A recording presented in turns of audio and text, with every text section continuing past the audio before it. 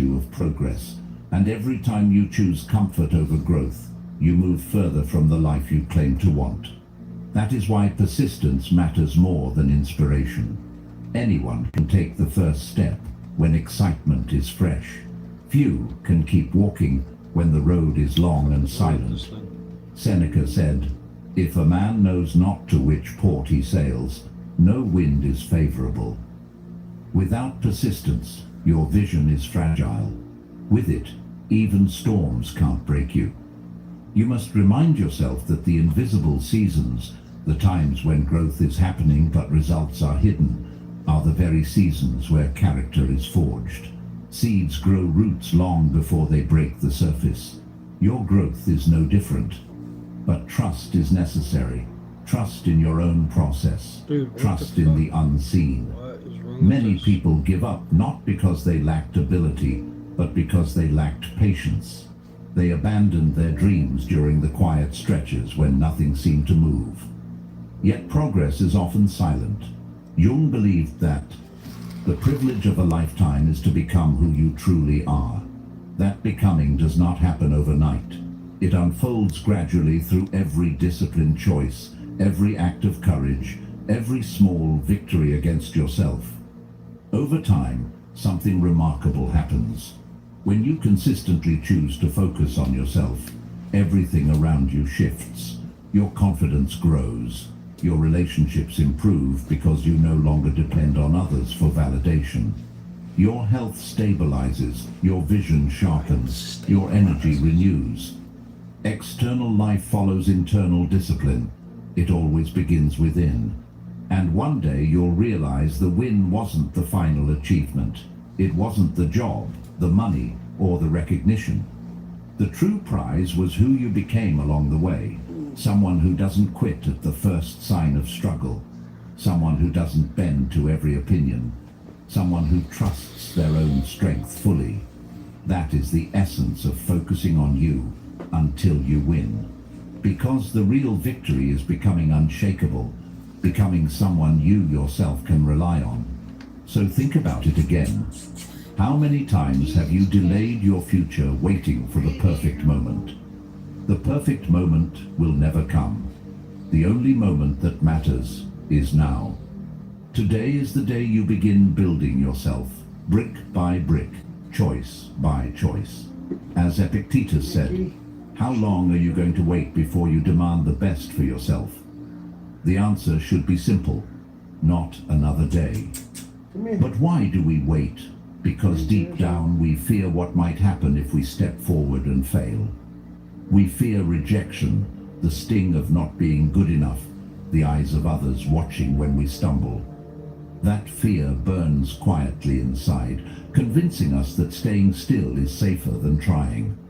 Yet history and philosophy both tell us the same thing. Failure is not your enemy, it is your greatest teacher. Every rejection is like a weight added to the barbell of your resilience. At first it feels heavy, it makes you shake, it threatens to crush you. But each time you lift it, you grow stronger. The very resistance you dread is the force that will carve you into someone unbreakable.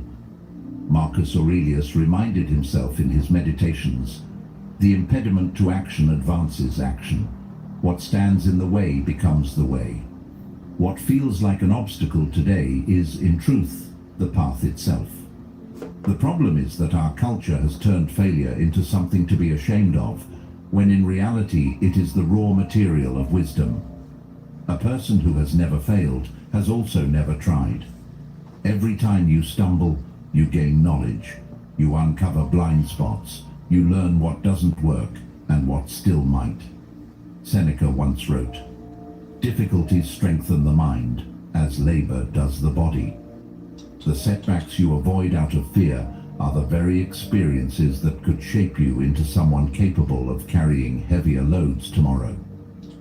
By trying to protect yourself from rejection, you rob yourself of the training that creates resilience. Carl Jung offered a deeper psychological insight into this truth when he said, "I am not what happened to me, I am what I choose to become."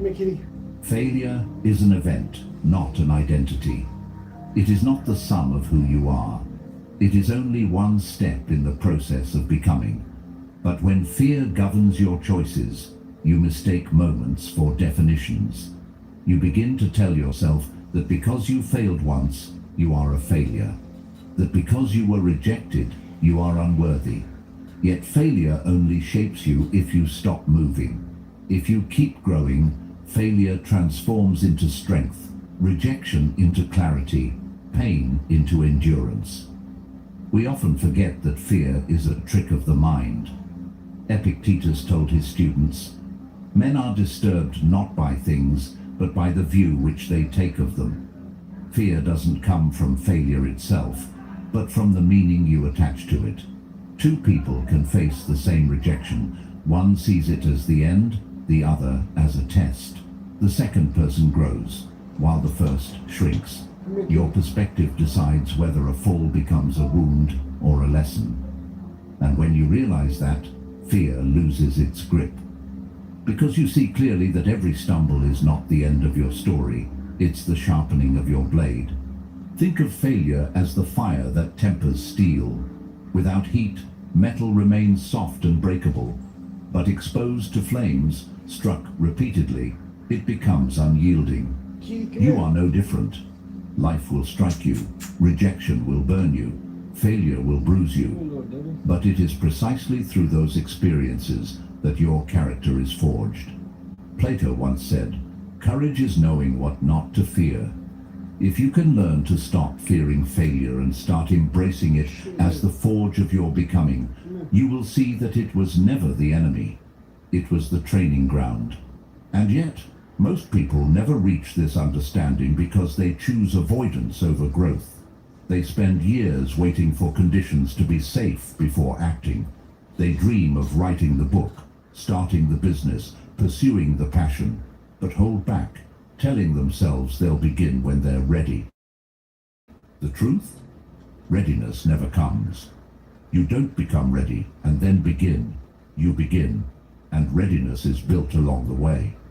There is a strange kind of freedom in embracing this truth. Once you stop running from failure, its power over you dissolves. You begin to act boldly, knowing that even if you fall, you will rise sharper than before. You start to see rejection not as humiliation, but as redirection, guiding you toward the place where you truly belong. You stop being paralyzed by what others think, because you realize that those who never try will always find a way to judge those who do. But their judgment cannot weigh more than your growth. Their opinion cannot be the measure of your future. The Stoics lived by this principle of inner freedom. Marcus Aurelius reminded himself each morning, "You have power over your mind, not outside events. As this, and you will find strength. Rejection, failure, criticism, these are outside events. They are beyond your full control. What you do control is how you respond to them, how you interpret them, how you let them shape you. If you choose to see every failure as the building of resilience, you take back your power. Nothing outside of you can truly defeat you unless you hand over your response. So the real question is not whether you will fail. You will. The question is whether you will allow failure to bury you or to build you. Will you see rejection as proof you should stop, or as proof you are daring to stretch beyond your limits? Will you let the opinions of others bind you, or will you remember that every philosopher worth reading, every thinker who changed the world, was once dismissed as foolish? The choice is always yours. Failure is not the final chapter. It is the beginning of a better one, written by someone who has scars, but also wisdom, someone who knows the taste of falling, but also the discipline of rising. And every rise makes the next fall less frightening. Every setback makes the next step bolder. This is how resilience is built, not in imagining a life without obstacles, but in deciding that no obstacle will end your pursuit. So don't wait any longer for the perfect moment. It will never arrive. Don't waste another day waiting for permission that will never come. Begin now, while you are uncertain, while you are afraid, while you are unready, because fear will always be there, whispering its lies. But you are stronger than those whispers, and once you prove it to yourself, failure loses its fangs and becomes fuel. The harsh reality is that life will test you, over and over. But the gift hidden in those tests is that each one offers you the chance to become unshakable. If you choose it, failure can be the fire that forges you into someone who no longer waits, no longer fears, and no longer doubts that growth is always possible. So the real danger isn't falling short. It's distraction. Falling short at least means you tried. It means you entered the arena, took a step, and tested yourself. Distraction, on the other hand, is silent theft. It doesn't feel like much in the moment. Just a quick scroll, a glance at someone else's life, another piece of noise you let in. But add those moments together and you'll see the truth. Distraction drains your most precious resource, your attention. And when your attention is scattered, your life is scattered.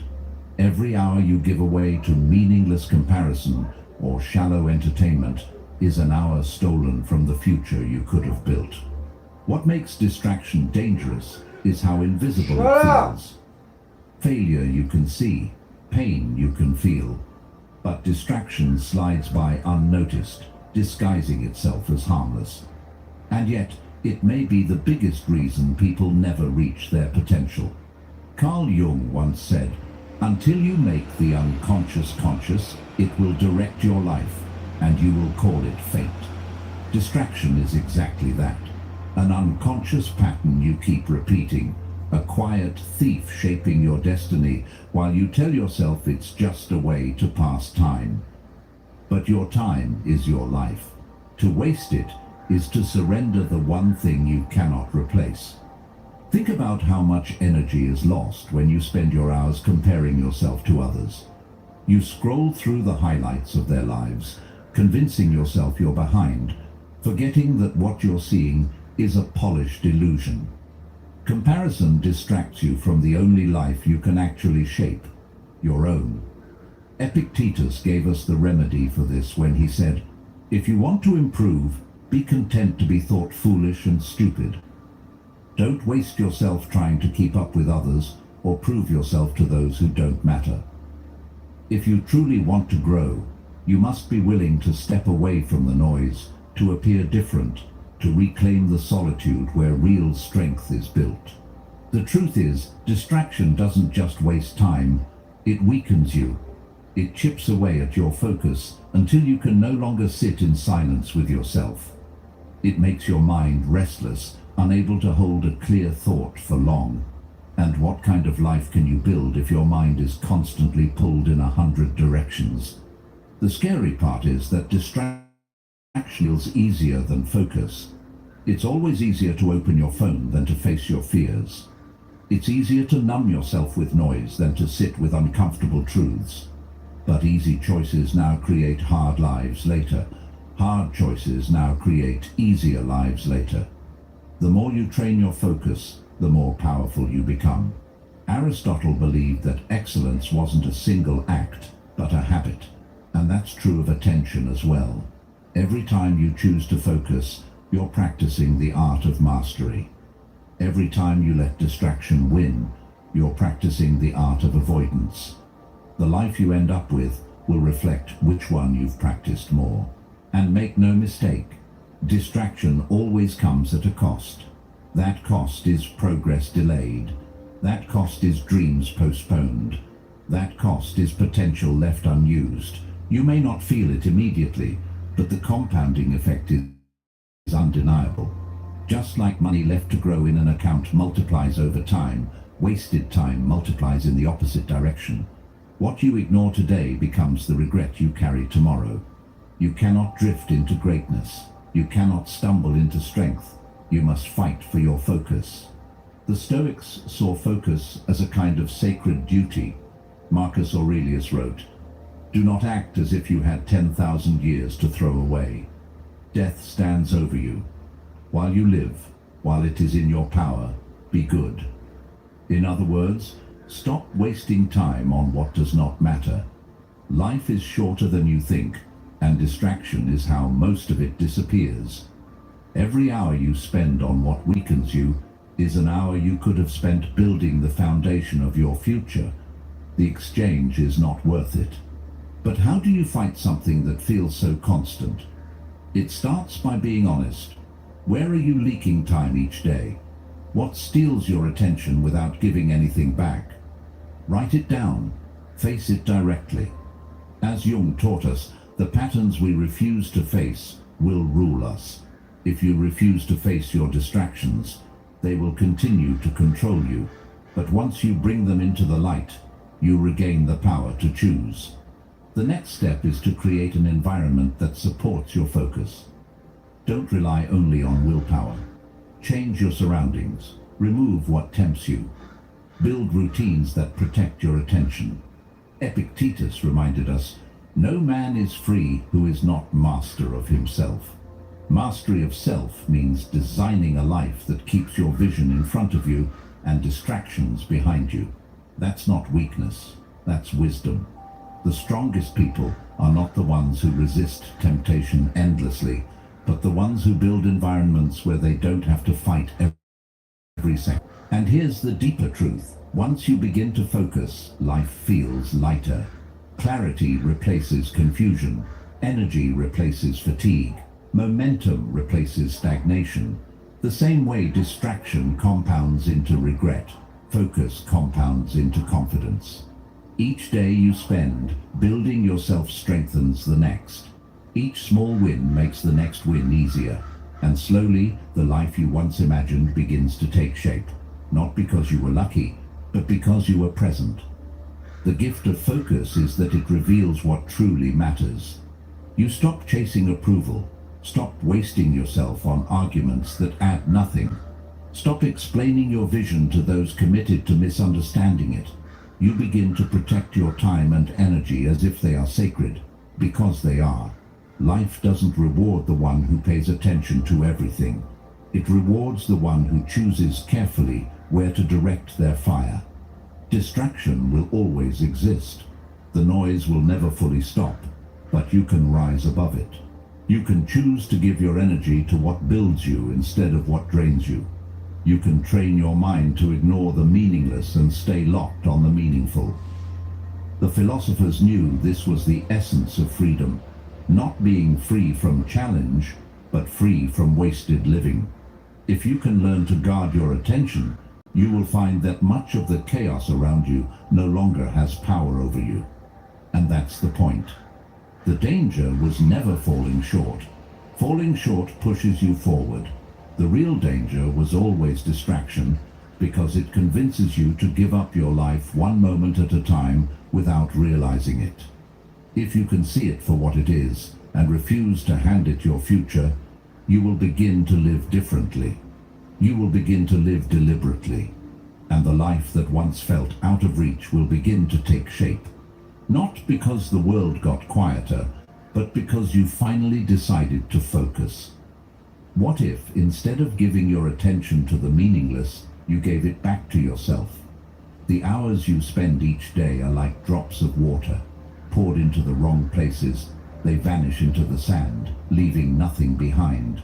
But poured consistently into the same vessel, they accumulate, they strengthen, they begin to overflow into every part of your life. Imagine how much sharper, wiser and stronger you'd be if every single hour became an investment in your future instead of a donation to distractions. That's the power of focus. It compounds like interest. Quiet at first, almost invisible, but over time it transforms into something extraordinary. The truth is, your focus has always been the most valuable currency you own. More valuable than money, more valuable than status. Because where your focus goes, your life follows. If you pour it into shallow things, your life becomes shallow. If you pour it into growth, wisdom, and self-mastery, your life begins to reflect that strength. Seneca warned that life is long if you know how to use it. The use of life is the use of attention. What you feed daily either builds you up or breaks you down, and no one escapes the compounding effect of that choice. And that awakening doesn't just change how you feel in the moment, it changes the trajectory of your life. Think of focus like a lens. A blurred lens scatters the light, it diffuses energy, leaving nothing powerful enough to make an impact. But a focused lens concentrates light so sharply it can burn through steel. Your energy is the same. Scattered across noise, gossip, and distractions, it vanishes. Focused on your vision, it becomes unstoppable. Imagine what it would feel like to live without the constant pull of meaningless noise. Imagine a mind not flooded by endless opinions, not dragged down by comparison, but anchored in clarity. You would move through your days with a calm strength, making decisions with purpose rather than reaction. Marcus Aurelius wrote in his Meditations, "The happiness of your life depends upon the quality of your thoughts. If your attention is on trivial things, your thoughts will be trivial. If your attention is on growth, your thoughts will build a foundation of wisdom." This is not abstract philosophy. It is the daily reality of where you decide to place your focus. Of course, it's not easy to guard your attention in a world built to steal it. Everything around you is designed to pull your focus, to keep you consuming instead of creating, comparing instead of building. That's why discipline in this area is not optional, it is survival. When you protect your attention, you're not just avoiding distraction, you're reclaiming your life. Each moment you pull your focus back to yourself, you're saying, "This life belongs to me, not to the noise around me." And slowly, choice by choice, you build a future that reflects that ownership. The compounding power of focus means that the smallest acts matter more than you think. An hour of reading today doesn't just make you wiser in that hour, it stacks with tomorrow's hour and the next, until suddenly you've built a mind others can't ignore. A workout doesn't just make you healthier for a day, it compounds into strength, confidence, and energy that carry into every part of your life. Even the act of saying no to one distraction is an investment, a small brick added to the wall of discipline that will protect your future. Over time, these bricks form a fortress around your attention, making you harder to shake, harder to manipulate, harder to derail. Philosophy teaches us that greatness doesn't arrive in a single leap. It is carved over years of steady investment. Socrates lived by the belief that self-examination was the highest form of living, and that examination requires focus. Without attention turned inward, you drift. With it, you awaken to what's possible. The process is slow, yes, but it is sure. Just as a river carves valleys not by force, but by persistence, your attention, consistently placed, reshapes your entire existence. And what's remarkable is how the results begin to spill into areas you didn't even anticipate. Focus on your mind, and your relationships improve because you show up with more clarity and patience. Focus on your health, and your work improves because you carry more energy and confidence. Focus on your discipline, and your financial life improves because you stop wasting resources on what doesn't matter.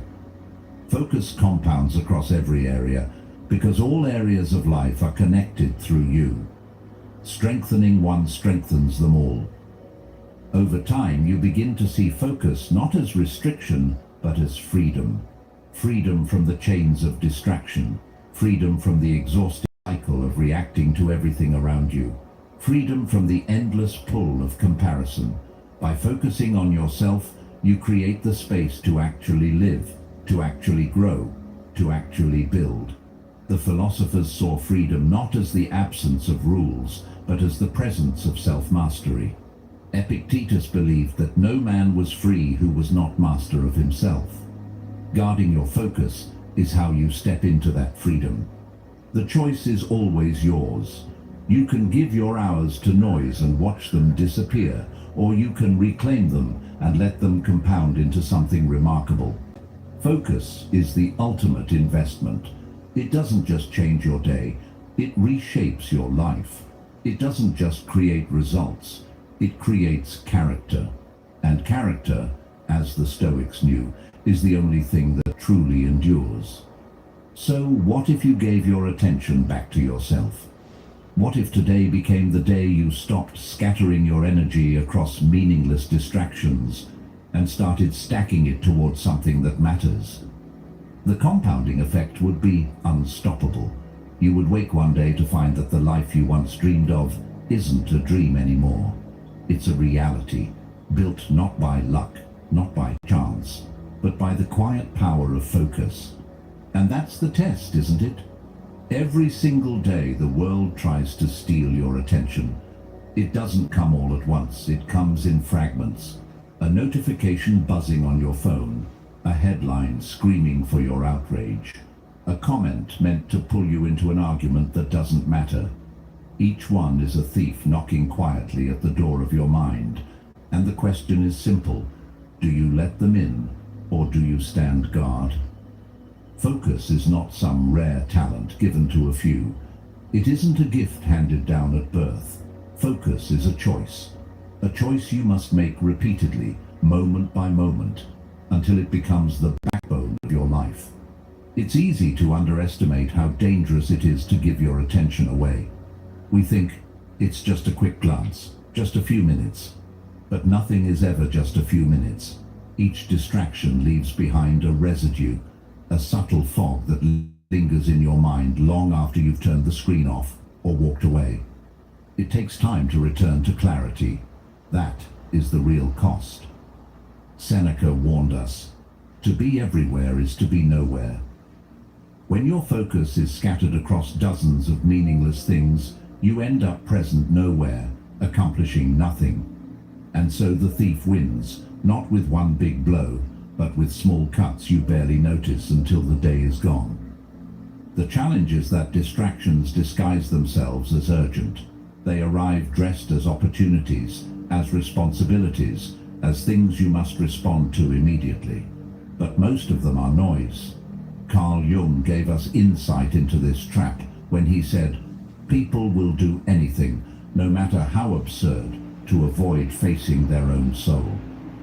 Many of the things that distract you aren't even external. They are excuses, little escapes you've built to avoid the harder work of self-reflection and growth. Guarding your mind doesn't just mean shutting out the outside world. It also means being honest about the inner distractions you create to protect yourself from discomfort. That discomfort is where the growth lies. It's easier to open your phone than to face the empty page. Easier to fill the silence with noise than to sit with your thoughts. Easier to drown your doubts in entertainment than to confront them. But growth requires facing exactly what you've been avoiding. Focus is a discipline. Like a muscle, it strengthens with use and weakens with neglect. You cannot expect clarity if you never practice it. Just as you train the body to grow strong under resistance, you must train the mind to grow strong under distraction. Each time you resist the urge to be pulled away, you are building that muscle. Each time you choose to stay with your work, your vision, your thoughts, you are becoming harder to shake. Of course, there will always be moments when you slip. The door to your mind will open and something unworthy will walk in. That's human. But the key is whether you notice it, whether you have the strength to escort it back out. Self-awareness is part of guarding the gates. The reason this matters so much is because your attention determines the direction of your life. Focused attention builds momentum. Scattered attention leaves you stagnant. Think of it like a river. A river contained in narrow banks becomes powerful, carving valleys and moving mountains. But a river spread too wide becomes a swamp, still, stagnant, lifeless. Your focus works the same way. When it is narrow and guarded, it transforms everything in its path. When it is scattered, it evaporates into nothing. And the test never stops.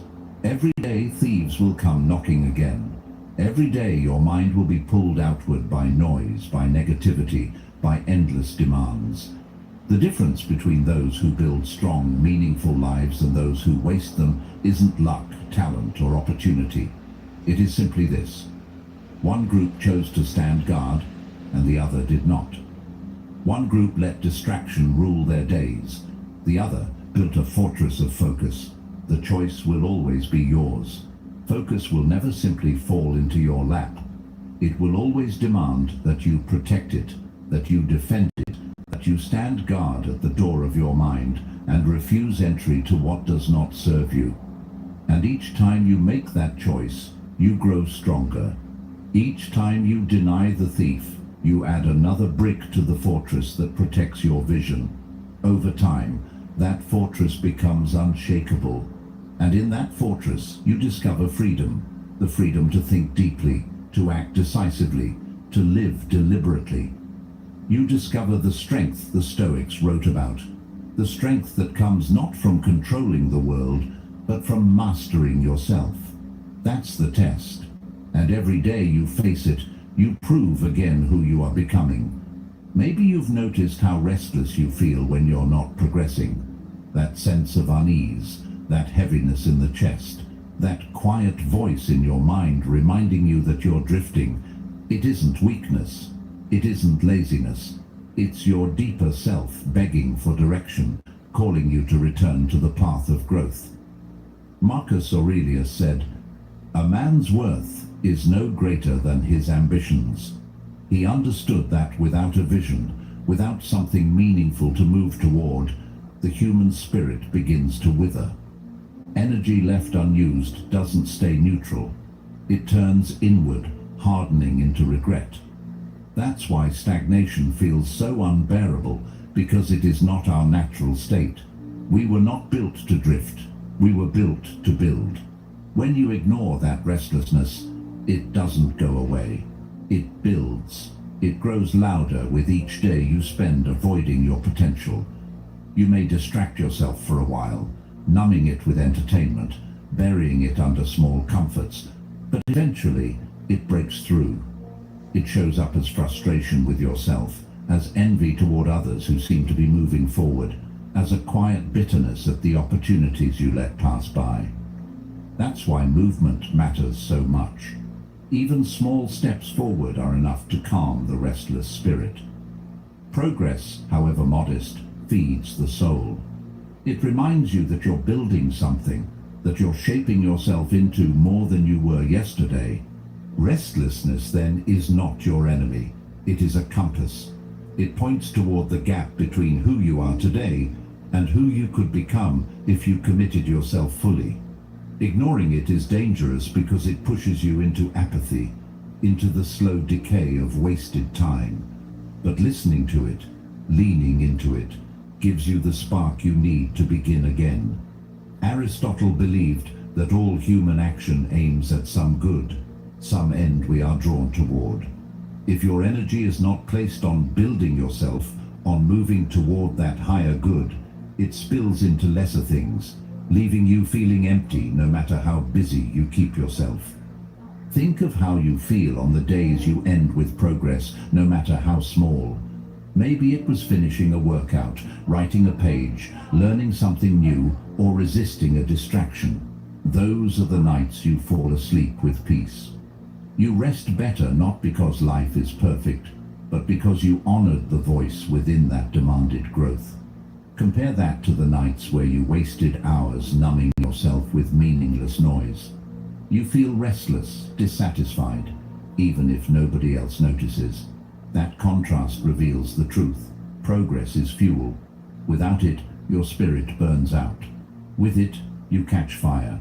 The restlessness you feel is your deeper self asking that first question. What am I meant to be? Once you answer, action must follow. Otherwise, the gap between vision and reality grows unbearable. And the larger that gap becomes, the more restless you feel until eventually it curdles into regret. That's why clarity matters. Without clarity of who you want to become, you will wander endlessly. giving your energy to things that never satisfy you. It is easy, of course, to avoid ambition. Ambition requires risk. It requires the possibility of failure, of rejection, of being misunderstood. But avoiding it does not protect you. It drains you.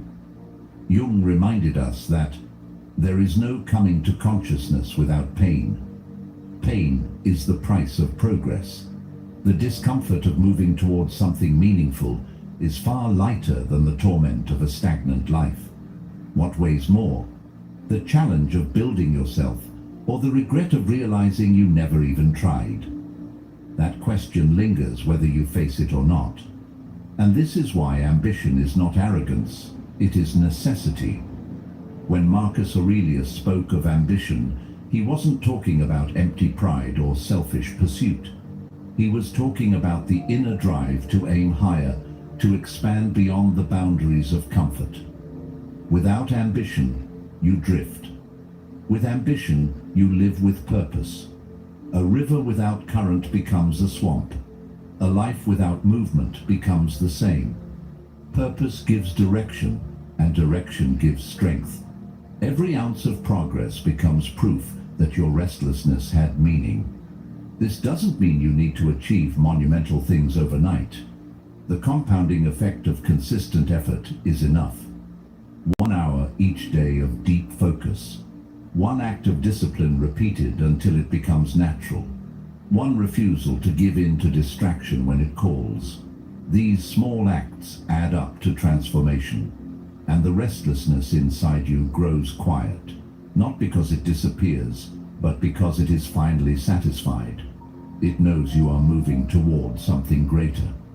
Socrates once said, "The secret of change is to focus all of your energy not on fighting the old, but on building the new." Each day you choose to build, you're reshaping yourself into someone who honors that secret. Still, the temptation to settle will always be there. To accept stagnation as normal. To believe that restlessness is just part of life, rather than a signal to act. But if you listen closely, you'll realize that the unease you feel isn't meant to torture you. It's meant to wake you up. It is your inner compass reminding you that your life has more potential than the way you're currently living it. If you treat it as a curse, you'll drown it out. If you treat it as a guide, you'll use it to rise. And when you do rise, something extraordinary happens. Your restlessness transforms into momentum. You start to look forward to progress. You start to crave it more than distraction. The very things that once pulled you away lose their hold because they cannot compete with the satisfaction of building yourself. You begin to respect yourself, to trust yourself, because you've proven that when your deeper self calls, you answer. And that trust is priceless. It becomes the foundation of confidence, discipline, and resilience. Progress rarely shouts. It doesn't announce itself after 1 workout, 1 book, or 1 disciplined decision. Instead, it accumulates silently. You wake up one day and realize you are no longer the same person. You think differently. You carry yourself differently. You face challenges with steadier hands. That transformation is built in silence, in the long stretches when no applause comes, when the results are invisible to everyone else. Seneca reminded us that luck is what happens when preparation meets opportunity. By stacking daily acts of discipline, you're preparing yourself for the moments when opportunity arrives. Without that preparation, opportunity passes by unnoticed. But building yourself is not just about skill or strength, it's about character. The world is filled with talented people who collapse under pressure because they never built the habits that support resilience. True strength comes from becoming the kind of person who keeps promises, especially to yourself. When you say you'll do something and follow through, you prove to yourself that your word is solid. That proof becomes self-trust. And when you trust yourself, the opinions of others begin to lose their power over you. Socrates believed that self-knowledge was the highest form of wisdom, but knowledge without the discipline to act on it remains incomplete. Building yourself is the bridge between knowing and becoming. There will be days when you feel nothing happening, when the effort feels wasted. That's when most people stop. They mistake silence for failure. But silence is where the deepest roots grow. Imagine a seed underground. It looks dead from the surface, but it's preparing to break through. Your efforts are no different. And becoming requires sacrifice. To build yourself means letting go of the things that drain you, even if they're comfortable. It means giving up the cheap validation of comparison and instead chasing the hard-earned respect of discipline. It means choosing stillness over endless distraction, growth over stagnation, clarity over noise. These sacrifices may feel heavy at first, but in time you'll realize they were never losses, they were trades. You gave up what was shallow to gain what was lasting. Epictetus urged his students to endure this discomfort because he knew that true freedom required it. The beauty of this process is that it multiplies across every area of your life.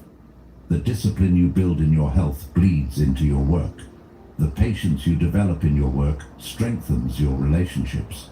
The clarity you gain from focusing inward makes you a calmer presence for those around you. Everything connects because all of it stems from you. When you build yourself, everything else rises with you. When you neglect yourself, everything else begins to decay. So building yourself is not just about achievement, it's about alignment.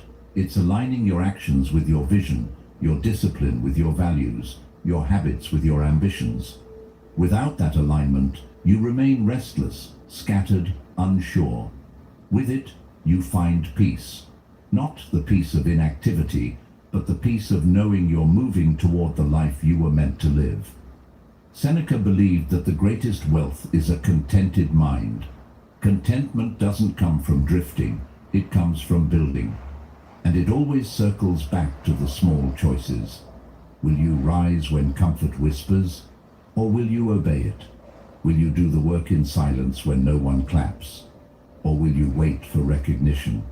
Will you keep showing up when results are invisible, or will you abandon the process?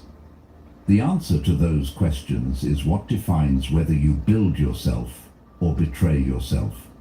Building is not glamorous, but it is powerful.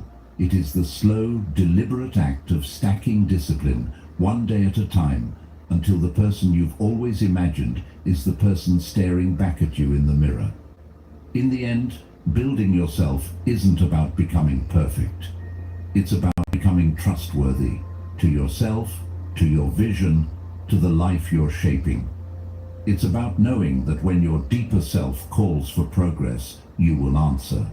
It's about forging an identity so strong that no storm can strip it away.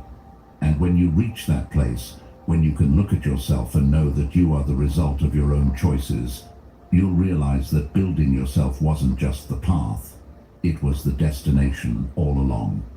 Trust, that's the real currency of self-respect. You can achieve things, you can win recognition, you can collect the approval of others. But if you don't keep the promises you make to yourself, all of it eventually feels hollow. The question is not whether the world believes in you, but whether you believe in you. Do you follow through on the commitments you whisper to yourself in silence? Do you honor the goals you set when no one else is looking? Because if you don't, you slowly erode the foundation of your own confidence. And when that belief in yourself begins to fade, no amount of applause, praise, or validation can bring it back. Seneca once wrote, "It is not the man who has too little, but the man who craves more, that is poor." In the same way, a person who constantly seeks external validation without first securing self-trust is poor in spirit, always hungry, never satisfied. The promises you make to yourself are not small things. They are contracts with your future. Each time you honor one, you strengthen the bond between who you are and who you want to become. Each time you break one, you widen the gap. Self-trust is not built in grand gestures. It's built in repetition, waking up when you said you would, completing the task you promised you'd finish, saying no when you told yourself you wouldn't give in again. These are small choices, but stacked together, they create a powerful identity, one rooted in reliability. Marcus Aurelius reminded himself in his meditations, "If it is not right, do not do it. If it is not true, do not say it." The strength of this statement lies in its simplicity. It's a rule for living that, if followed consistently, makes you trustworthy first in your own eyes and then in the eyes of others. And that is the key. You cannot respect yourself if you do not trust yourself. And if you cannot respect yourself, the praise of others rings empty. Think about it. You've probably had moments where people congratulated you, but inside you felt undeserving because you knew you hadn't truly earned it. That dissonance is the gap between external validation and internal truth. No matter how much the world applauds, if you know you've broken your own word, you can't feel fulfilled. Epictetus taught, "It is impossible for a man to learn what he thinks he already knows." If you keep lying to yourself, pretending that breaking promises is acceptable, you block your own growth. You cannot progress while deceiving yourself. When you consistently keep your promises, however, something shifts. You begin to build momentum. Confidence is no longer something you chase. It becomes a natural byproduct of living in alignment. Each completed commitment whispers to your deeper self, "I can rely on you." That whisper grows louder until it becomes a steady conviction. And when you have that conviction, you are no longer easily shaken by setbacks or criticism. You've proven to yourself that you can stand firm. But why is breaking your own promises so destructive? Because it doesn't just affect one moment, it reshapes your identity. Each time you tell yourself you'll do something and don't, you're casting a vote for the version of you who is unreliable, inconsistent, uncommitted. And identities are built on votes. One broken promise may seem small, but repeated over time, it changes how you see yourself. Eventually you stop setting goals because deep down you know you won't follow through. That is the silent death of potential, the moment you stop believing your own word. Self-trust is like a mirror. When it's intact, you see yourself clearly, and the reflection is honest, steady, grounded. When it cracks from broken promises, the reflection distorts. You see yourself as weaker, less capable, less deserving. And if you live long enough with that distorted reflection, you begin to accept it as truth, even though it isn't. That is why rebuilding trust with yourself must become a priority. It isn't just about discipline, it's about reclaiming an accurate vision of who you are and what you're capable of. The way back is through consistency. Not perfection, but consistency. You don't need to keep every promise immediately. You need to start keeping enough of them that you begin to believe again. One commitment honored each day is enough to start repairing the cracks. Consider this. The most powerful people in history were not those who relied only on the trust of others, but those who first trusted themselves. Their decisions were often unpopular, their actions often misunderstood, but because they had built inner conviction through discipline, they could withstand external storms. Trusting yourself doesn't mean you will always be right, but it means you will always move with clarity rather than paralysis. It is the antidote to hesitation. It is what allows you to act even when the outcome is uncertain. The irony is that most people work tirelessly to gain the trust of others, but neglect the one trust that matters most, their own. They polish their image, they chase praise, they bend themselves to please, but inside they know they are unreliable. And that inner knowledge eventually outweighs everything else. Marcus Aurelius warned against this when he said, "It never ceases to amaze me. We all love ourselves more than other people, but care more about their opinion than our own." You can't build a life of depth if you care more about appearances than about whether you yourself can rely on your word. So self-trust is the foundation. Without it, everything else crumbles. With it, you can endure failure, rejection, and setbacks, because none of those shake the identity you've built through discipline. That's why every choice matters. Every yes to progress and every no to weakness is another layer of trust added to your foundation. You won't always get it right. You will fall short at times. But what defines you isn't perfection, it's persistence. The persistence to keep rebuilding trust until it becomes unshakable. And when that foundation is strong, life feels different. You no longer second-guess yourself endlessly. You no longer live trapped by the fear of judgment.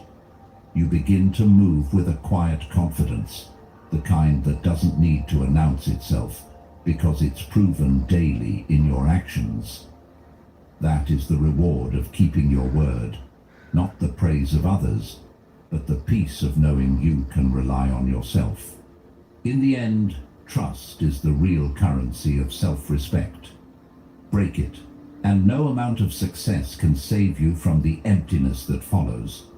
Honor it, and even in struggle, you will carry yourself with dignity. Because when you believe in your own potential, when you know that your promises mean something, you no longer chase validation. You embody it. And that is where true self-respect begins, standing firm on the foundation of your own word, unshakable in the knowledge that you can trust yourself completely. But isn't that the trap most people fall into? Living for approval, bending to every opinion, shrinking their ambitions just to fit into the narrow expectations of others. It's one of the most subtle and dangerous ways to waste a life. You start with a dream that excites you, that stirs something deep inside. Then, slowly, you dilute it, one concession here, one compromise there, until what remains is barely recognizable. And why? Because you were afraid of being misunderstood. Because you were afraid of stepping outside the comfort of acceptance. Approval seems harmless at first. A pat on the back, a nod of recognition, a sense of belonging. But the cost is steep. Each time you choose acceptance over authenticity, you trade a piece of your soul for comfort. And the problem with comfort is that it never lasts. People's opinions shift like sand. One day they praise you, the next they criticize you. If you anchor your dreams in their approval, you'll spend your life building on unstable ground. The irony is that the very people you bend yourself for often aren't even living with conviction themselves. They're scared, they're hesitant, they're weighed down by their own unfulfilled potential.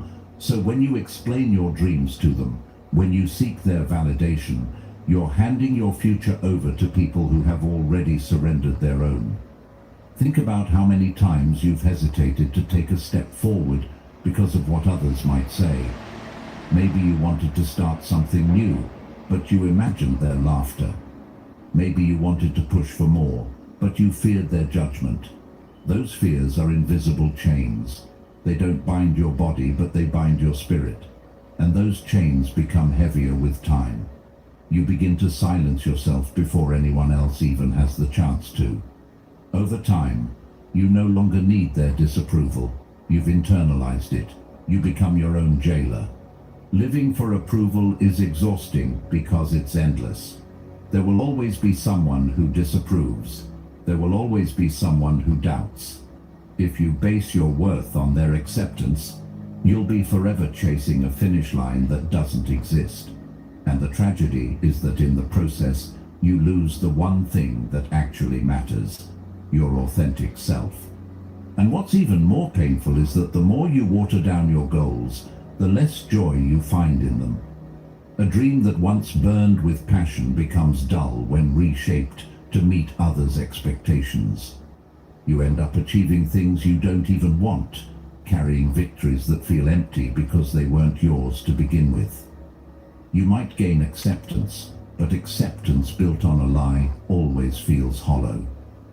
The deeper problem is that approval distracts you from the real work of building.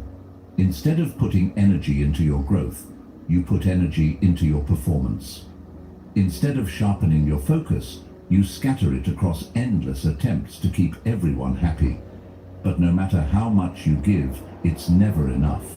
People will always want more. They will always find something to critique. Plato said, "Opinion is the medium between knowledge and ignorance." Why then would you stake your entire future on the shifting opinions of others? To reclaim your life, you must begin to recognize approval seeking for what it is. Fear. Fear of rejection, fear of loneliness, fear of standing alone. But solitude isn't emptiness, it's clarity. In solitude, you begin to hear your own voice again. In solitude, you remember what you truly want, unshaped by outside noise. That's why so many philosophers, from the Stoics to Socrates, emphasize the importance of withdrawing inward. Because until you know your own voice, you cannot build a life that is truly yours. The path forward is not about rejecting people altogether, but about placing their opinions in the right place. Listen, but don't obey blindly. Consider, but don't compromise your vision. Approval may come and go, but your self-respect must remain constant. So consider this. How many of your goals have you watered down just to be accepted? How many times have you traded your authenticity for approval? How many times have you betrayed yourself in the process of pleasing others? If you're honest, the answers may sting, but that sting is the first step to freedom. Because once you see the cost of approval seeking clearly, you can choose differently.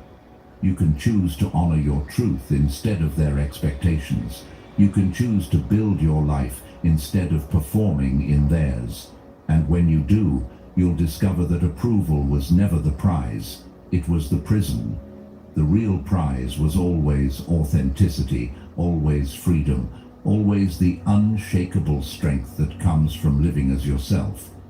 The truth is, your vision isn't supposed to be understood by everyone. It was given to you, not them. That fire inside you, the dream that keeps whispering in your mind when the world is quiet, that was planted in you for a reason. It doesn't need the approval of others to be real. It doesn't need their recognition to be valid. If others can't see it, that's not your burden to carry. What matters is whether you can see it, whether you're willing to protect it, whether you're ready to build it brick by brick, even when no one claps. Carl Jung once said, "Your vision will become clear only when you can look into your own heart." Who looks outside dreams. Who looks inside awakes. The vision you've been given isn't a group project. It's a personal responsibility. And yet, how many dreams have been abandoned because they weren't understood by others? How many people give up on what they were meant to build simply because someone close to them didn't believe? That is the real tragedy. Not that the dream was too big, but that the dreamer made it small enough for others to accept. When you shrink your vision to fit someone else's imagination, you're not protecting yourself. You're betraying yourself. Seneca warned, "It is not because things are difficult that we do not dare, but because we do not dare, things are difficult." Often, it isn't the weight of the dream that breaks us. It's the fear of standing alone with it. You have to understand that people can only see through the lens of their own limitations. Their doubts are not a reflection of your ability, but of their own fears. Marcus Aurelius wrote, "The opinion of 10,000 men is of no value if none of them know anything about the subject."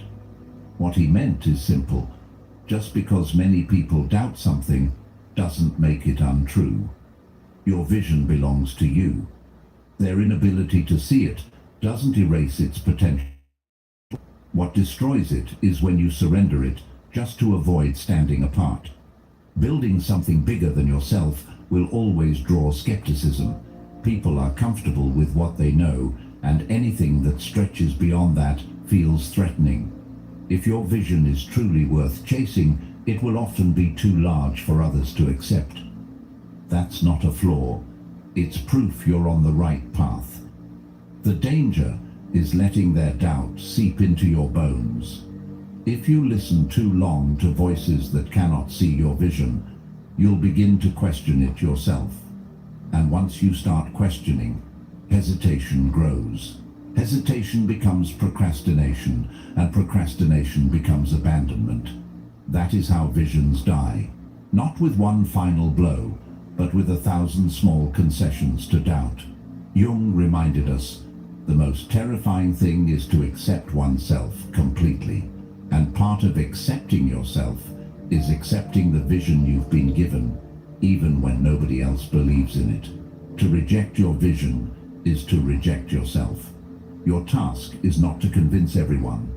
Your task is to stay loyal to what you know deep down is yours to build. Convincing others is wasted energy.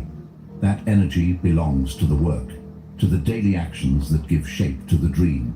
People will understand later, once the results are undeniable. Until then, your loyalty must be to the process, not to their approval. Think about every person who changed the world in some way. They were called dreamers, fools, even threats, long before they were called visionaries. Their visions didn't make sense at first because they were meant to stretch the boundaries of what was known. If they had abandoned those visions just to be accepted, the world would be emptier. In the same way, if you abandon what you were given, your world will be emptier. The loss won't just be yours. It will be the loss of everything that vision could have created for others as well. There's a quiet kind of courage required to hold on to something others can't see.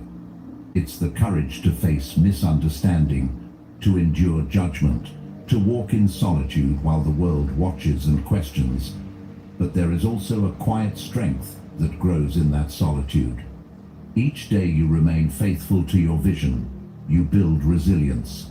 Each day you refuse to water it down, you prove to yourself that your belief is stronger than their doubt. That kind of resilience is unshakable because it's not built on the shifting opinions of others. It's built on conviction. In time, your vision will reveal itself through results. What once seemed invisible to others will become undeniable, and the same people who doubted may look at you with admiration, even envy. But by then, you'll have learned the most important lesson. The only approval you ever needed was your own. So remember this. Your vision is not supposed to be understood by everyone.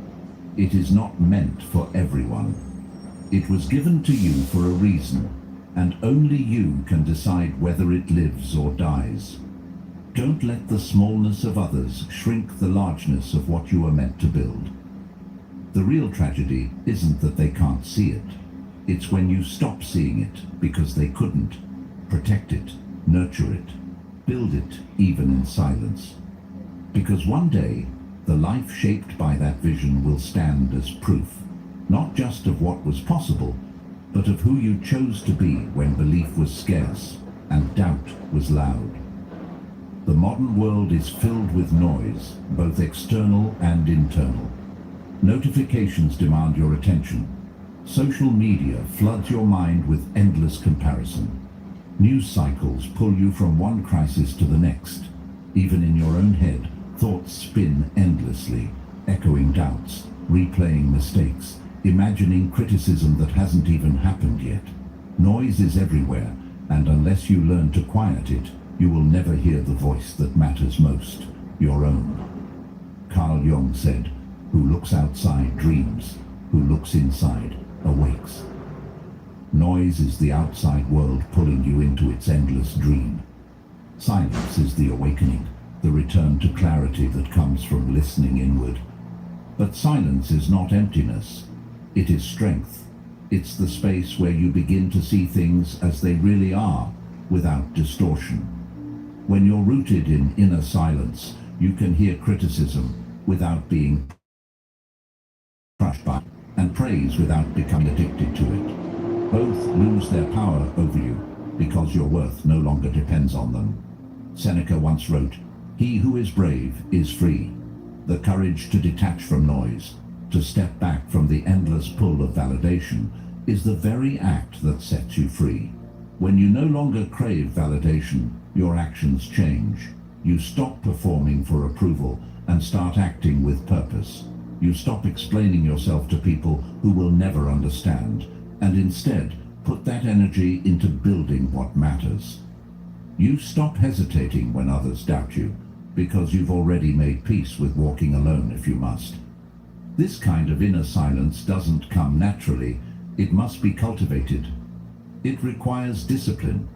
It requires moments of solitude where you step back from the chaos and ask yourself, what really matters here? What belongs to me and what belongs to the noise? Most people never ask these questions because silence feels uncomfortable at first. It exposes truths they'd rather ignore. It reveals how much of their life has been lived for others rather than for themselves. But discomfort is not a reason to avoid silence. It's the very reason you must seek it, for it is only by facing discomfort that you can move beyond it. And when you do, clarity begins to replace confusion. The fog lifts. What once felt overwhelming begins to seem simple. The doubts that shouted so loudly now whisper faintly in the background. You see your path again, and more importantly, you begin to trust it. Once you've tasted that calm, the world feels different. You realize how much time you've wasted trying to prove yourself. You see clearly how much of your energy has been drained by chasing approval. And suddenly, you no longer want it. You begin to hunger for depth instead, for truth, for progress that is measured not by claps or likes, but by the quiet satisfaction of knowing you live today in alignment with your values. That shift is what makes you unstoppable, not because life gets easier, but because you're no longer distracted by the noise that once controlled you. And here's the paradox. When you stop needing validation, people start respecting you more. They see someone who cannot be moved by every opinion, and they feel the weight of that stability. Authenticity has a gravity that performance never will. But by then, their respect is no longer your goal. It is only a side effect. You are not living for them. You are living as yourself. That's the freedom silence gives you. The journey to inner silence is lifelong. There will always be noise pressing in from every side. There will always be moments when doubt returns, when outside voices get louder than you'd like. But the more you practice, the faster you return to your center. Silence becomes your anchor. And in that anchoring, you find peace. Peace not as an escape from life, but as the strength to live it fully. So when the world tries to pull you in 1,000 directions, remember this. You don't need their validation. You don't need their permission. Your vision is yours alone, and silence is what gives it strength.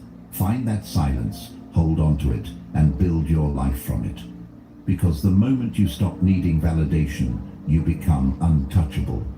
No critic, no doubt, no outside voice can move someone who knows exactly where they're going and has the clarity to keep walking no matter what stands in the way. Think about it. If growth only came in moments of ease, everyone would achieve it. The truth is that growth hides inside struggle. Progress is born in discomfort. Transformation waits for you at the edge of exhaustion. The days when you want to quit are the very days that test your commitment. They ask you, do you really mean what you said? Do you really want the vision you claimed you wanted? Or were you only willing to chase it when it was comfortable? Epictetus reminded his students, difficulties show what men are. Your character isn't revealed in the easy days. It's revealed in the days when you want to stop, but don't. That's where you find out what you're made of. That's where you uncover a strength you didn't know you had. It helps to remember that fear will never disappear entirely. Waiting for the day you feel no fear is just another form of procrastination. Fear is part of the journey. It follows you because it knows you are stepping into unknown territory, leaving behind the safety of the familiar. But fear is not your enemy. It's a companion that shows up every time you push against your limits. The difference between those who succeed and those who don't is not that one feels no fear, but that one learns to move with it. Courage is not about grand heroic acts. It's about persistence. It's about saying one more step when you want to stop, one more try when failure weighs heavy, one more day when the progress feels invisible. It's about being relentless in small ways until, eventually, the small ways add up to something unshakable. And every time you refuse to quit, you're not just moving forward. You're reshaping your identity into that of someone who endures, someone who cannot be broken easily. What makes courage transformative is that it doesn't only move you forward in one area of life, it strengthens you everywhere. The resilience you build in your work spills into your relationships. The endurance you learn in your health spills into your creativity. The patience you cultivate in your growth spills into your ability to handle setbacks. Every time you keep going when you want to quit, you're training your whole self to be stronger, calmer, and more capable. That's why quitting feels tempting. It's the gatekeeper. If you can pass through it, you'll discover reserves of strength you never knew you had. In time, you'll look back on the moments when you wanted to quit and realize they were the most important of all. Not because they were pleasant, but because they revealed your strength. They forced you to dig deeper, to endure longer, to choose courage instead of comfort. And it's in those moments that you built the foundation for everything else. Without them, your victories would feel fragile. With them, your victories carry weight because you know they were earned. The road will never be free of days when you feel like quitting. That temptation will always resurface, whispering that the effort isn't worth it. But the more you resist it, the quieter it becomes. You build resilience like armor, and in time, what once felt unbearable becomes manageable. What once drained you becomes fuel, and the voice that says quit becomes one you recognize not as truth, but as a test you've already passed before and will pass again. So when the day comes, as it surely will, when your energy feels empty and the road seems endless, remember this: transformation lives here. The moment you feel like quitting is the moment your deeper self is being forged. Fear is not a signal to stop. It's a signal you're moving in the right direction. Courage isn't the absence of fear. It's the refusal to let fear decide your future. And every time you choose courage over quitting, you become someone stronger, someone steadier, someone capable of carrying the weight of the life you're building. That is how transformation happens, not in comfort, but in the fire of persistence. You've felt that moment before, when quitting seemed easier, when the pull of comfort grew louder than the call of purpose. In those moments, the bed feels heavier, the distraction seems sweeter, and the weight of your ambitions feels almost unbearable. And yet, there is a truth we often forget. Comfort lies. It promises relief, but what it delivers is regret. It offers peace, but only in the shallowest sense, because deep down, you know you've traded what matters for what is easy. Comfort is clever that way. It doesn't confront you with force. It seduces you quietly, convincing you that one skipped day won't matter, that one missed step is harmless. But each time you give in, you drift further from the life you know you're capable of building.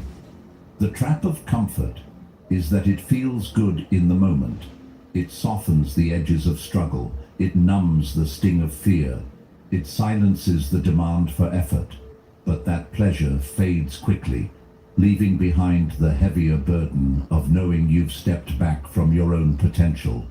Comfort, left unchecked, becomes a habit, and like all habits, it compounds. Each small retreat makes the next retreat easier, until eventually comfort is not a momentary indulgence. It's your lifestyle. You wake up years later wondering where your energy went, where your ambitions went, where your courage went. They didn't disappear. They were slowly traded away for the false peace of comfort.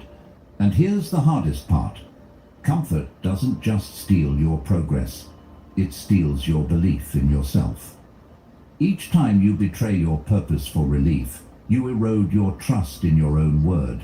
You promise yourself that tomorrow will be different, that you'll start again, that you'll be stronger. But when tomorrow comes, the whisper of comfort returns, and too often you follow it. Over time, you stop believing those promises altogether. You begin to see yourself as someone who can't follow through, someone who doesn't finish what they start. And that loss of belief is far more destructive than any failure. But if comfort lies, then what is the truth? The truth is that purpose always demands more from you than you think you can give, but it gives more back than you thought possible. It asks for sacrifice, for persistence, for courage. And though the cost feels steep in the moment, the return is priceless. Self-respect, resilience, progress, and a future you can stand proudly inside. It's important to see comfort for what it really is, an illusion of safety. It tells you that staying where you are protects you from risk, from failure, from pain. But what it truly does is lock you in place while life moves on without you. The world doesn't wait. Time doesn't pause. By staying in comfort, you're not protecting yourself. You're falling behind. And every moment spent clinging to that false safety is a moment stolen from the person you could become. Think back to the times in your life when you felt most alive. They weren't the times you were comfortable. They were the times you pushed through fear, when you risked failure, when you dared to step beyond what felt safe. Those moments gave you strength, clarity, and stories you still carry with pride. That is proof that comfort cannot give you what purpose can. It's proof that the life you deserve exists only on the other side of effort. So the next time comfort whispers that you've done enough, that you can stop now, remember what's really at stake.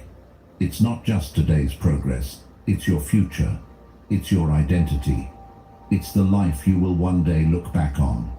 Will you see a story of purpose, or will you see a story of retreat? Each small choice moves you closer to one or the other.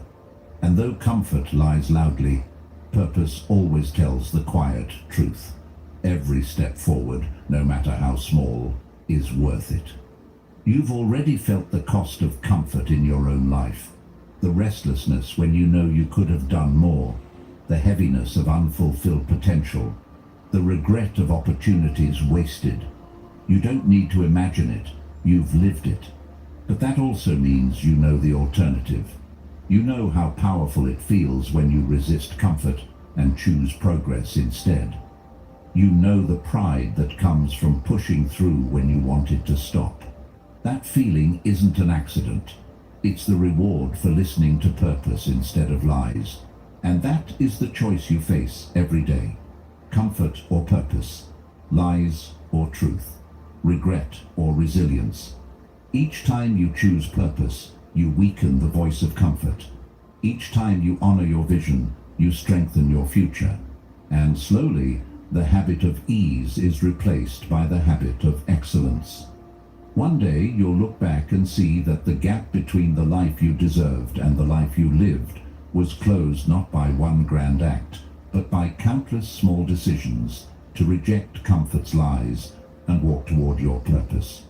So yes, quitting will always seem easier. Comfort will always whisper, but you already know its voice is false.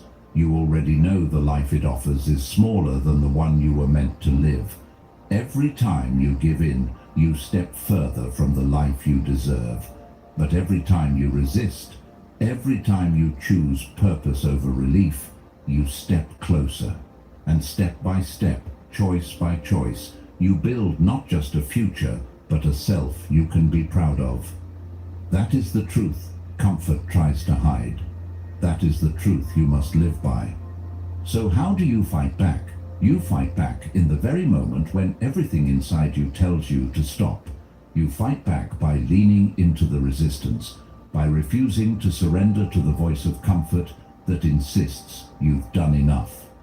Strength is not built in the first steps, when you're fresh and motivated. It's built in the last steps, when you're tired, when your mind begs you to quit, when every muscle in your body or every ounce of your willpower feels drained. That's where the transformation happens, by pushing harder exactly when you want to stop. One more rep, one more page, one more decision in favor of growth. These small extra steps may not seem like much in the moment, but they're the dividing line between those who dream about growth and those who actually achieve it. Epictetus reminded us, the greater the difficulty, the more glory in surmounting it. Glory is not found in ease, but in the courage to go further when ease tempts you to retreat. Average people stop at the point of discomfort. They stop when it's no longer fun, when the applause has faded, when the results aren't visible yet. And in stopping, they convince themselves that this is their limit. But limits are rarely real. They are boundaries created by the mind, boundaries that crumble the moment you challenge them. Think about it. The times in your life when you've been proudest weren't the times when things came easily. They were the times you endured, the times you finished despite the weight of fatigue, the times you added one more effort when most people would have stopped. That extra effort is a gift you give to yourself. It is proof that you are not average, proof that you will not collapse at the first sign of resistance. And there's something else. Every time you push harder, you're not just building results. You're building identity. You're telling yourself, I am someone who keeps going. And that identity carries into every area of your life. You begin to face challenges differently. You stop backing down so easily. You stop doubting whether you can endure, because you've already proven that you can. Of course, pushing harder doesn't mean burning yourself out recklessly. It means training your mind to distinguish between the voice of real exhaustion and the voice of comfort disguised as exhaustion. One is your body telling you it needs recovery. The other is your fear trying to convince you to quit early. Inner silence, the kind you've been cultivating, helps you tell the difference. Jung believed that facing the shadow within us was essential for growth, and this applies here as well. The shadow voice whispers that you're too tired, too weak, that you should take the easy way out. When you shine awareness on it, you realize it isn't truth, it's resistance. And resistance is the threshold to progress. And the more you cross that threshold, the more resilient you become. The next time you face the same challenge, it feels lighter. What once seemed impossible becomes routine. And in this way, you don't just push harder in one moment, you raise your baseline for what is possible. This is how champions are built. Not by doing what everyone else does, but by refusing to stop where everyone else stops. Pushing beyond comfort also builds trust in yourself. Each time you go further than you thought you could, you prove to yourself that your limits are flexible. That trust is invaluable because it becomes the foundation for bigger risks, bigger visions, bigger goals. You stop fearing the unknown because you've already experienced the strength that comes from enduring the difficult. And that strength is what makes you unstoppable. Epictetus said, "Circumstances don't make the man, they only reveal him to himself."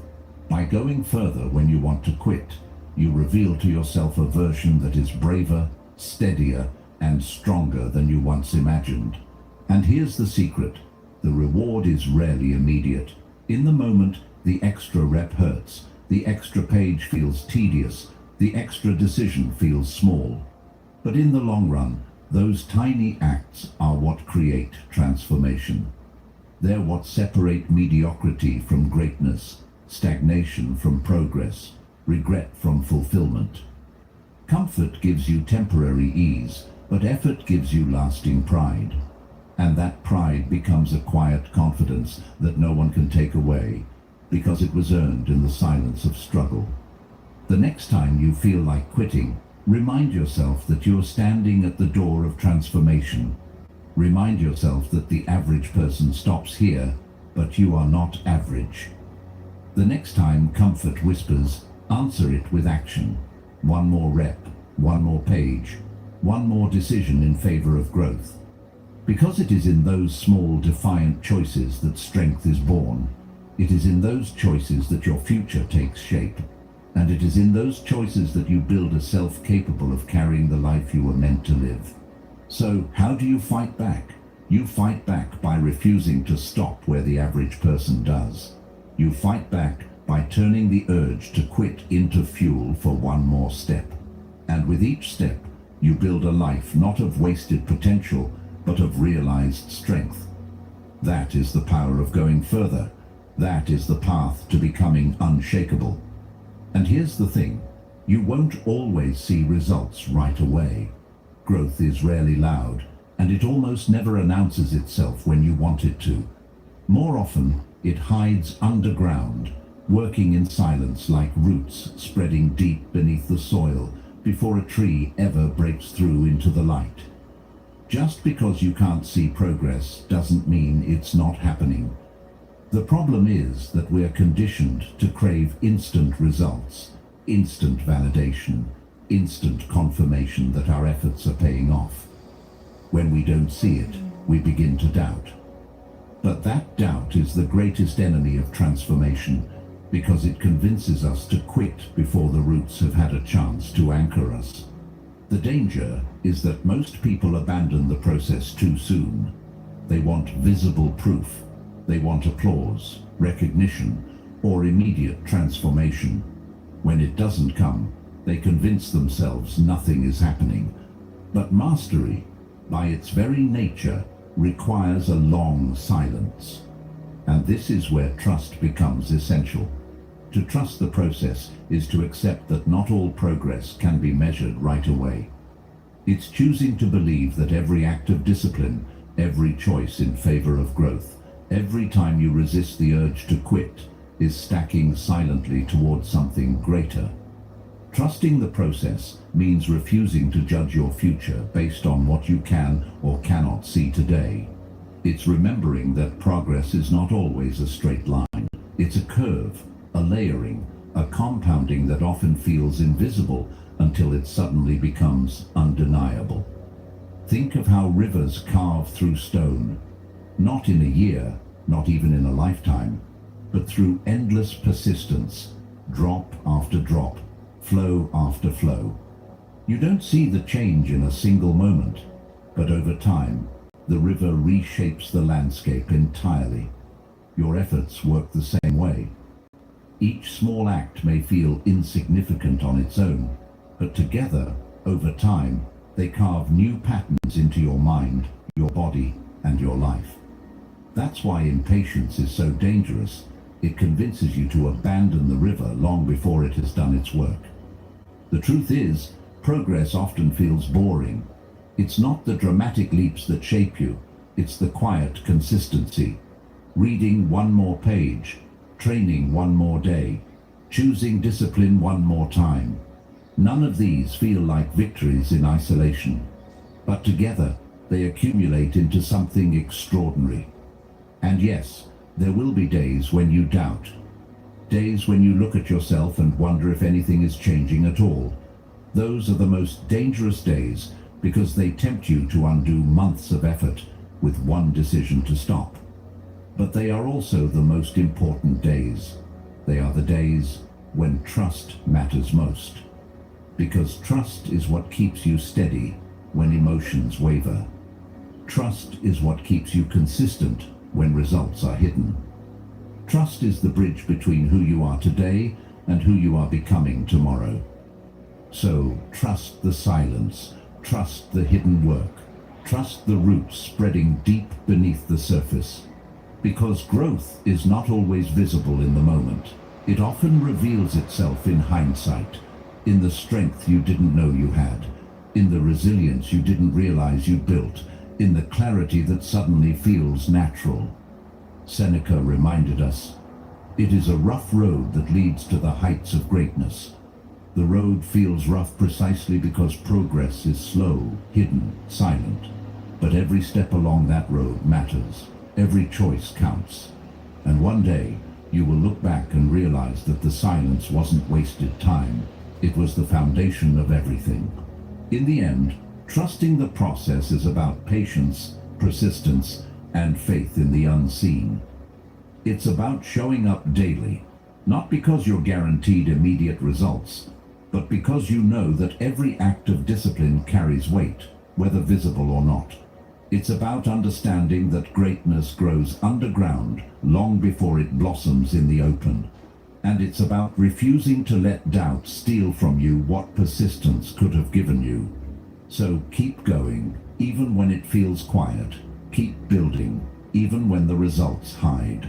Because just like the tree that bursts through the soil after seasons of silence, your growth will one day emerge, and when it does, it will be undeniable. Think about how many dreams have died, not because they were impossible, but because someone couldn't handle the silence between effort and reward.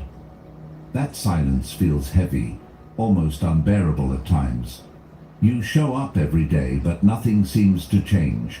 You pour your energy into the process, but no one claps, no one notices, no one validates it. That's where people quit. They convince themselves it isn't working, but the truth is, the process was working. It just hadn't revealed its results yet. Endurance works because time itself is a force multiplier. Each disciplined act may look small in isolation, but time compounds it. A single workout changes little, but 100 workouts shape a body. One page doesn't transform your mind, but 1,000 pages do. A few dollars saved may seem insignificant, but years of saving can create abundance. This is the compounding magic of patience, the invisible accumulation that suddenly becomes visible in a way that feels unstoppable. Most people can endure a short burst of effort. They can commit for a week, a month, maybe even a year. But endurance asks for more. It asks for years of faith in the unseen, for discipline in the silence, for trust in the invisible work. That's why so few reach greatness, because greatness is not built on intensity alone, but on patience sustained over time. Endurance also reshapes your relationship with time. When you are impatient, time feels like an enemy, a wall standing between you and your results. But when you cultivate patience, time becomes your ally. You realize that every day you endure is not wasted. It is an investment. Every repetition, every disciplined act, every sacrifice is a seed planted, and time is what allows those seeds to bloom. What makes patience powerful is not just what it builds externally, but what it builds internally. It shapes resilience. It teaches you to hold steady when others panic. It gives you calm in the middle of storms. When you endure, you discover that you are stronger than frustration, stronger than delay, stronger than the temptation to quit. Marcus Aurelius lived this truth daily, reminding himself to persist despite endless challenges as emperor. His endurance didn't just build an empire, it built an inner strength that no circumstance could destroy. But patience does not mean passivity. It's not about waiting idly, hoping that something will happen. Patience is active. It's showing up, stacking days, doing the work with faith that time will multiply your efforts. It's the discipline to water the plant daily, even when no green shoots have appeared. It's the trust that effort is never wasted, even when results remain hidden. The tragedy is that so many stop too early. They endure just long enough to reach the edge of transformation, but then impatience steals it from them. They don't realize that the invisible season is the most important one, that the roots must spread before the tree can grow. They abandon the work when it's hardest, forgetting that the hardest point is often the turning point. So keep stacking days. Keep choosing discipline, even when no one notices. Keep trusting the compounding power of time. Every day you endure adds weight to your foundation, until one day you look back and realize the foundation has become unshakable. One day the results will burst through the soil, undeniable, visible to all. And by then you'll understand that patience wasn't just part of the journey. It was the very thing that made the journey possible. Because patience is power. It is the quiet strength that transforms ordinary efforts into extraordinary outcomes. It is the invisible force that turns discipline into destiny. Most people abandon their dreams in silence, not because they weren't capable, but because they couldn't wait. Don't make that mistake. Let others quit in impatience. You, instead, endure. You stack days. You keep showing up, and you let time work its magic. For in the end, time always rewards those who trusted the process long enough to see it through. But to stay the course, you must cut out distractions. Not only the obvious ones like your phone buzzing or endless streams of meaningless entertainment, but the subtle ones too. The distractions that don't come from outside but from within. Overthinking, self-doubt, replaying mistakes over and over as if punishing yourself will somehow change the past. These are inner thieves. They don't shout as loudly as the external noise, but they drain you faster because they use your own energy against you. The external world is full of things that try to steal your attention, but the truth is that most people are undone, not by the noise outside, but by the noise inside. You can turn off a phone, close a door, walk away from a conversation. But what about the thoughts that circle endlessly in your head? The doubts that whisper you're not ready, the regrets that replay old failures, the fears that imagine disasters that haven't even happened yet? These inner thieves are harder to silence, and because they live within, they feel personal. You begin to believe they are you, when in reality, they are just thoughts you've allowed to linger too long. If you allow these inner distractions to remain, they will rob you of more than just your time. They will rob you of your identity. Each time you choose doubt over action, you reinforce the belief that you cannot trust yourself. Each time you choose regret over learning, you weaken your confidence in the future. Each time you let overthinking paralyze you, you forget that clarity only comes from movement. Seneca once said, "We suffer more often in imagination than in reality." Most of the suffering you feel from these inner thieves is not from real events, but from imagined ones. You pay a price for things that never even happened, draining yourself of the energy you could have used to build something real. Cutting out distractions, then, is not only about managing your environment, it's about managing your inner life. It's learning to notice when a thought isn't helping you and letting it go instead of feeding it. It's recognizing that doubt is not a command, but just a thought that can pass if you don't hold on to it.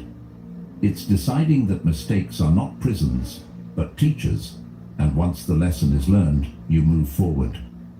And just like external distractions, inner distractions compound if you don't deal with them.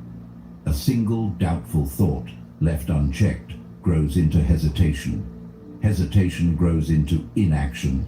Inaction grows into regret. And regret loops back into more self-doubt, fueling the cycle all over again. But the opposite is also true.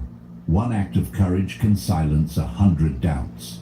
One clear choice can end the paralysis of overthinking.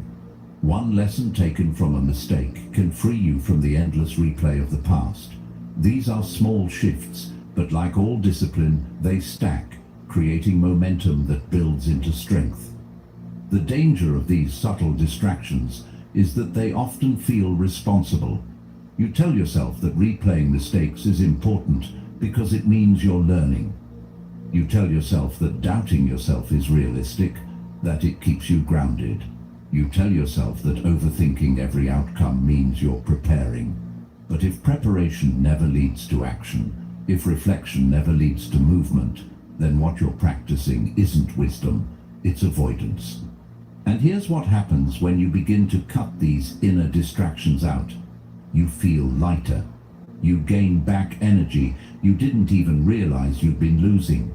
Your mind feels clearer, your focus sharper, your actions more decisive. You stop carrying the weight of imaginary futures and old regrets. You start living in the present, where real change can actually happen. And the more you practice this, the easier it becomes. Silence grows where noise once lived. Confidence grows where doubt once ruled. Action grows where overthinking once paralyzed you. But make no mistake, this isn't about perfection. These inner distractions will always try to return. Self-doubt will still whisper. Regret will still call. Overthinking will still knock. The difference is whether you let them inside or leave them at the door.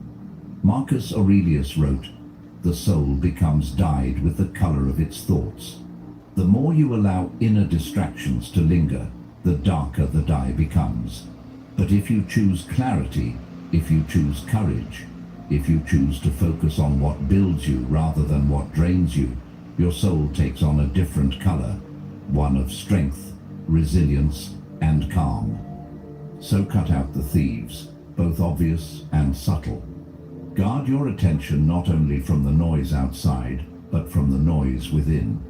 Because the greatest battles are not fought against the external world, they are fought in the quiet of your own mind. And if you win there, you can win anywhere. If you cut out distraction, you will find that you have more strength, more focus, and more freedom than you thought possible. And with that freedom, you can finally stay the course, no matter how long or how difficult the path ahead may be. And when setbacks come, because they will, don't stay down. Life guarantees that you'll fall, that you'll be knocked off balance, that plans will collapse no matter how carefully you built them. But falling is not failure. Failure only becomes real when you refuse to rise. Staying down, giving up, accepting defeat as the end, that's what breaks people, not the fall itself. Every rise, on the other hand, every decision to get back up, makes you tougher. It makes you wiser. It makes you unbreakable in ways comfort never could. Each comeback is proof that you're not done yet, that your spirit is stronger than the circumstances that tried to hold you down. Think about how many times you've faced something that seemed unbearable in the moment. At the time it felt overwhelming, but eventually you moved past it, and now you can look back and see how it shaped you. You may not have chosen those hardships, but by enduring them and rising from them, you became more resilient. Seneca wrote, "Difficulties strengthen the mind, as labor does the body." The very weight that feels like it's crushing you today is the same weight that, if carried, will strengthen you for tomorrow.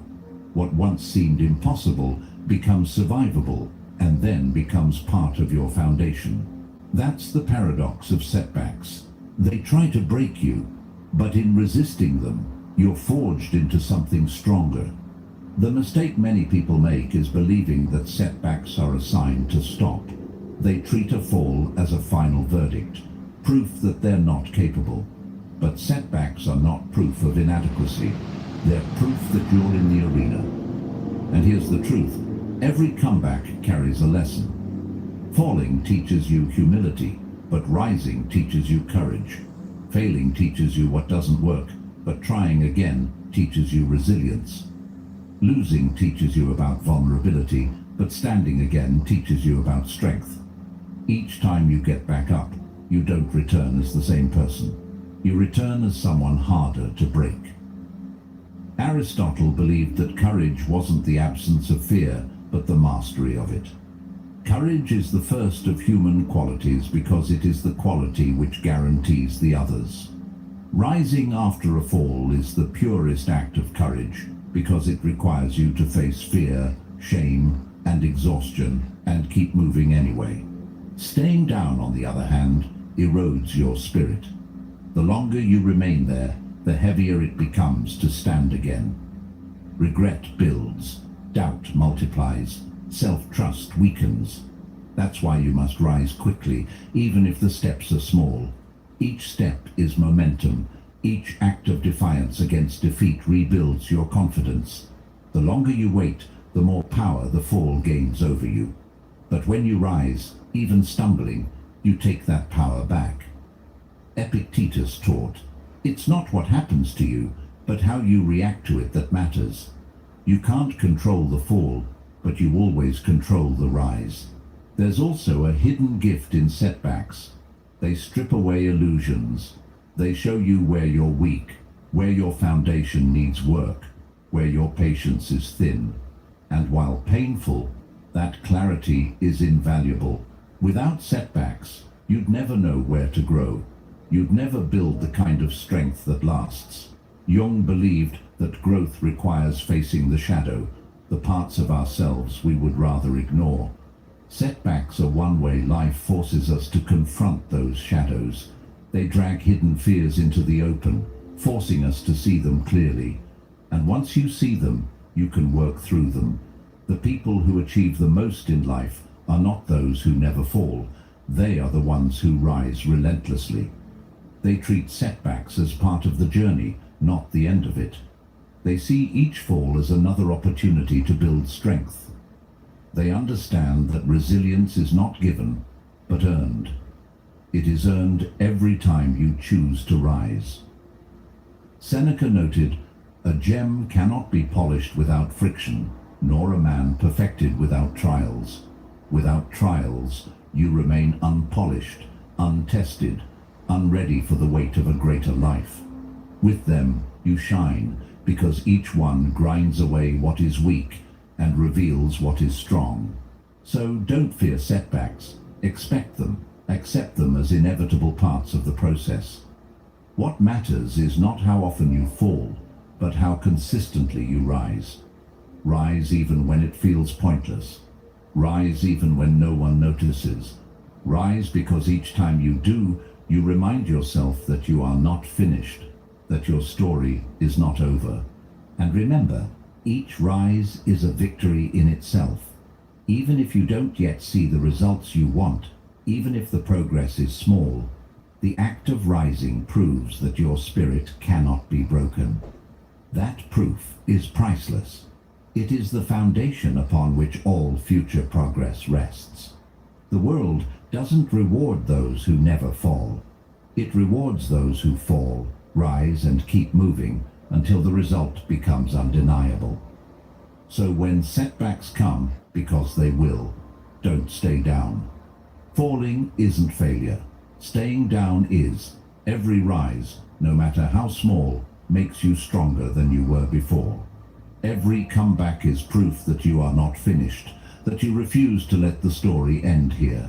And if you rise often enough, if you rise relentlessly, you will one day look back and see that the falls weren't signs of weakness at all.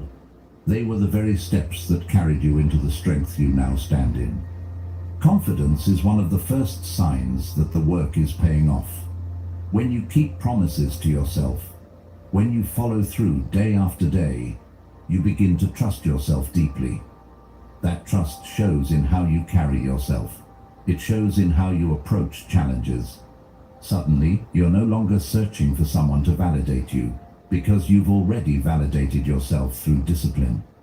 The shift in your relationships happens just as quietly, but just as profoundly. When you are grounded within yourself, you no longer seek to use relationships to fill a void.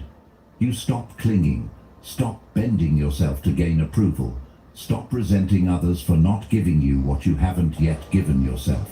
Instead, you bring stability into every interaction. You bring presence, you bring clarity. People feel it. They sense the steadiness in you, and it makes your connections more authentic, more resilient. Your health, too, begins to shift when you turn your focus inward. Small decisions, like moving your body daily, eating with intention, or resting properly, no longer feel like chores. They become natural extensions of the respect you've built for yourself. You stop treating health as punishment and start treating it as a foundation. The discipline you've cultivated in your mind seeps into your body. Seneca wrote, "A man is as unhappy as he has convinced himself he is." Much of your well-being comes not from what you consume, but from the mindset you hold. By focusing on yourself, you align both body and mind, and in that alignment, you feel whole again. And perhaps the most profound change is in your vision. When the noise fades, when distractions lose their grip, when your attention returns fully to you, your vision becomes sharper. You see what matters more clearly. You stop chasing everything and start pursuing only what aligns with your deeper purpose. That clarity saves you from scattering your energy. It directs your steps with precision. The external follows this internal shift because the world can only reflect back to you what you project. If you move through life uncertain, doubting, distracted, the world will mirror it, offering you instability, shallow connections, and fleeting opportunities.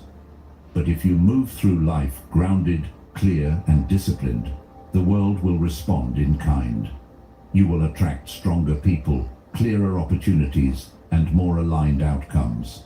This isn't mysticism, it's the natural consequence of inner transformation.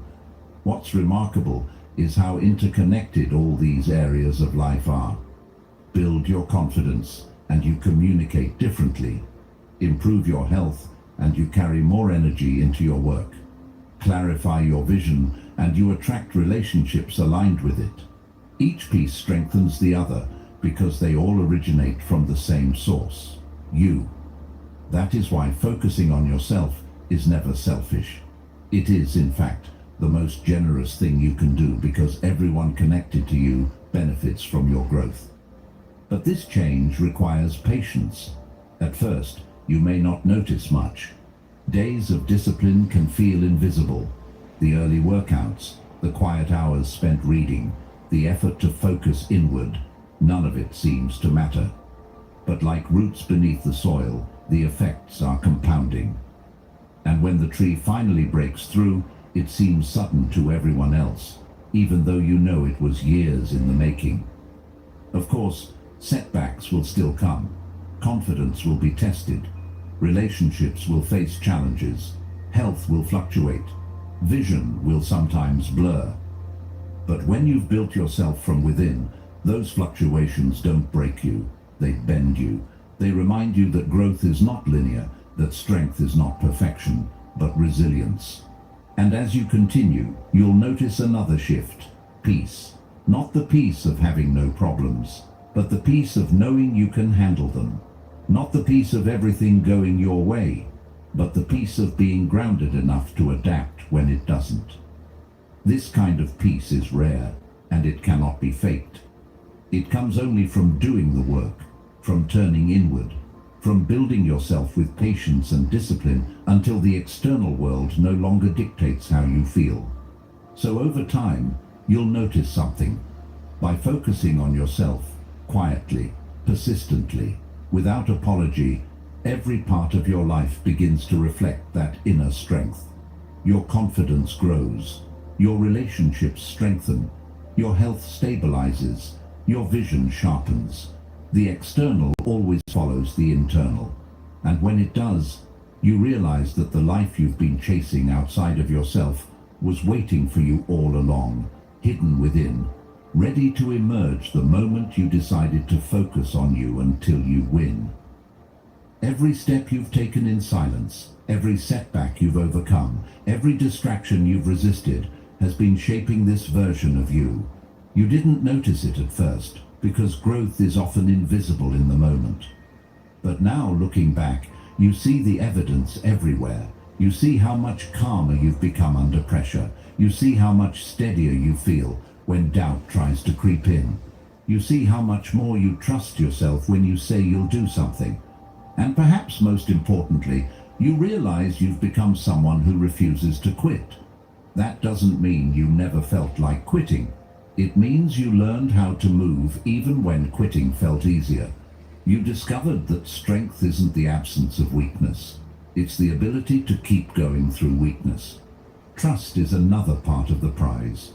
Not the trust others have in you, but the trust you have in yourself. That's the kind of trust you can't fake, and you can't buy.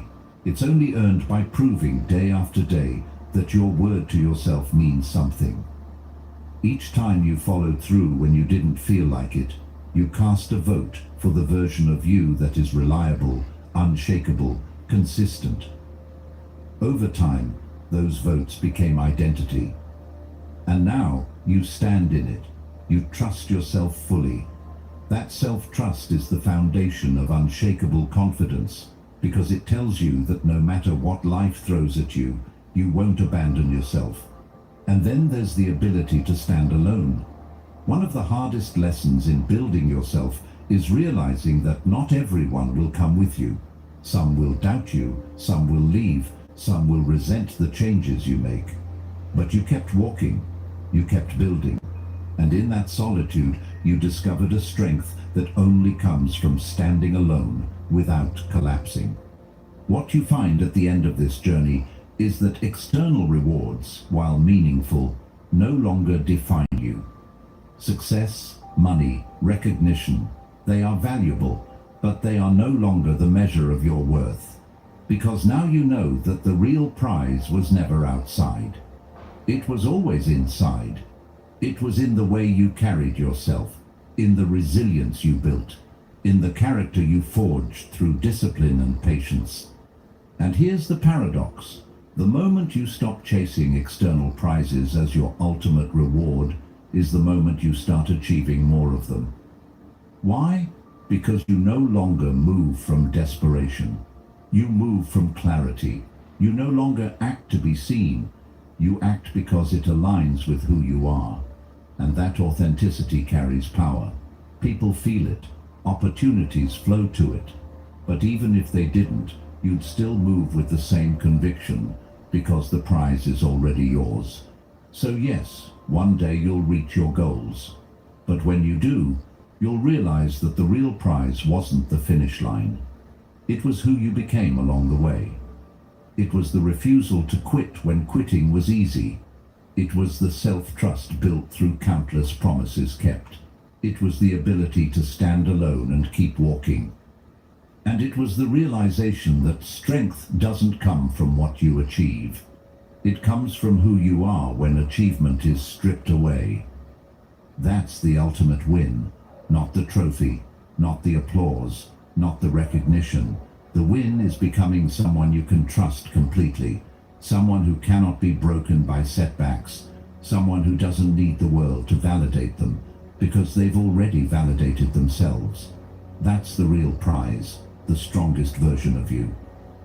In the end, every struggle, every setback, every small victory has been shaping you into someone stronger than you realize. The true prize was never just the goal, it was the strength, the clarity, and the discipline you built along the way. So keep walking, keep building, and keep choosing yourself until you win. If this message spoke to you, I invite you to watch one of the videos now on your screen. It may be the exact reminder you need for the next step of your journey. Thank you for being a part of Stoic Journal, where we grow stronger, wiser, and more unshakable together.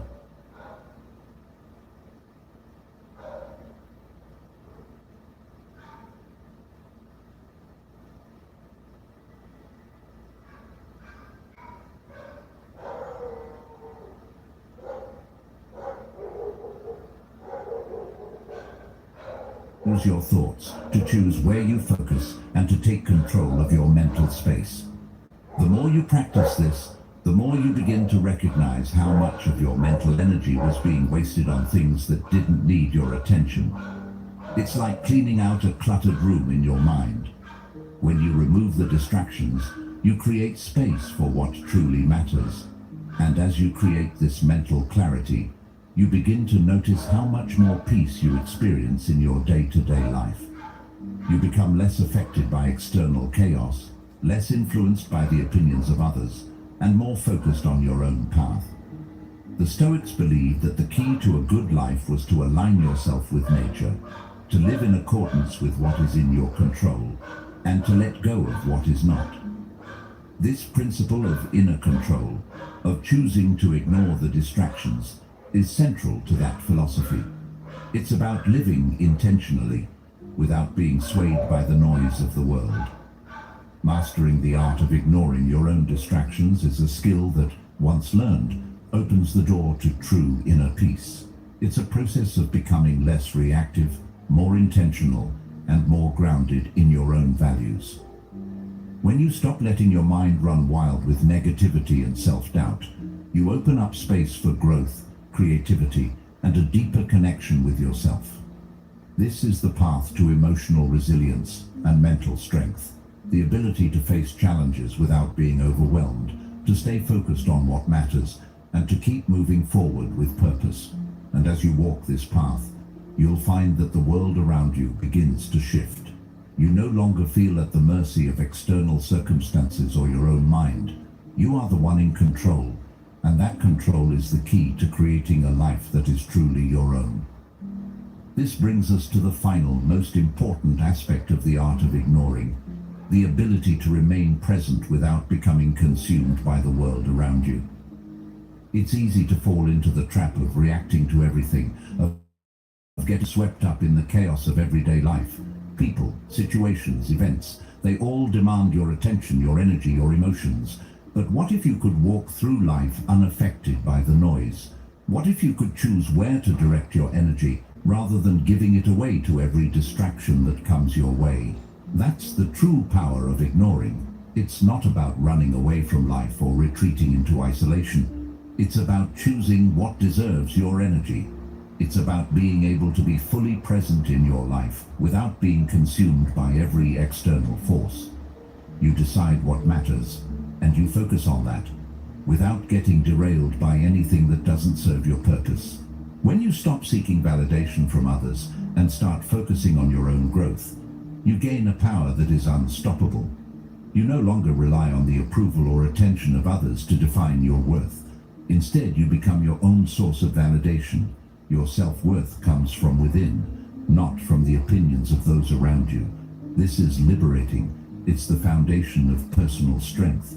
When you are no longer chasing the approval of others, you become free to pursue what truly matters to you. You no longer have to live by the rules set by the expectations of others. You define your own path, your own purpose, and your own success. As Carl Jung said, the privilege of a lifetime is to become who you truly are. And becoming who you truly are begins with ignoring the external noise and focusing on your own internal growth. The world will always try to drag you into its chaos. There will always be people who want to pull you into their drama, events that demand your attention, and distractions that try to steer you off course. But by practicing the art of ignoring, you can remain anchored. The key is to stay focused on your own goals and to resist the temptation to react to everything that's happening around you. Like a Stoic emperor, you walk through the marketplace of life unbothered, knowing that you control your mind, your attention, and ultimately your destiny. It's not about ignoring life or pretending that everything is perfect. It's about not letting life's chaos dictate your emotions or actions. You choose what you give your attention to, and in doing so, you regain control of your inner world.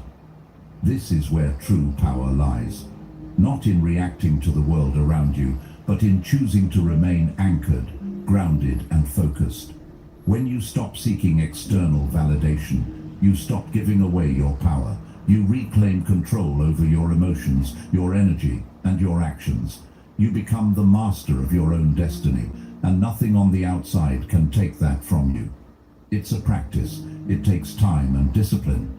But once you begin to master it, you'll notice a shift. You'll notice how much more peaceful you feel, how much more in control you are of your life, and how much less power the world has over you. Of course, this doesn't mean you become detached or indifferent to others. It simply means you learn to set boundaries. You learn to give your energy to the things that truly matter, your growth, your relationships, your purpose.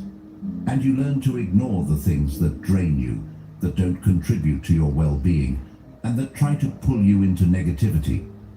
As the Stoics teach, we can't control what happens in the world, but we can control how we respond to it. By choosing not to react, you take back your power. And in doing so, you create a life that is truly yours, one where you are in control, unshaken by the world around you. Imagine walking through your day with this kind of clarity and control. Imagine not being pulled into arguments, drama, or distractions. Imagine being able to move through the world with purpose and focus, always directing your energy toward what serves your growth. This is the power of ignoring, not out of apathy or avoidance, but out of strength. When you learn to ignore the distractions, the noise, and the negativity, you create the space to focus on what matters. You become less reactive and more proactive, more intentional with your energy and attention. The beauty of this practice is that it can be applied to every aspect of your life. Whether it's dealing with difficult people, managing your time, or navigating challenging situations, the art of ignoring allows you to maintain your peace and stay focused on your goals. It gives you the mental space to think clearly, make better decisions, and stay on track. You stop letting the world's chaos control you, and instead, you become the calm center in your own life. As you continue to practice ignoring, you'll find that you no longer need external validation. You no longer need to react to everything. Instead, you learn to move through the world with quiet confidence, knowing that your peace, your purpose, and your energy are in your control. And the more you practice, the stronger you become. You learn to navigate life with grace, purpose, and resilience.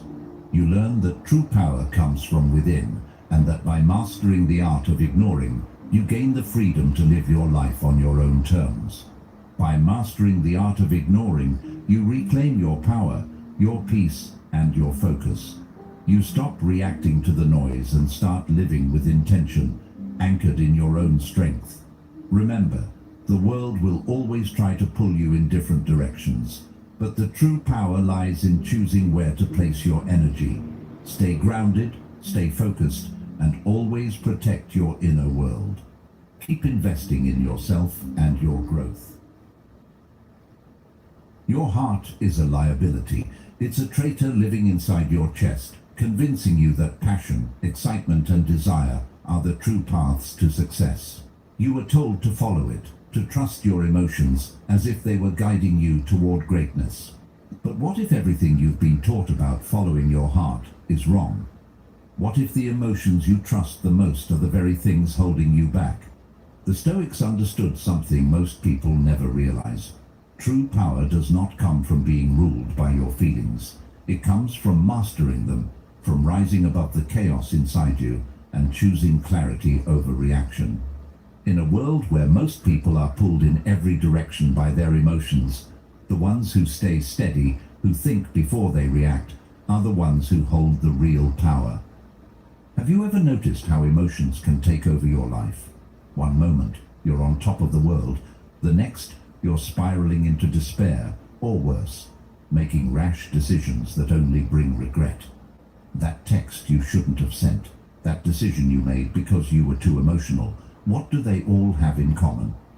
Emotion. It's the source of so many mistakes, and yet it's the one thing most people cling to. Society teaches you that your heart should lead, but that's a dangerous game. When you let your emotions control you, you become vulnerable to manipulation, to failure, to disappointment. And here's the truth. Emotions make you reactive, impulsive, easy to manipulate. There's no wisdom in that, only chaos. In a world that constantly encourages emotional expression, the real challenge is learning to detach from those impulses. When you step back, you gain perspective. You begin to see the bigger picture, the consequences of your actions before they unfold. Emotional detachment isn't about shutting yourself off from feelings. It's about gaining control over them. It's about using them, not letting them use you. And here's the paradox.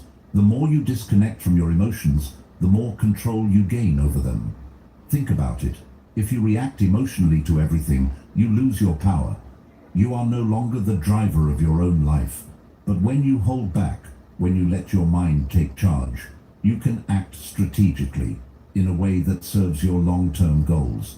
But this shift isn't something that happens overnight. It's a practice, a daily effort to detach from your impulses, to pause before responding. The truth is, you're not your emotions. They are signals, not commands.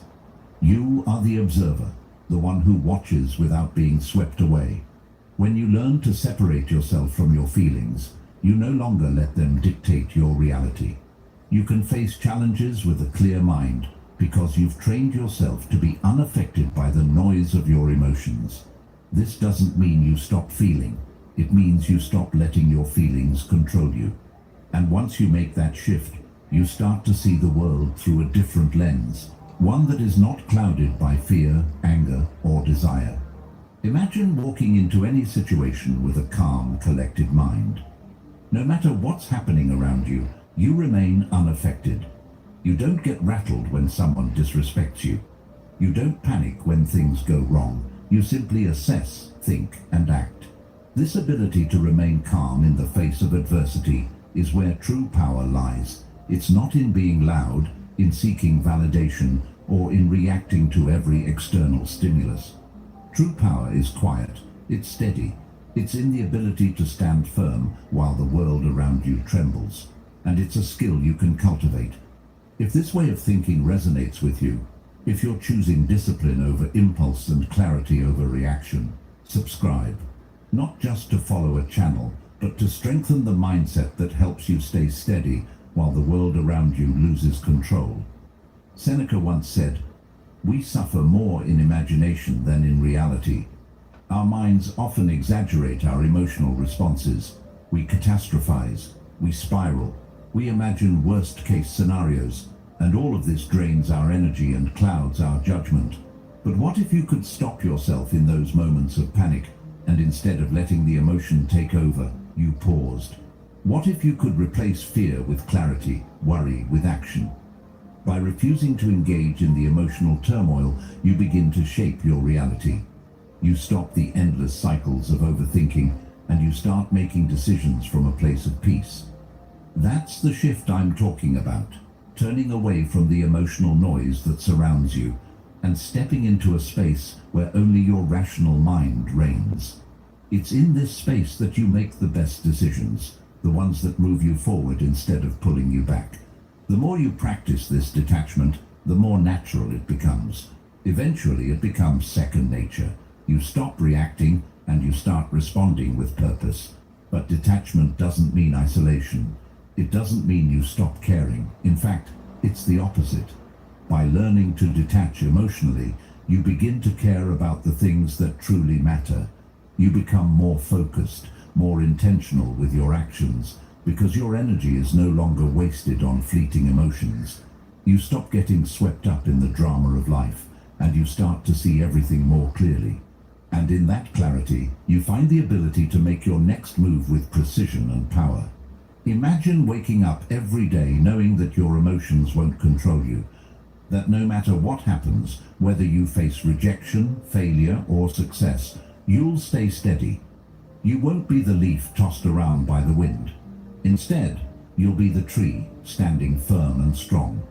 This is what emotional detachment can give you, the ability to stand your ground, no matter the storm. And when you can do that, you unlock your true potential. You stop being a victim of your circumstances and become the creator of your own destiny. So, where do you start? It begins with awareness. Start noticing when your emotions are driving your actions. When you feel anger rising, stop and ask yourself, why am I reacting this way? What's the deeper fear or desire behind this feeling? By questioning your emotions, you begin to separate yourself from them. You create space between the feeling and the response. And in that space, you gain control. This isn't about shutting off your emotions or pretending they don't exist. It's about seeing them for what they are: temporary, fleeting, and often misleading. When you stop giving them so much power, you give yourself the freedom to act from a place of clarity and strength. You stop being at the mercy of your emotional impulses, and instead, you become the one who decides how to respond. This is how you win, by mastering yourself, by controlling your reactions, and by taking ownership of your life. When you stop reacting, when you stop letting every small setback throw you off course, you become stronger. It's like a storm that can't touch the ground. Think of a ship in the middle of a storm. The waves crash, the winds howl, but the ship stays steady, cutting through the waves because it has a strong rudder. That's what emotional detachment gives you. It gives you a rudder. It keeps you on course, no matter how fierce the winds are. Emotions will come and go, like waves, but you don't have to be swept away by them. You don't have to be tossed around. Instead, you learn to navigate, to steer your life with precision. You start to see every challenge as an opportunity to practice this skill. Every moment of tension, every moment of doubt, is just a chance for you to anchor yourself deeper. The less you let your emotions control you, the more you control the direction of your life. The key here is consistency. Emotional detachment isn't a skill you master once and then forget about. It's a constant practice, a daily choice to remain calm, to stay grounded no matter what happens. Life will test you, people will challenge you, but with every test you have a choice. Will you react emotionally, or will you stay steady? Will you let the world dictate how you feel, or will you take charge of how you respond? This doesn't mean you don't feel. It means you don't let those feelings drive your actions. You acknowledge them, but you don't act on them immediately. You take a moment, you breathe, and you respond with intention. This gives you an edge that most people will never have. You become the one in control, the one who isn't easily swayed, the one who is prepared for anything. Most people live their lives in reaction to the world. They feel the ups and downs, and they let those emotions decide their fate. But when you detach from those reactions, you free yourself from the whims of the world. You don't have to follow the emotional roller coaster that others are on. You can stay steady, stay focused, and stay true to your path. This is what allows you to move through life with purpose. When you detach from the constant pull of emotions, you create the space to think clearly, to make better decisions, and to keep moving forward, no matter what obstacles come your way. You stop being a victim of circumstance, and you become the master of your own destiny. But this doesn't come easily. It requires practice, self-awareness, and a willingness to face the discomfort of not reacting. It's hard at first. You'll want to respond immediately when something triggers you, but the more you practice, the easier it becomes. You learn to pause before you act.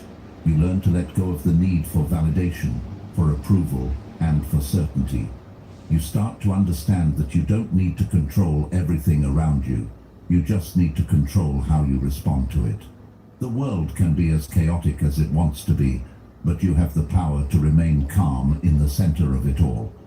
Epictetus once said, "We cannot choose our external circumstances, but we can always choose how we respond to them." This simple truth is at the core of emotional detachment. You don't need to control the world, you need to control yourself. Your reactions are the only things you truly own in this world, and when you learn to control them, you can control your life. It's a liberating feeling, knowing that no matter what happens, you have the power to remain steady. You don't have to be swept away by the world. You can choose to stand firm, no matter what storm is raging around you. As you continue to detach from your emotions, you'll notice something remarkable happening. You start to make better decisions.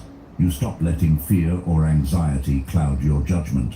You stop making decisions based on what feels good in the moment, and you start making decisions based on what will serve your long-term goals. This is where the real power lies. Most people live for the moment, making decisions based on how they feel right now. But when you detach from those feelings, you can make decisions with a clear mind, without the influence of immediate emotions. And that's when you start to win, because the people who can think clearly, who can act without being driven by their feelings, are the ones who succeed. This isn't about being emotionless. It's about mastering your emotions, not let them control you. It's about choosing when to feel and when to stay focused. Emotional detachment is not a lack of emotion. It's the ability to act without being controlled by it. It's the freedom to respond to life's challenges with clarity and purpose. It's the power to take control of your life, no matter what's happening around you. And once you've mastered this, you'll realize that nothing can stop you. Not fear, not anger, not frustration. You become unshakable.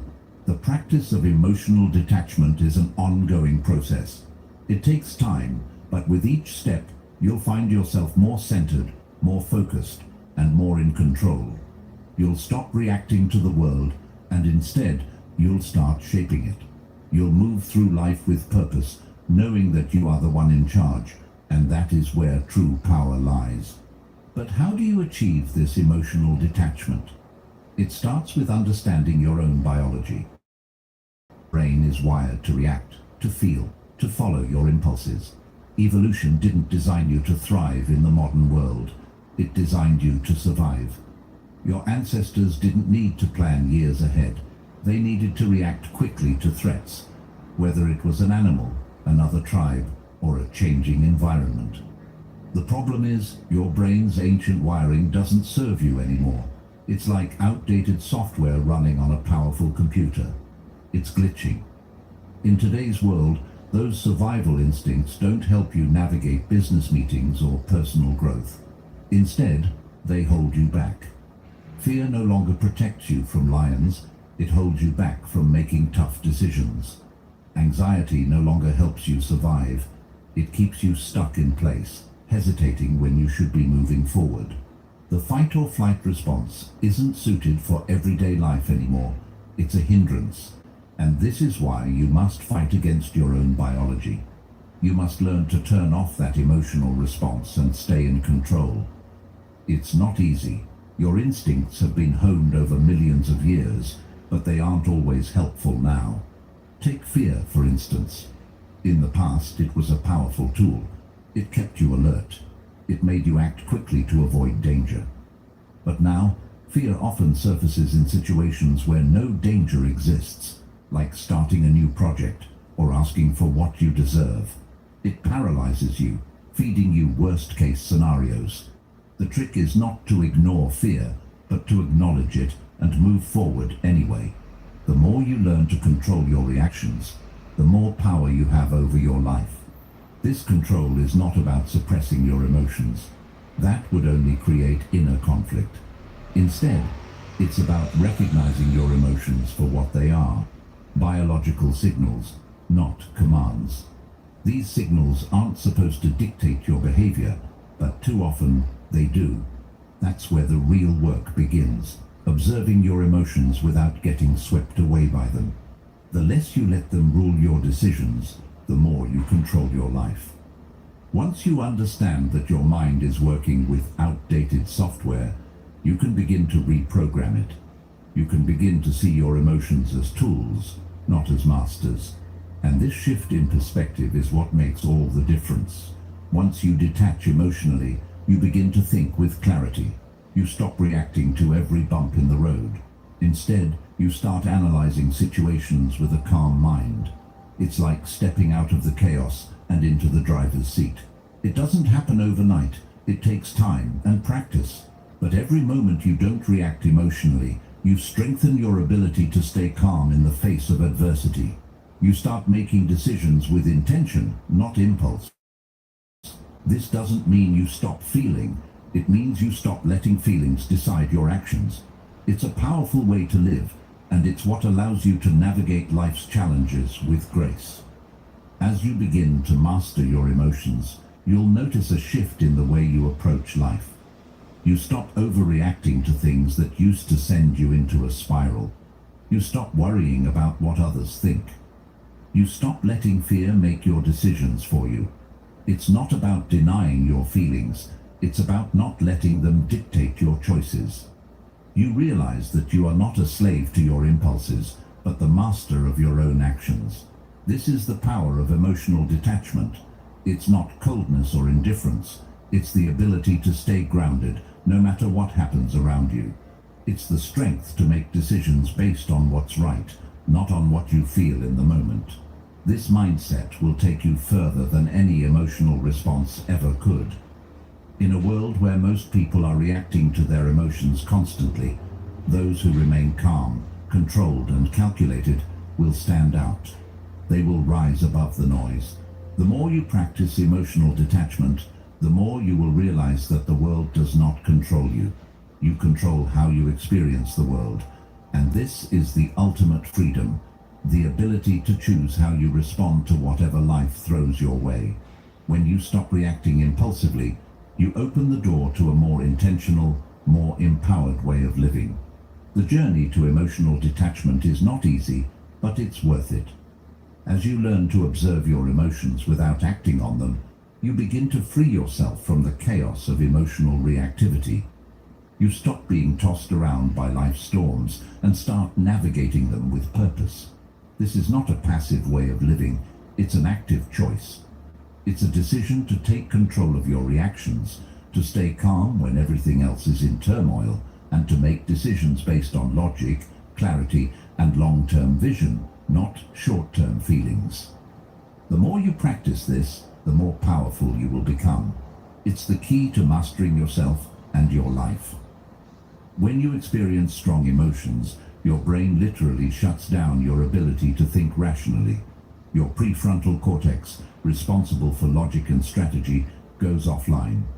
You become an animal, reacting to stimuli, making decisions based on immediate feelings rather than long-term strategy. This is where most people fall short. They let their emotions take the wheel, and that's when they make mistakes. When you're angry, scared, or anxious, you're not thinking about the consequences of your actions. You're simply reacting to the immediate stimulus in front of you, and that's dangerous.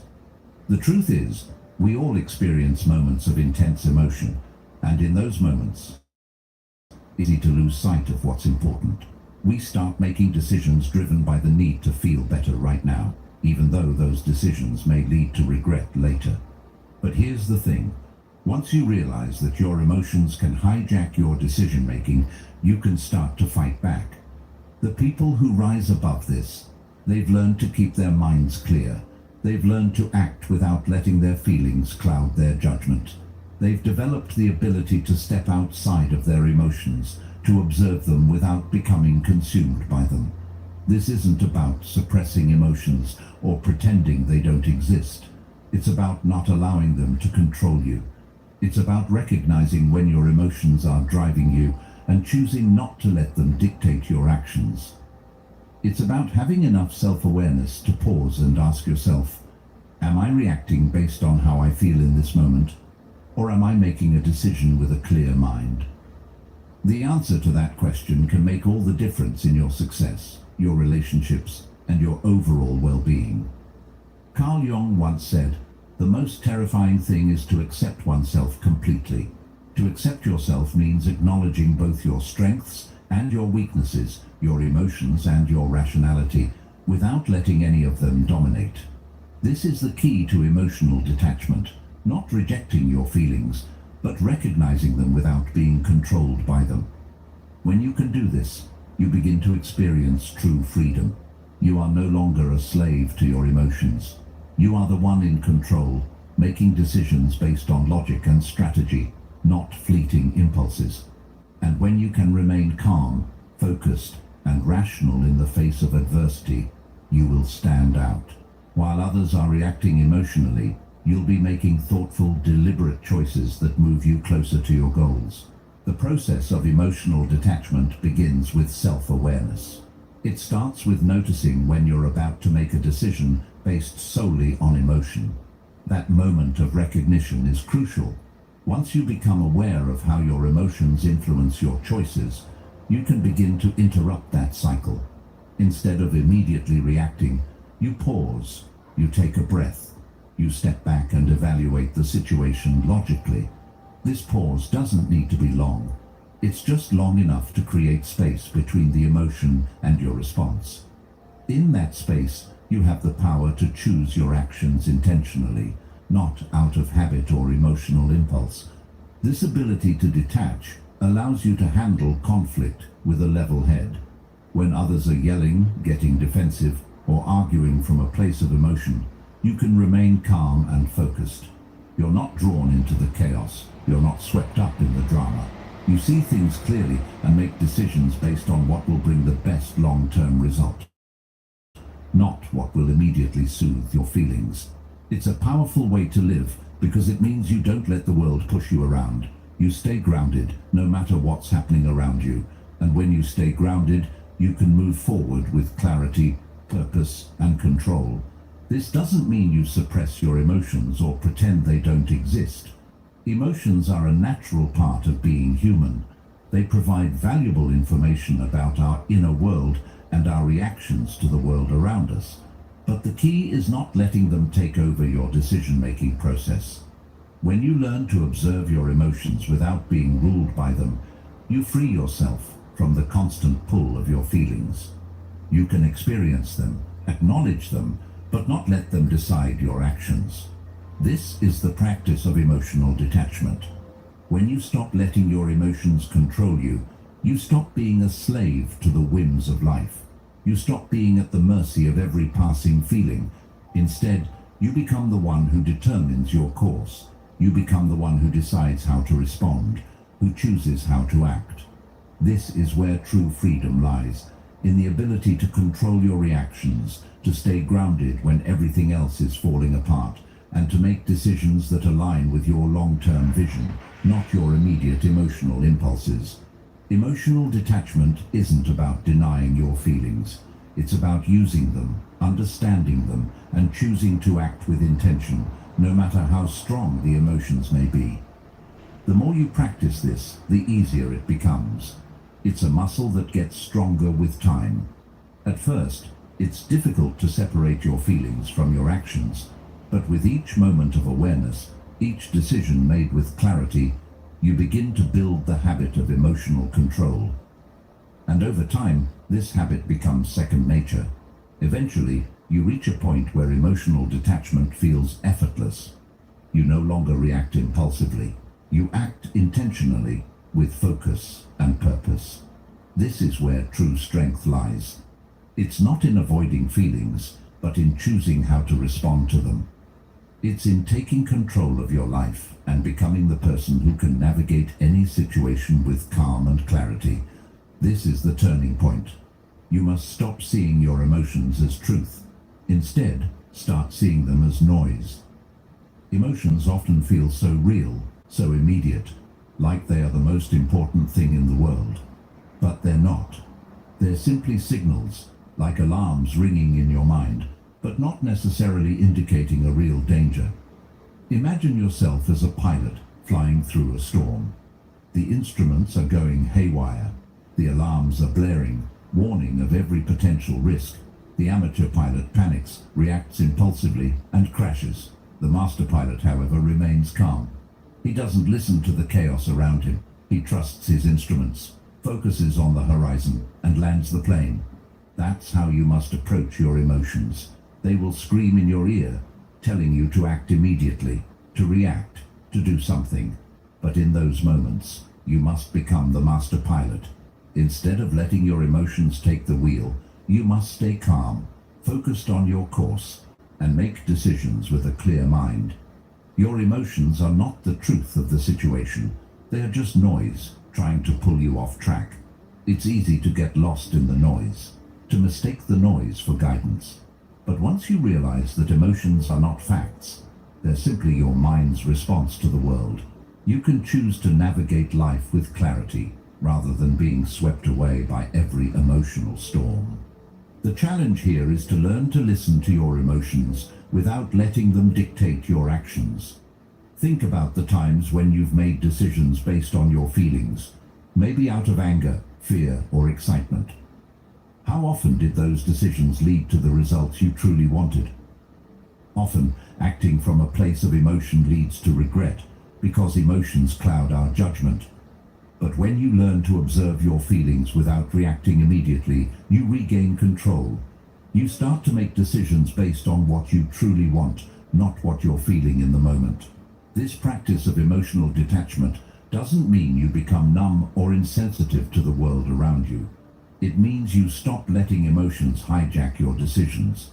You start making choices based on your long-term vision, not short-term emotional reactions. You begin to see your emotions as temporary experiences that don't have to dictate your behavior. This creates a profound sense of freedom. You are no longer a slave to your feelings. You are the one in charge. The world around you may be chaotic, but you can choose to remain steady. You don't have to be swept away by every emotional current. The key here is creating that space between your emotions and your actions. Most people react to their feelings, but you can learn to observe them without reacting. By doing so, you stop living in reaction and start living with intention. It's like creating a buffer between yourself and the world. When someone criticizes you, instead of reacting with anger or defensiveness, you can step back and assess the situation calmly. When fear arises, instead of letting it stop you in your tracks, you can recognize it and move forward anyway. This ability to pause, to observe, and then act with purpose is what separates those who are controlled by their emotions from those who control their actions. This doesn't happen by accident. It takes practice and awareness. The more you practice emotional detachment, the more natural it becomes.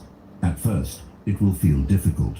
Emotions are powerful forces, and it's hard to separate yourself from them. But over time, you'll find that you are less controlled by them and more in control of yourself. The more you observe your feelings without acting on them immediately, the clearer your thinking becomes. You stop being driven by impulsive reactions, and you start making decisions with wisdom and clarity. The world will continue to throw challenges your way, and your emotions will continue to respond. But when you develop the skill of emotional detachment, you begin to see these challenges not as threats, but as opportunities to practice. Each time you remain calm, each time you make a decision without being driven by emotion, you reinforce your ability to stay steady in any situation. You develop a resilience that allows you to handle life's ups and downs with grace and poise. Emotional detachment isn't about being distant or cold. It's about being clear. It's about living intentionally without being swept away by the emotional currents around you. It's about seeing life with clarity and making decisions from a place of wisdom rather than fear, anger, or desire. This is the freedom that comes with mastering your emotions, the ability to be in the world without being controlled by it. You can navigate the storm with calm, and you can stay on course no matter what happens around you. Once you learn to detach emotionally, life becomes much simpler. You stop getting caught up in unnecessary drama. You stop reacting to every slight, every challenge, and every moment of discomfort. Instead, you see everything for what it is, an opportunity to grow, to practice, and to make better choices. When you feel anger rising, you acknowledge it and move forward without acting on it. When fear surfaces, you recognize it and choose to act anyway. This doesn't mean you're immune to emotions. It means you're no longer ruled by them. You become the observer, and that is where true power lies. Hope is paralyzing. It keeps you waiting, trapped in a cycle of if only and maybe someday. But while you're sitting around waiting for something to happen, life is passing you by. The difference between those who succeed and those who stay stuck is not that the successful ones have better luck, but that they take action. They don't rely on hope to pull them through. They rely on their ability to act decisively, to adapt, and to keep moving forward, no matter what. This shift from hoping to acting is what separates the dreamers from the doers. Successful people take ownership of their journey. They don't wait for things to change. They change things themselves. They understand that every decision, every step is an opportunity to move closer to where they want to be. Mastering your emotions is crucial to this transformation. If your emotions are constantly in control, you will always be reacting to life rather than shaping it. Emotions are powerful, and they can certainly fuel your motivation in the short term. But when they dictate your actions, you become a slave to them. When you act on impulse, driven by fear, excitement, or frustration, you're not thinking clearly. You're not making decisions with foresight. Instead, you're letting the moment control you. This is why learning to detach from your emotions is key. When you do, you stop being tossed around by every wave of feeling. You stop waiting for things to happen. You take action even when it's uncomfortable. The truth is, your mind is your most powerful tool. When you control your mind, you control your life. Emotions are temporary, fleeting. They come and go. But your mind, your ability to think clearly and act strategically, can remain constant. The key to success is not in being emotionally driven, but in being strategically driven.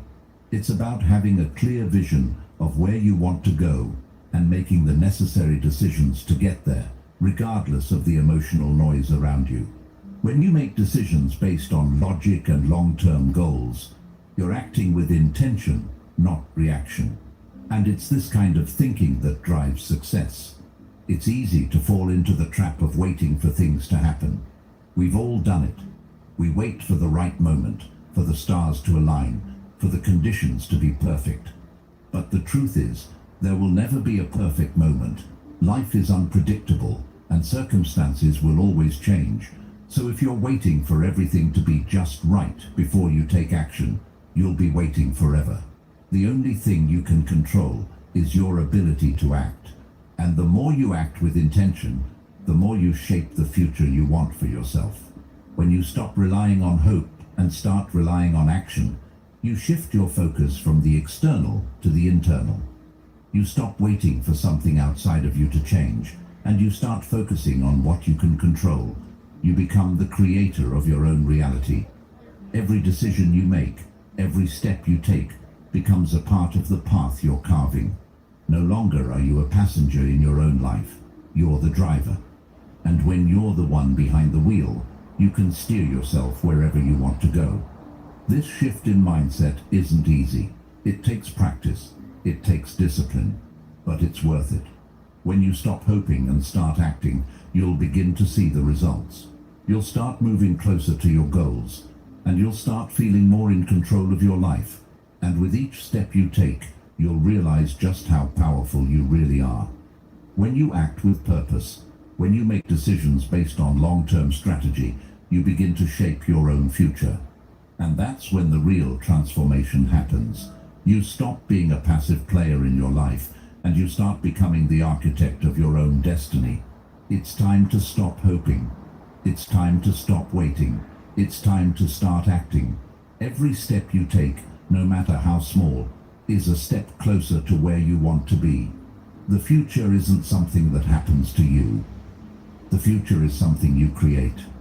And the moment you stop waiting for things to happen and start making them happen yourself, that's when you'll truly begin to experience the power of action. As you begin to detach, to feel nothing, you'll find that the world becomes a game. The emotional turbulence that once defined your reactions becomes less of a burden, and instead of feeling swept away by life's chaotic moments, you begin to glide through them. Your emotions will no longer dictate your moves. You will no longer react impulsively, driven by fear, excitement, or frustration.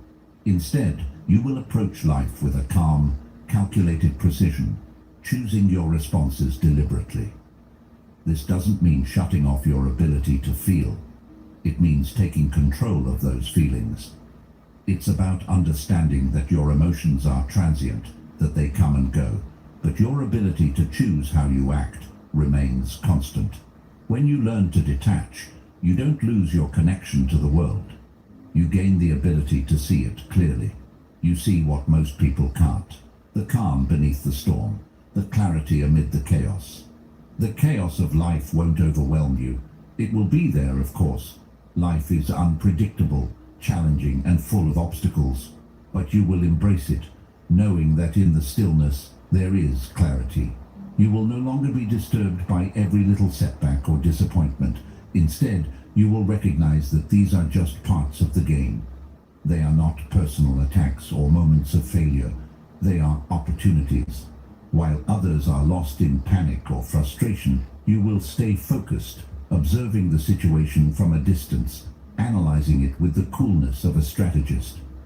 Life won't be something that happens to you. It will be something you navigate with intention. You will see opportunities where others see threats.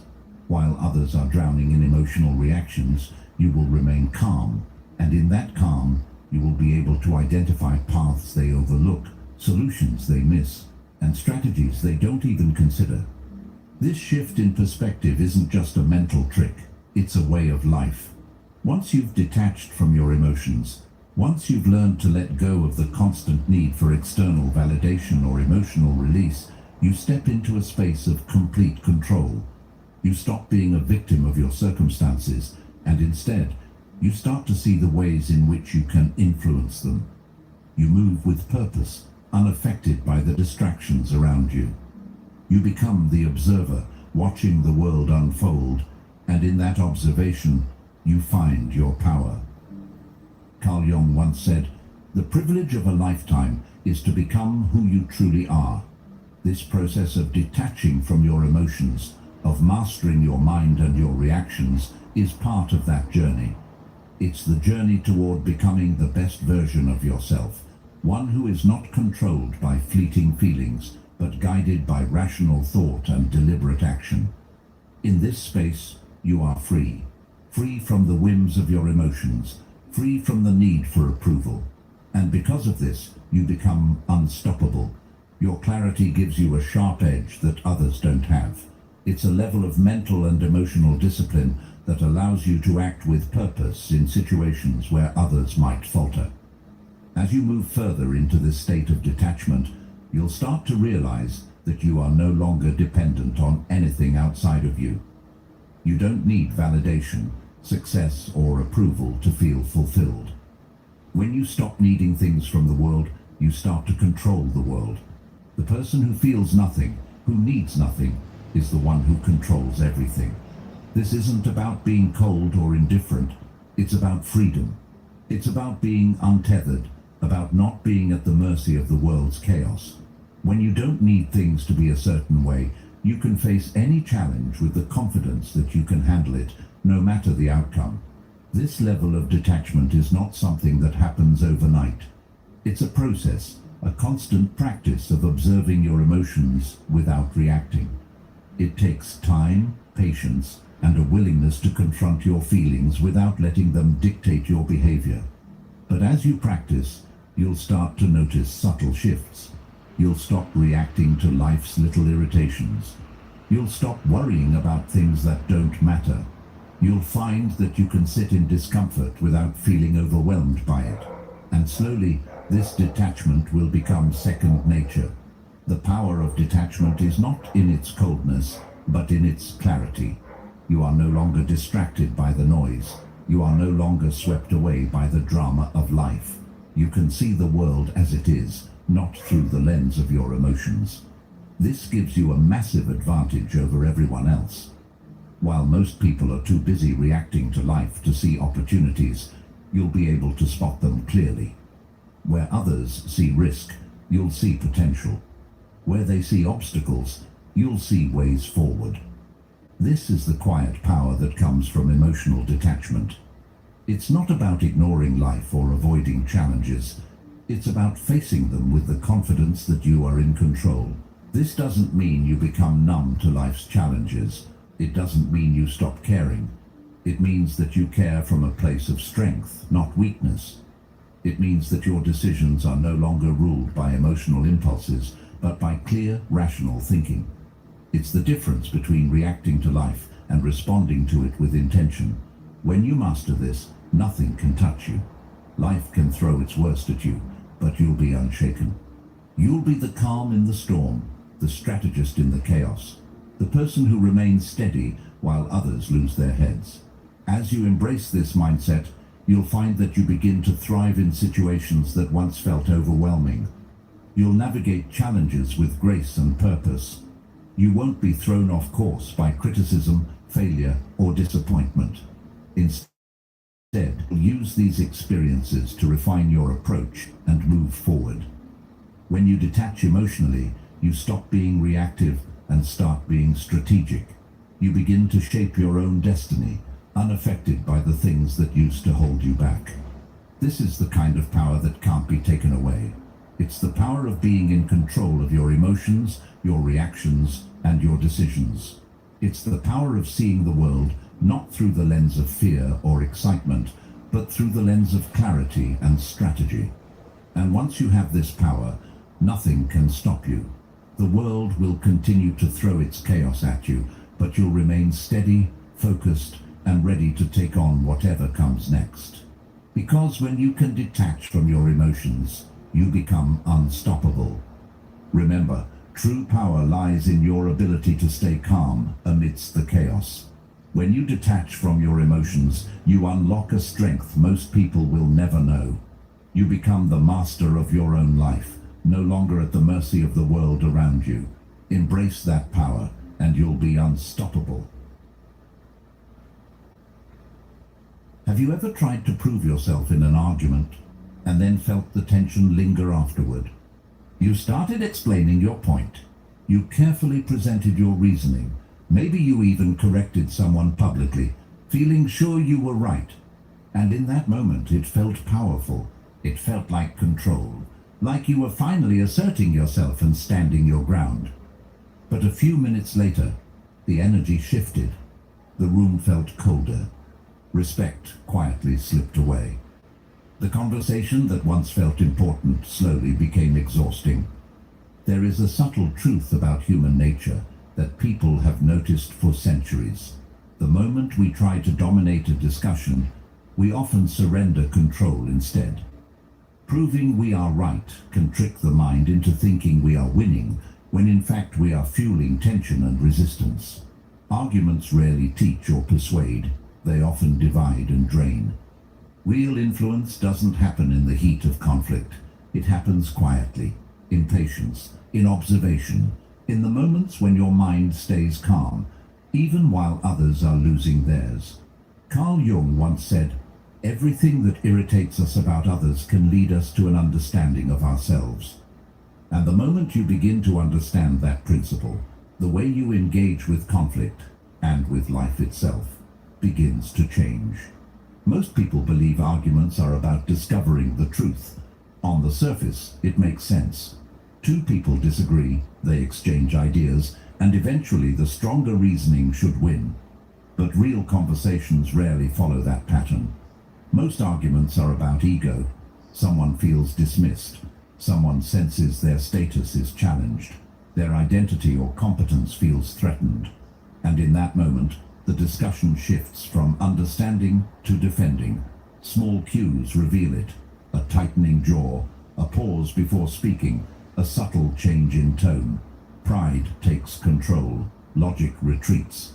People stop listening for clarity and start listening for weaknesses. The harder someone tries to prove they are right, the less anyone else actually hears them. What remains is tension, subtle resentment, and distance that can quietly grow over time. Think back to your last heated exchange. Maybe it happened at work, at home, or online. At first, the issue seemed small, a difference of opinion, a misunderstanding, or a minor criticism. Then something changed. Voices grew sharper, words became precise, almost like weapons. Instead of asking questions, statements were delivered to corner the other person. Each response carried more emotion. Soon, the conversation was no longer about solving anything. It became about standing ground. Someone needed to be right. Someone needed to avoid looking wrong. By that point, the original issue was rarely resolved. All that remained was friction and an unspoken feeling that something important had been lost. This dynamic has existed for centuries. Observers of human behavior noted how quickly pride enters a discussion, seizing control before reason can intervene. Marcus Aurelius once said, "You always own the option of having no opinion." Most arguments continue because someone feels compelled to defend a position. Stepping back feels unnatural, yet it is profoundly liberating. Releasing the need to prove yourself allows space to observe what is happening. Observation, more than rapid response, restores control. Instead of reacting, you watch. You notice tone, posture, and the subtle emotional currents that guide every word. Arguments escalate because emotion moves faster than reason. The brain treats disagreement as a threat to status or competence. Reaction is almost instantaneous. Logic lags behind. Words are spoken from impulse, not clarity. Seneca once said, "No man was ever wise by chance. Wisdom requires awareness. It demands the discipline to notice what is happening inside your mind before your words leave your mouth. Without it, conversations become automatic reactions. The louder the emotion rises, the weaker reasoning becomes. People stop considering solutions. They focus on winning. Once you notice these patterns, a subtle shift occurs. Instead of reacting to provocation, you begin observing the dynamics at play. You see triggers, pride, and hidden motives behind every statement. You learn to respond deliberately rather than impulsively. Calm observation allows you to create space where insight can emerge. Tense conversations become mirrors, revealing not just the other person's patterns, but your own. Awareness allows engagement without losing control. You can influence without force. Over time, this practice transforms interactions. Validation before argument, observation before reaction, and awareness before engagement slowly reshape the conversation. The person across from you notices your steadiness. Their attempts to provoke are less effective because the usual responses that feed tension no longer appear. You are no longer caught in the emotional cycle of every disagreement. Instead, you guide the discussion quietly, preserving your energy and clarity. People naturally begin to approach you differently. They bring problems rather than arguments, questions rather than challenges. Your influence grows without confrontation because steadiness itself exerts authority. This approach requires no manipulation or deception. It is rooted in presence, patience, and self-awareness. You do not ignore the other person. You simply recognize the futility of certain conflicts and choose where to invest your energy. Aristotle once said, "Patience is bitter, but its fruit is sweet." The bitter patience of observing without reacting eventually produces calm, credibility, and influence. Your presence alone becomes stabilizing. Conversations become constructive rather than combative. Relationships improve not through force, but through consistent restraint and measured engagement. Ultimately, the mastery of conversation lies in choosing peace over victory. Calm steadiness shapes interactions in subtle but profound ways. You are not defensive. You are not reactive. You are steady. Your words carry weight because they are deliberate, not reactionary. Over time, people learn that arguing with you is unproductive. Influence comes quietly, but consistently. The moments you resist the urge to fight become the moments where your control over the conversation and over your own mind deepens. And once this discipline takes root, you notice that life itself begins to move more smoothly, because you are no longer drawn into every unnecessary conflict. If this perspective resonates with you, consider subscribing as a quiet commitment to cultivating calm, clarity, and wisdom in your own life. Each time you engage with this content, you take a deliberate step toward mastering your mind rather than reacting to the world. The deeper issue is that arguments often feel satisfying in the moment. There is a certain rush that comes from delivering the perfect comeback or exposing the weakness in someone else's logic. For a brief moment it can feel like triumph, but that feeling fades quickly. What remains afterward is usually distance. The other person walks away remembering the tension rather than the insight. The irritation that fuels arguments is rarely about the other person alone. It often reveals our own sensitivities, our own insecurities, and the places where our identity feels fragile. When someone challenges those areas, the reaction can feel automatic. But recognizing that reaction is the beginning of freedom. Instead of immediately responding with force, you begin to notice the pattern itself. Once you start seeing arguments through this lens, a different understanding begins to form. Disagreements are not tests of intelligence, they are tests of emotional control. The person who remains calm in the middle of tension usually holds the real advantage. Not because they have stronger opinions, but because they are not being carried away by the emotional current of the moment. Epictetus once said, "It is not things themselves that disturb us, but our judgments about them." When someone disagrees with you, the disturbance rarely comes from their words alone. It comes from the meaning your mind assigns to those words. Perhaps it feels like disrespect. Perhaps it feels like rejection. But when you begin separating the event from the judgment, the emotional grip loosens. You can hear criticism without immediately turning it into a threat. And that single shift changes the direction of the conversation. The surprising result is that calmness often carries more influence than forceful arguments ever could. When someone refuses to be pulled into emotional conflict, the entire rhythm of the discussion changes. The tension has nowhere to attach itself. Instead of reacting quickly, the calm person listens, observes, and responds with measured clarity. Over time, people begin to notice that difference. They sense stability in someone who does not rush to defend themselves. They sense strength in someone who does not need to raise their voice to be heard. Slowly, without any dramatic display, the balance of the conversation shifts. Others begin speaking more carefully. The atmosphere softens, and what started as potential conflict becomes something closer to understanding. From that point forward, the question naturally becomes less about proving yourself right, and more about recognizing the deeper reasons we feel so compelled to argue in the first place. The real answer is pride. Most arguments do not begin with complicated ideas or deep disagreements. They begin with something much smaller. Someone questions your opinion. Someone criticizes a decision you made. Someone says something that makes you feel slightly disrespected. It can happen in seconds. One sentence is enough, and almost immediately your mind begins preparing a response. You search for the perfect explanation. Your thoughts start arranging facts and examples. Your heart rate rises just a little. The body tightens in ways you barely notice. In that brief moment, the mind believes it is protecting itself. But something important has already happened beneath the surface.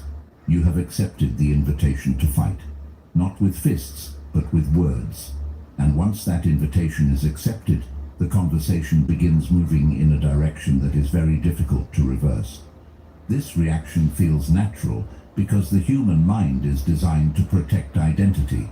When someone questions your view, the brain often interprets it as a challenge to competence or intelligence. Even a small disagreement can feel like a subtle attack on who you are. That is why responses appear so quickly. The mind rushes forward to defend its position before reason has fully examined the situation.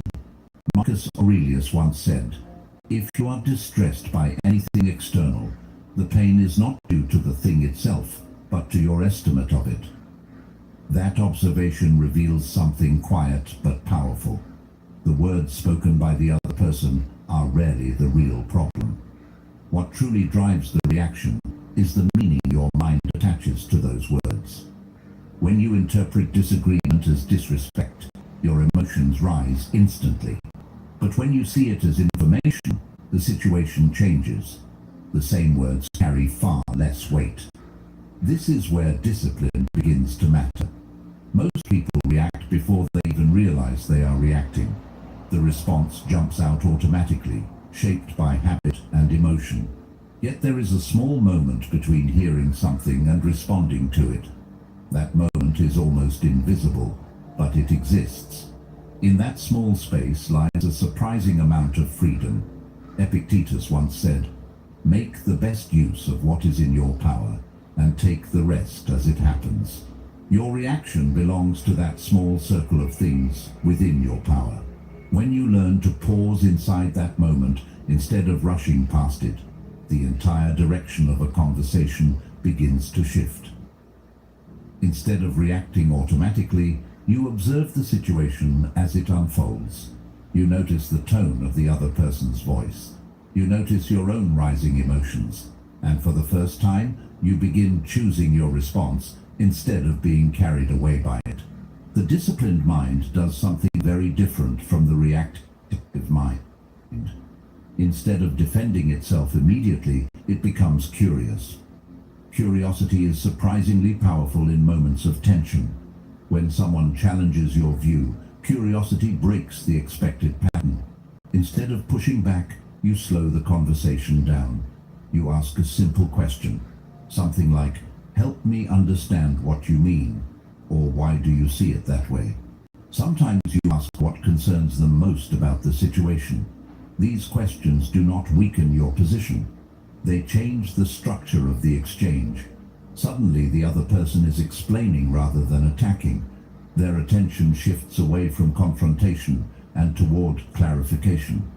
The conversation begins to move in a new direction where understanding becomes possible again.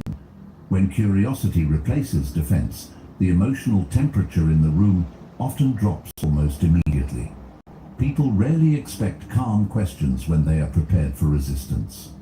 The tension loses momentum because there is nothing to push against. Instead of building a wall between two opposing positions, the conversation opens a small path where both sides can look at the issue together. Seneca once said, "The greatest remedy for anger is delay." Delay does not mean silence forever. It means giving reason the time it needs to catch up with emotion. When you pause long enough to ask a thoughtful question instead of delivering a quick defense, you create space for clarity to enter the discussion. But curiosity alone does not dissolve every conflict. Words are only part of what moves people during disagreements.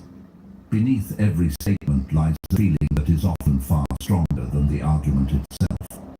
Someone may speak sharply not because the issue is important, but because they feel unheard. Someone may challenge your idea not because it is flawed, but because they feel their own voice has been overlooked.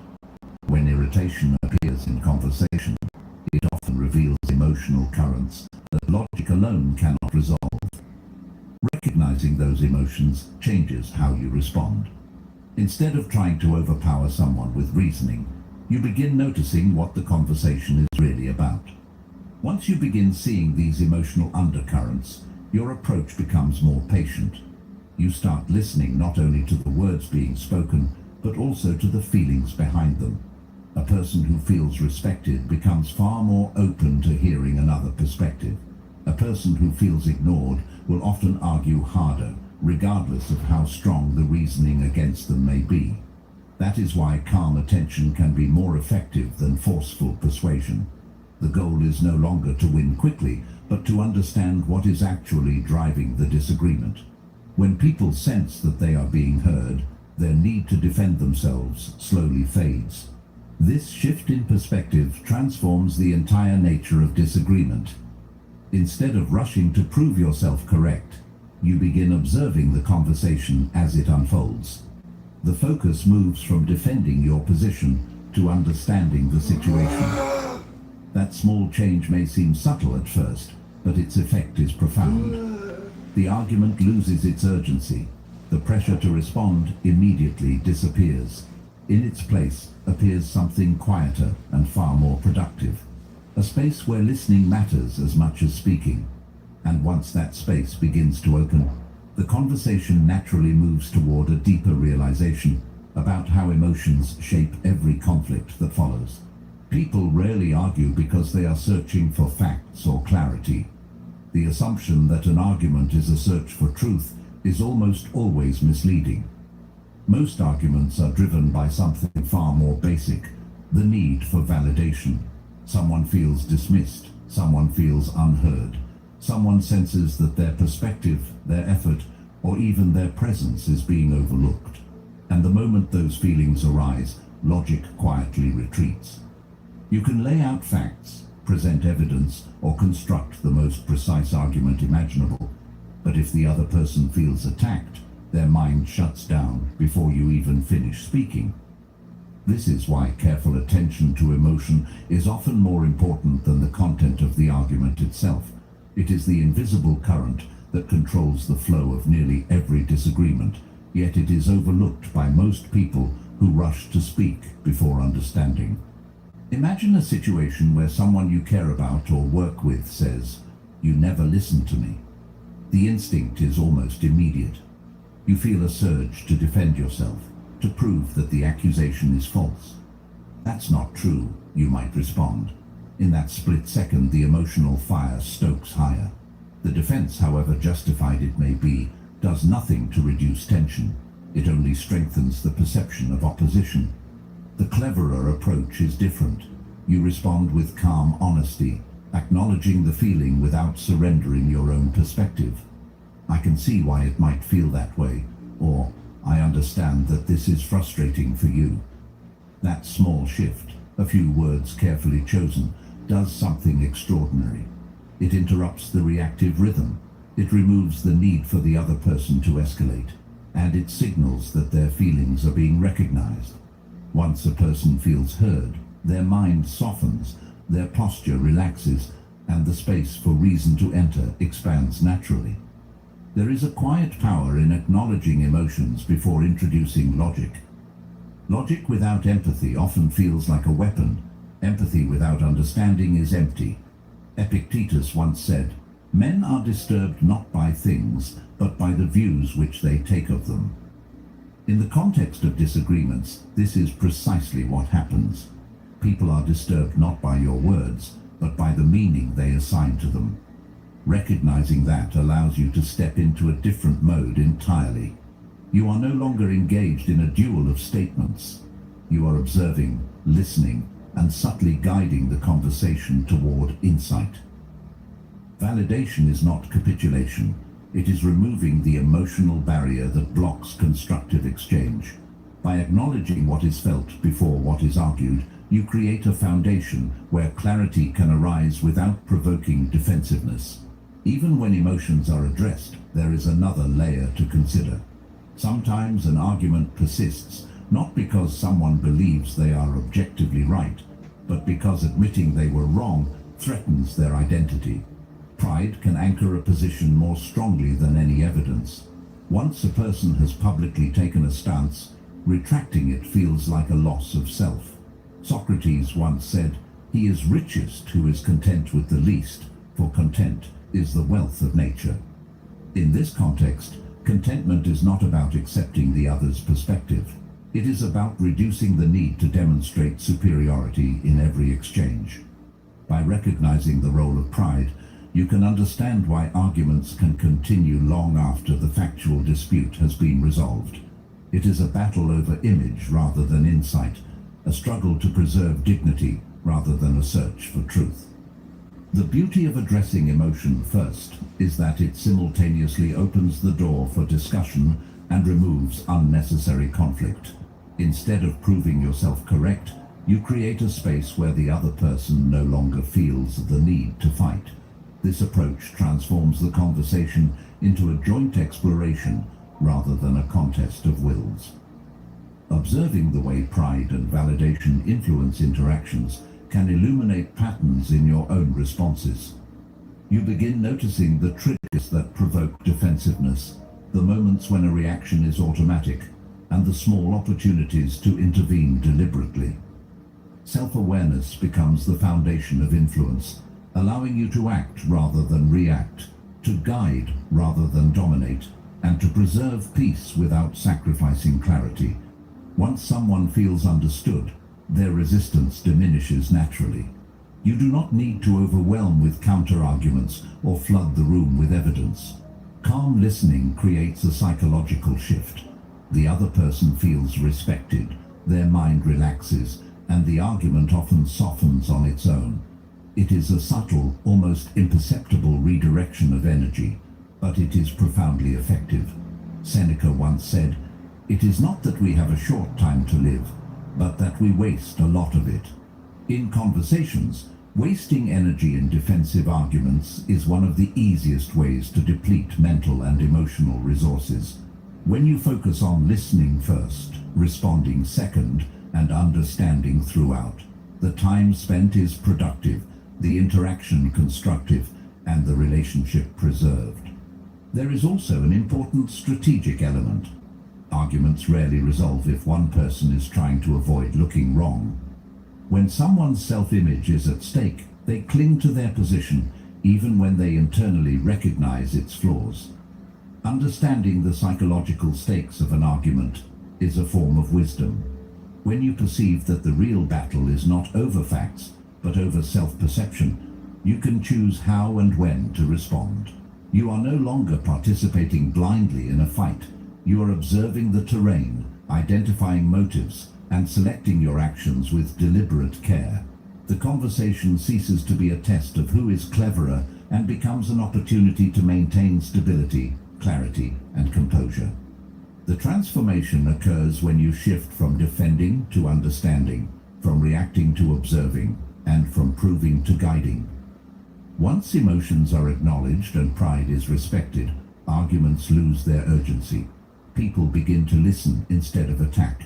Words cease to be weapons and become tools for clarity. The conversation moves forward without unnecessary tension, and both parties find a place where insight can emerge. In this space, disagreement no longer feels threatening. Instead, it becomes manageable, productive, and even illuminating. The subtle power of validation before logic, observation before reaction, and awareness before defense reshapes every interaction, and it is here, in this quiet discipline, that real control and influence begin. Human beings guard their dignity with an intensity that often surprises even those closest to them. It is woven into the very fabric of how we navigate the world. If someone feels cornered or forced to admit a mistake, the instinctive reaction is rarely a calm acknowledgement. Not because the person lacks intelligence, but because the mind is wired to protect identity. The threat of public embarrassment or perceived weakness triggers an almost automatic defense. You can see it in small ways: a tightened jaw, a quick rebuttal, a refusal to look at the other person. It is subtle, yet powerful, and it completely shifts the dynamics of any conversation. One simple phrase like "you're wrong" carries far more weight than the words themselves. Even delivered politely, it can make someone's focus pivot entirely from the subject at hand to defending their own sense of self. The priority ceases to be clarity, solution, or truth, and becomes instead self-preservation. But there is a path that avoids this trap without sacrificing your own perspective. Instead of confronting directly, you can gently invite reflection by showing that you once held a similar view. A simple, "I used to see it that way too until I noticed something interesting," opens the door. It reframes the conversation. Suddenly, you are not above them, you are beside them. Both of you were once in the same place of understanding. The difference is not presented as superiority, but as shared discovery. That subtle shift diffuses defensive energy and allows for reconsideration without threatening pride. Epictetus once said, "It's not what happens to you, but how you react to it that matters." The reaction to challenge, not the challenge itself, determines the tone of the conversation. By framing disagreement as exploration rather than correction, you preserve dignity on both sides while still steering toward insight. Still, patience and empathy are not guarantees that every disagreement will resolve itself. Some people cling to their stance for reasons deeper than logic or emotion. Their identity is intertwined with their position. Trying to force them to change or confront them aggressively almost always backfires. It risks escalating tension, triggering deeper defensiveness, or permanently closing channels of communication. In these moments, knowing when to redirect the discussion becomes crucial. Rather than continuing a dialogue that reinforces resistance, the skilled communicator shifts focus. This can mean addressing a different aspect of the topic, inviting them to consider a broader perspective, or even pausing entirely to allow reflection. Marcus Aurelius once said, "If it is not right, do not do it. If it is not true, do not say say it. The principle extends to conversations. It is often wiser to preserve the relationship and the possibility of influence than to force immediate agreement. One practical method of preserving dignity is subtle alignment with shared values. Instead of negating an idea, you can connect with elements of it that are valid or admirable. For instance, if someone proposes a plan you disagree with, acknowledge the intent behind it, the care, effort, or reasoning that motivated it. By validating the person's purpose, you reduce the instinct to defend while still creating an opening to introduce alternative perspectives. Seneca once said, "We suffer more often in imagination than in reality." Most of the tension in arguments is created in anticipation or projection of judgment rather than in the actual content. By addressing emotion before logic, you dissolve imagined threats and lower resistance, making real understanding possible. Ultimately, the mastery of conversation lies not in proving others wrong, but in cultivating an environment where ideas can be exchanged without ego interference. The skill is subtle, requiring observation, reflection, and a willingness to prioritize dignity over immediate victory. By applying patience, acknowledging emotion first, and framing differences as shared exploration rather than confrontation, the dialogue becomes a tool for influence rather than conflict. This approach preserves relationships, opens minds, and allows for the quiet integration of ideas. Over time, these practices create a rhythm where disagreements no longer escalate and influence grows without force.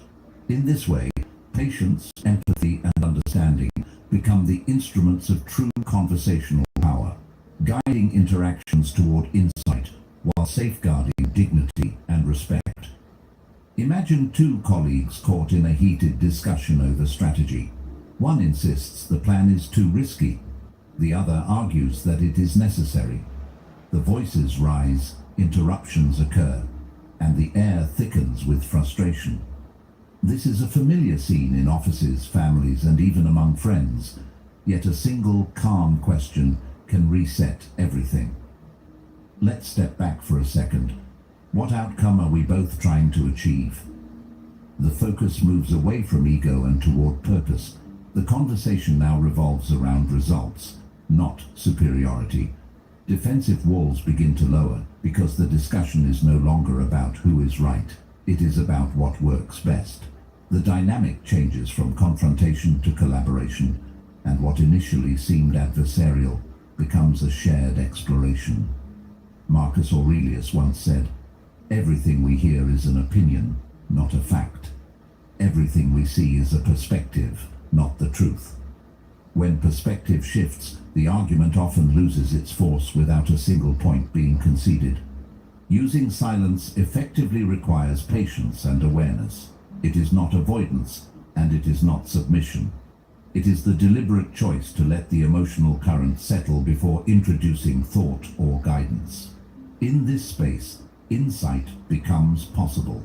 The conversation is no longer dictated by reactive impulses, but by conscious intention. This practice is particularly valuable when dealing with people whose pride or emotional investment is high. Rather than attempting to overpower them with reason or argument, you allow reflection to occur, giving their mind time to encounter their own inconsistencies or unexamined motives. Often, the pressure to respond immediately is a product of anticipation rather than necessity. Silence lets reality catch up with expectation. When reframing and silence are combined, the effect is magnified. A well-timed question can redirect focus, while a pause can diffuse tension long enough for rational thought to emerge. The person across from you is no longer trapped in the emotional loop that drives most conflicts. They begin to think instead of react, to consider instead of oppose. This is the essence of influence without force. It is not about dominating the conversation or proving a point. It is about creating conditions where insight, understanding, and cooperation can flourish naturally. Observing not only your own impulses, but the emotional rhythms of the discussion allows you to act with clarity and restraint, shaping the dialogue rather than being shaped by it. Ultimately, mastery in dialogue is achieved not through dominance, but through subtle guidance. Reframing discussions and applying silence create a rhythm where arguments lose momentum and understanding grows. Defensive walls fall naturally when focus is on shared objectives rather than personal victory. People begin to listen, not out of obligation, but because the environment you cultivate encourages thought over reaction. The conversation becomes a space for reflection and clarity, not for prideful assertion. Each disagreement becomes an opportunity to recognize the currents of ego, emotion, and perception, to adjust your own responses, and to guide the dialogue toward resolution. By mastering the art of reframing and the power of silence, influence is exercised without confrontation, and interactions shift from conflict to cooperation, quietly and profoundly. Silence is far more powerful than most people give it credit for, yet it is often deeply misunderstood. Many believe that remaining quiet makes them appear weak, as if failing to respond immediately is the same as conceding defeat. The truth is the opposite. Calm silence can carry more authority than 100 arguments. The moment someone provokes you and you respond instantly, you have already surrendered control. Their words have pushed a button inside you, and your reaction confirms it. But when you pause, when you allow that brief interval to stretch just a little longer, the dynamic changes entirely. The energy in the room shifts. The conversation loses its frantic rhythm. The other person, faced with your restraint, often begins filling the space themselves. They clarify their own words, soften their tone, and sometimes even reconsider the assumptions behind what they said. It is in this space that influence quietly emerges, without a single raised voice or pointed retort. Silence interrupts the cycle of conflict because it forces time into the exchange. When both parties are rushing to assert themselves, logic is drowned out by emotion, and conversations spiral into defensiveness. By simply pausing, you create a gap where reasoning can enter, where reflection can occur, and where composure can guide the next step. Marcus Aurelius once said, "How much more grievous are the consequences of anger than the causes of it?" In silence, you prevent the immediate flare of anger from taking over, and in doing so, you reduce the likelihood that the conversation will leave lasting damage. The person who learns to remain quiet in the face of provocation gains a subtle authority. They are no longer pushed around by circumstance or emotion.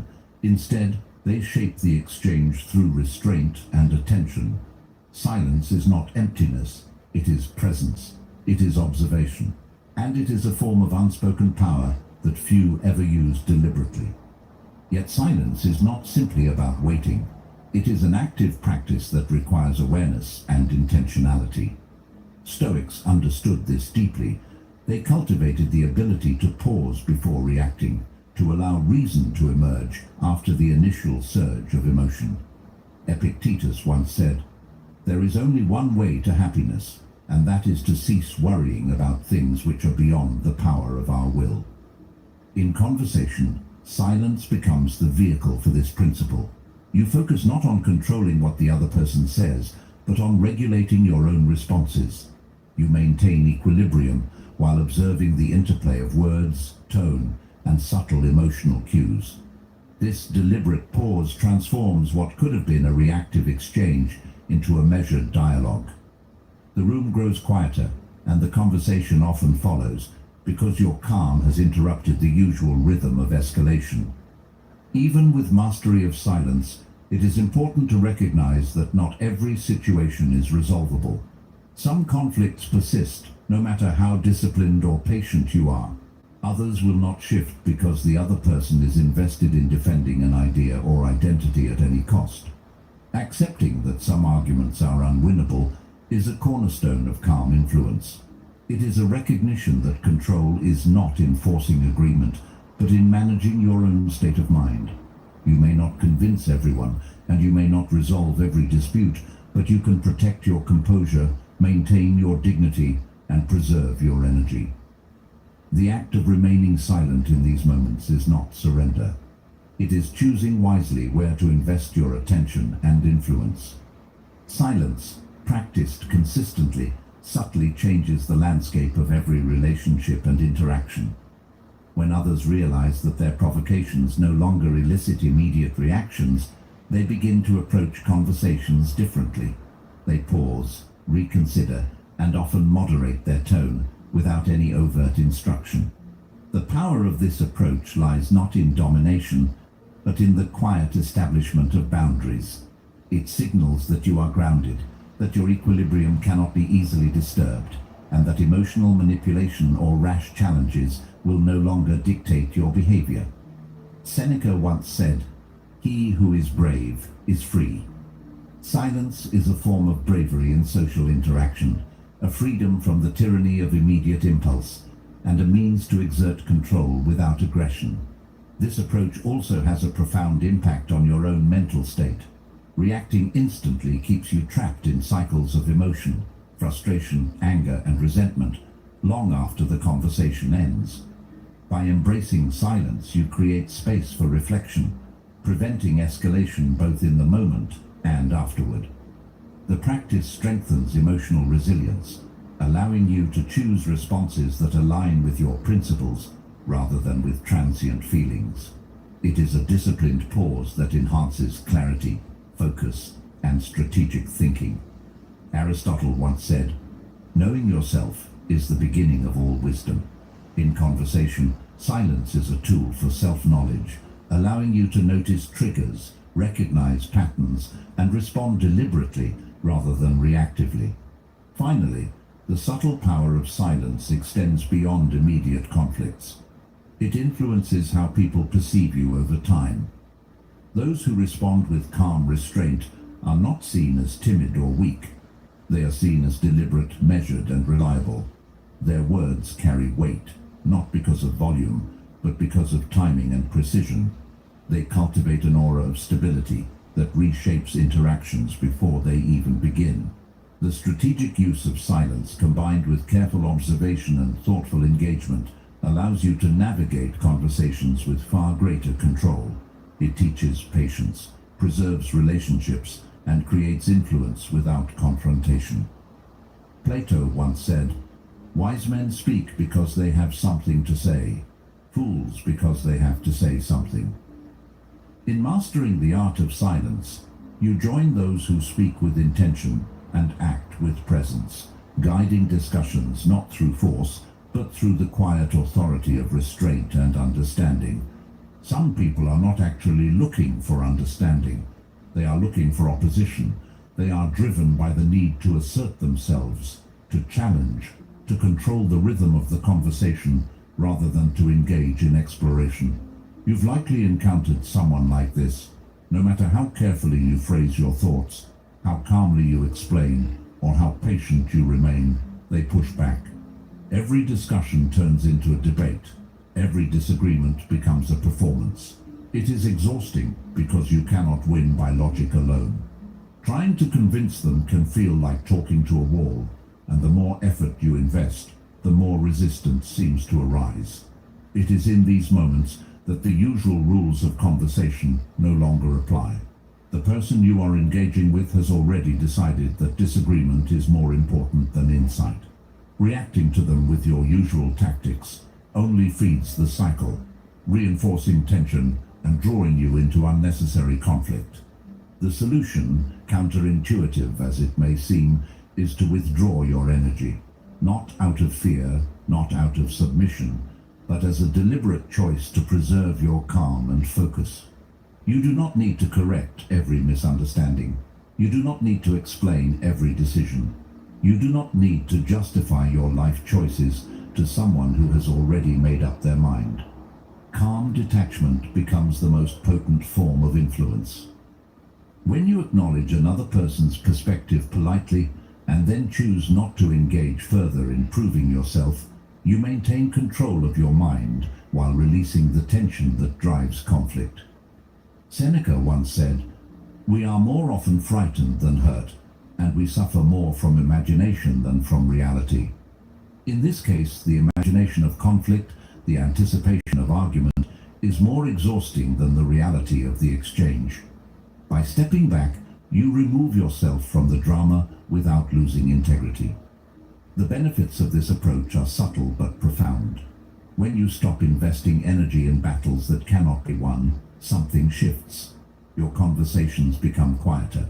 Others may continue to push, but their attempts are less effective because you are no longer reacting impulsively. The dynamic changes from confrontation to observation. You notice patterns in how people attempt to provoke, and you learn where your own triggers lie. Calm detachment does not mean you stop caring or stop engaging entirely. It means you choose where engagement is meaningful. Time, attention, and emotional energy are finite resources. Allocating them wisely allows you to focus on discussions that matter, decisions that matter, and relationships that matter. In effect, the less you expend on unnecessary conflict, the stronger your influence becomes. As this practice develops, people begin to notice. They notice that your words carry weight not because of volume or intensity, but because of measured intention. They notice that attempts to provoke you no longer succeed in eliciting a reaction. You become difficult to manipulate, difficult to anger, and difficult to distract. This is a quiet authority, not one imposed by dominance, but earned through composure. Carl Jung once said, "One does not become enlightened by imagining figures of light, but by making the darkness conscious." In this context, making the darkness conscious means recognizing the emotional currents, the pride-driven provocations, and the triggers that others attempt to exploit. Once you see them clearly, you no longer need to fight them. You respond with awareness, not reflex, and in doing so, the other person's ability to control the conversation diminishes naturally. Withdrawing your energy is also a strategic investment in your own well-being. Engaging endlessly with people who thrive on opposition drains vitality, focus, and patience. It depletes mental resources that could be directed toward creation, problem-solving, and personal growth. Marcus Aurelius once said, "The impediment to action advances action. What stands in the way becomes the way." Here, the obstacle is not the other person's words themselves, but the impulse to react to them. By redirecting your attention, by refusing to give power to their provocation, you transform what could have been a drain into an opportunity. The energy saved can be used to influence situations where reasoning, patience, and dialogue can actually make a difference. The distinction between expendable conflict and meaningful engagement becomes clearer with practice. This approach does not require manipulation or deceit. It is rooted in presence, self-awareness, and understanding of human behavior. You are not ignoring the other person. You are recognizing the futility of certain confrontations and choosing to preserve energy and clarity. It is a form of mastery over oneself, not over others. The person who practices this becomes increasingly resilient. They are able to navigate conflicts calmly, even when provoked, and can maintain focus on meaningful objectives rather than being drawn into unnecessary battles. Over time, as this discipline is integrated into daily interactions, the effect compounds. People approach conversations with you differently. They notice a steadiness that is rare, a quiet presence that does not react to every provocation. You do not need to argue to be respected. You do not need to escalate to be heard. Your calmness shapes the environment and shifts the dynamics of dialogue naturally. By withdrawing energy strategically, you preserve not only your peace of mind, but also your ability to act with intention. Observing the provocations of others and choosing where to invest your energy becomes a tool for self-knowledge, influence, and effective communication.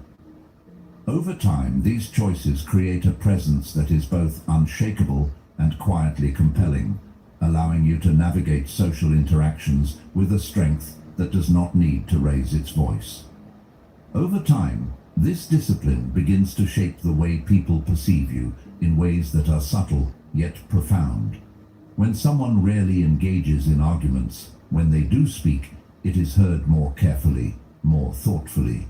Words carry weight not because of volume, but because of consistency and calm authority.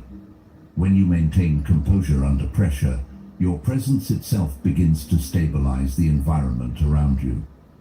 People instinctively adjust to your steadiness, even if they do not consciously recognize it. Carl Jung once said, "In all chaos there is a cosmos, in all disorder a secret order." By cultivating calm amidst the chaos of conflict, you become a living example of that hidden order. Conversations that once spiraled into tension now take on a different rhythm, one shaped by observation, reflection, and quiet influence.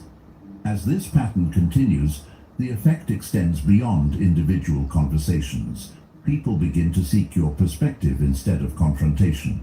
They bring problems to you rather than arguments, questions instead of disputes. This is the subtle authority earned through restraint, a type of influence that does not demand attention, but commands it naturally. Understanding your own reactions, recognizing when to step back, and consistently choosing calm over agitation builds a reputation that others intuitively trust. They see that you are not easily manipulated, not easily drawn into unnecessary battles, and that your focus remains on solutions rather than proving a point. This quiet competence encourages cooperation and mutual respect in ways that loud argumentation never can. The discipline of choosing peace over victory also enhances emotional clarity. When you refuse to react impulsively, you gain time to consider what is truly important, what merits engagement, and what can be allowed to pass without consequence. Decisions are made with intention rather than reaction. Conflicts are assessed for their significance rather than their emotional charge. This clarity reduces stress, conserves energy, and prevents the entanglement that so often accompanies reactive argumentation. By intentionally stepping back from unnecessary arguments, you prevent imagined conflicts from dictating your emotional state, preserving mental and emotional resources for situations where deliberate action is meaningful and productive. As your steadiness becomes recognized, people begin to approach you differently. They speak more cautiously, consider your perspective more openly, and are more likely to collaborate than to compete. The environment you create becomes calmer, more constructive, and less prone to conflict. Relationships gradually improve not through persuasion or force, but through the consistent demonstration of patience, restraint, and rational composure. Observing interactions without reacting impulsively provides insight not only into the motivations of others, but into your own patterns, allowing growth and refinement in how you engage with the world. The discipline of calmness becomes a mirror for self-awareness, creating influence without aggression and change without confrontation. The ultimate effect of this practice is transformative. You become a stabilizing force, someone whose presence encourages reflection, measured dialogue, and thoughtful problem-solving. People instinctively know that attempts to provoke or control will not succeed, and they adjust accordingly. The energy that once fueled endless arguments is redirected toward productive exchanges, toward shared objectives, and toward relationships built on respect and trust. Choosing peace over victory is not a sign of weakness. It is the hallmark of strength. It requires observation, self-control, and the willingness to prioritize long-term stability over short-term triumph. Each moment of restraint reinforces the pattern, and the cumulative effect is profound. You are not defensive. You are not reactive. You are steady. Your presence becomes a quiet authority, a stabilizing factor in interactions that might otherwise have spiraled into conflict. The discipline shapes not only conversations, but your reputation, relationships, and inner life. The world responds not to force or aggression, but to calm, reasoned influence. And in mastering this discipline, you harness a power that many overlook, yet few ever achieve. This is the subtle art of remaining grounded, of choosing composure, and of cultivating influence through serenity and deliberate presence. Mastering the art of calm, of choosing peace over victory is not about avoiding life, it's about shaping it. When you respond with steadiness instead of reaction, you protect your mind, preserve your energy, and quietly influence the world around you. Every conversation becomes an opportunity for understanding, every challenge a chance to practice restraint, and every moment of calm builds the foundation of a stronger, wiser self. If you let these principles take root, you'll notice something extraordinary. People listen more, resist less, and your life begins to move with a rhythm you control, not one dictated by chaos or conflict. You've been giving away your power your whole life, and most of the time, you didn't even notice it. Every time you reacted to someone who didn't deserve it. Every time you explained yourself to people who would never understand. Every moment you allowed someone else's words or actions to disturb your peace, you surrendered a piece of your freedom.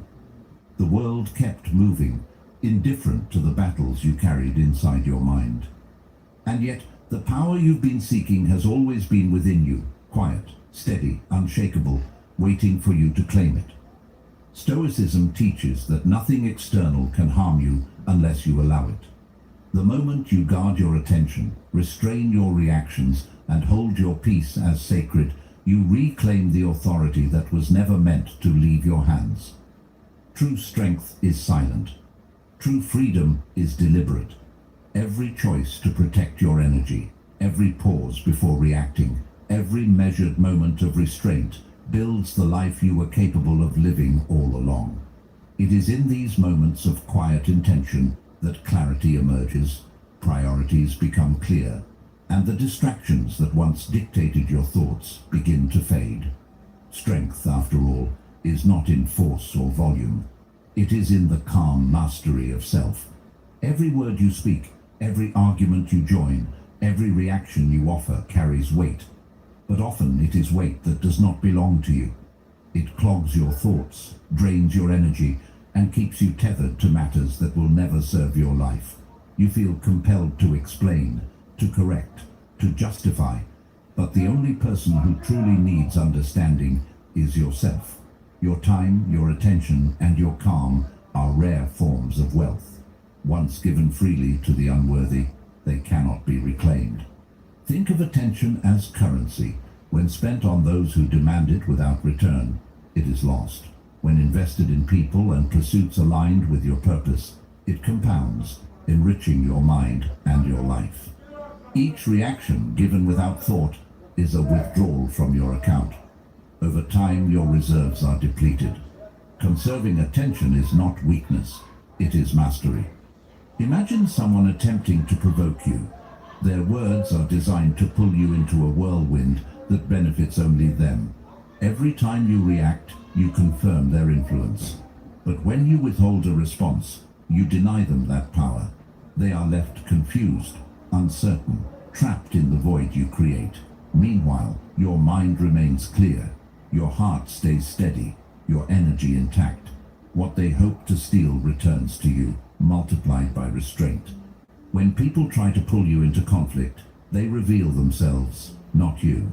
Their need for attention, dependence on drama, and compulsion to validate themselves become clear. The more you resist responding, the more evident it becomes that their attempts have no effect. The quiet observer holds the advantage because they operate from control, not reaction. Every pause, every withheld word, every measured silence becomes a shield. Within that shield you are untouchable. You may wonder if indifference appears cold or uncaring. It is anything but. It is a conscious choice to protect your inner state, to prioritize what matters, to live according to values rather than impulses. Caring selectively, engaging purposefully, and investing only in what is meaningful forms the foundation of resilience. It creates a life where external chaos touches you lightly, if at all, because you have chosen which forces deserve space in your consciousness. If you value your focus, your calm, and the mastery of your own mind, consider subscribing. It's a deliberate step toward living intentionally, protecting your energy, and embracing the quiet strength that comes from self-mastery. The power of choice manifests most clearly in the small, repeated decisions, the messages left unanswered, the arguments avoided, the debates declined. Each time you refrain from giving away your attention, you strengthen your sovereignty. You build an internal fortress that is impervious to manipulation, immune to distraction, and impervious to the trivial demands of others. The fortress is not built with walls of hostility, but with boundaries of discernment, with habits of reflection, and with the deliberate allocation of energy. Understanding your triggers is essential. The situations that provoke anger, the words that spark defensiveness, the criticism that unsettles you, these are the points where control can slip. To master yourself is not to avoid these triggers, but to meet them with measured response, with calm observation, and ultimately with the choice to do nothing. Every time someone calls your name in accusation or attempts to elicit reaction, you decide whether it is worthy of your attention. That decision is your power. Silence has consequences that words cannot replicate. It is a mirror in which others see themselves, not you. It denies them validation, leaves them suspended in uncertainty, and reveals the futility of their attempts to manipulate. While they expend effort trying to elicit a response, you preserve your focus, energy, and clarity.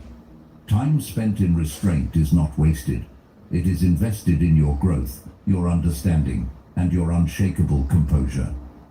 To act without reaction, to exist without compulsion, is to live aligned with principle rather than impulse.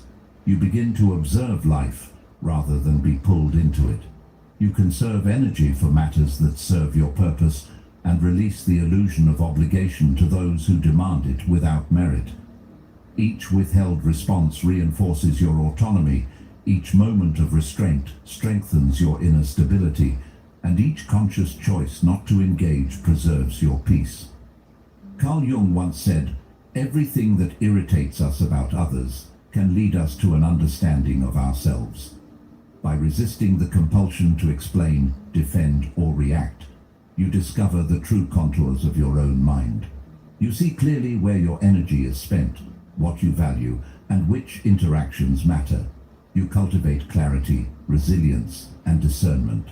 The act of ignoring the unnecessary, of refusing to react, becomes a mirror, reflecting not the chaos of the world, but the stability of your own reason. By choosing where your attention goes, by selecting which provocations you meet and which you let pass, you reclaim your life. You become the architect of your mental landscape, the guardian of your calm, the master of your inner state. Every interaction, every potential disturbance is filtered through judgment aligned with purpose. The discipline of non-reaction, of measured silence, transforms the ordinary into opportunity and the chaotic into manageable. This is the beginning of mastery, not mastery over others, but over self. The strength to remain unmoved, the clarity to see value, and the patience to conserve energy form the foundation of inner power. Each choice, each deliberate moment of restraint brings you closer to the life you were capable of living all along. Seneca once said, "We are more often frightened than hurt, and we suffer more from imagination than from reality." By learning not to react, you reduce unnecessary suffering. You discover that most disturbances have power only if you grant them entry. By withholding reaction, you deny them. You return focus to your goals, your purpose, your serenity. This is not avoidance, it is strategy. This is self-mastery. When you stop giving away pieces of yourself in fruitless conflict, when you guard your attention as a sacred resource, and when you choose silence over reaction, you are no longer at the mercy of the world. You move deliberately, act with purpose, and conserve what is truly yours. The strength to withhold, the courage to ignore, and the wisdom to remain unmoved form the essence of living a life of reason, freedom, and stoic power. Epictetus once said, "It's not what happens to you, but how you react to it that matters." By exercising restraint, you exercise freedom. Every moment you resist the pull of unnecessary engagement, you reclaim energy, preserve calm, and assert your sovereignty. Reaction is a choice, and by choosing carefully, you choose the life you wish to lead. Attention is a form of currency. Every glance, every word, every moment spent on someone is an investment. Unlike money, it cannot be earned back once spent, and yet most of us give it away carelessly, hoping for gratitude, recognition, or approval that rarely arrives. The effort poured into justifying ourselves, explaining our choices, or reacting to provocations is returned in chaos, distraction, or frustration. And the truth is, no one benefits more from that exchange than the one who disrupts your calm. When you guard your attention, when you choose silence over reaction, you reclaim the control that has been quietly slipping from your hands. The power is not in engaging, but in discerning where your energy matters and where it does not. Each moment spent deliberately, each interaction chosen carefully, is a reinforcement of autonomy. Every withheld response is a reclaiming of your own life, an assertion that your inner state is not a resource to be exploited by anyone who happens to demand it. Consider the people who constantly pull at your focus, the ones who thrive on drama, the ones who feed on conflict, the ones who seek validation by drawing you into their turbulence. Each time you respond, each time you react, you give them proof that they have control. But when you choose not to, when your attention becomes a scarce commodity, the balance shifts. The energy they expected to draw from you is no longer available, and the consequences are not obvious at first, but they are profound. The discipline to guard attention is not about ignoring responsibilities or abandoning care. It is about prioritizing what aligns with your purpose and values. It is about recognizing that your energy is finite and precious, and that its allocation is a reflection of your priorities. By treating attention as sacred, you enforce a standard for interactions, one that discourages exploitation and encourages meaningful engagement. When every word, glance, and gesture is intentional, the world begins to operate under your terms, and you reclaim a quiet authority over your life. Imagine the difference it would make if every conversation you entered, every response you considered, was measured against a single question: does this deserve my attention? The habitual reflex to react, to explain, to justify, fades when faced with deliberate choice. In its place emerges clarity, presence, and control. The moments that once scattered your focus are transformed into opportunities for growth, understanding, and composure. You begin to move through life not at the mercy of distraction, but as a steward of your own energy.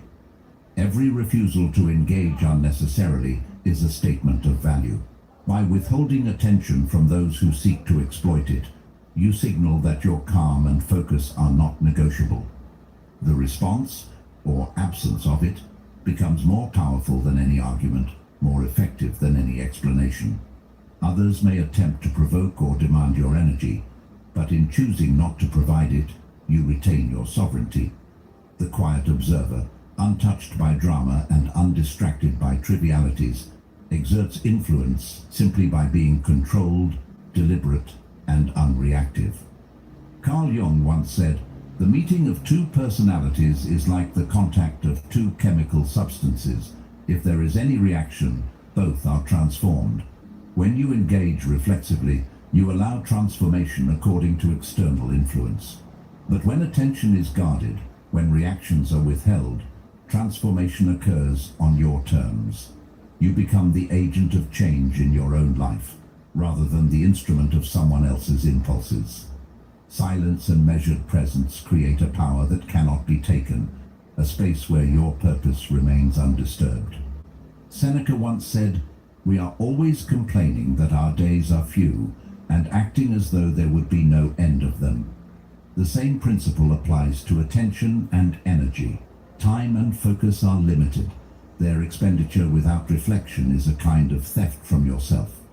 By being selective, by choosing where to engage and where to remain silent, you recover that which would otherwise be lost.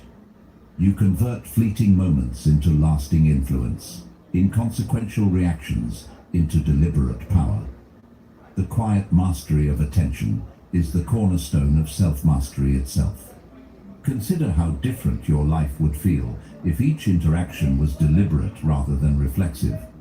If each glance, each conversation, each decision to respond or remain silent was measured, you would discover an unseen strength. The world may still move unpredictably, but your inner state would remain constant, unshaken, and sovereign. Attention given selectively is influence earned naturally. Energy preserved becomes the soil in which purpose and achievement grow.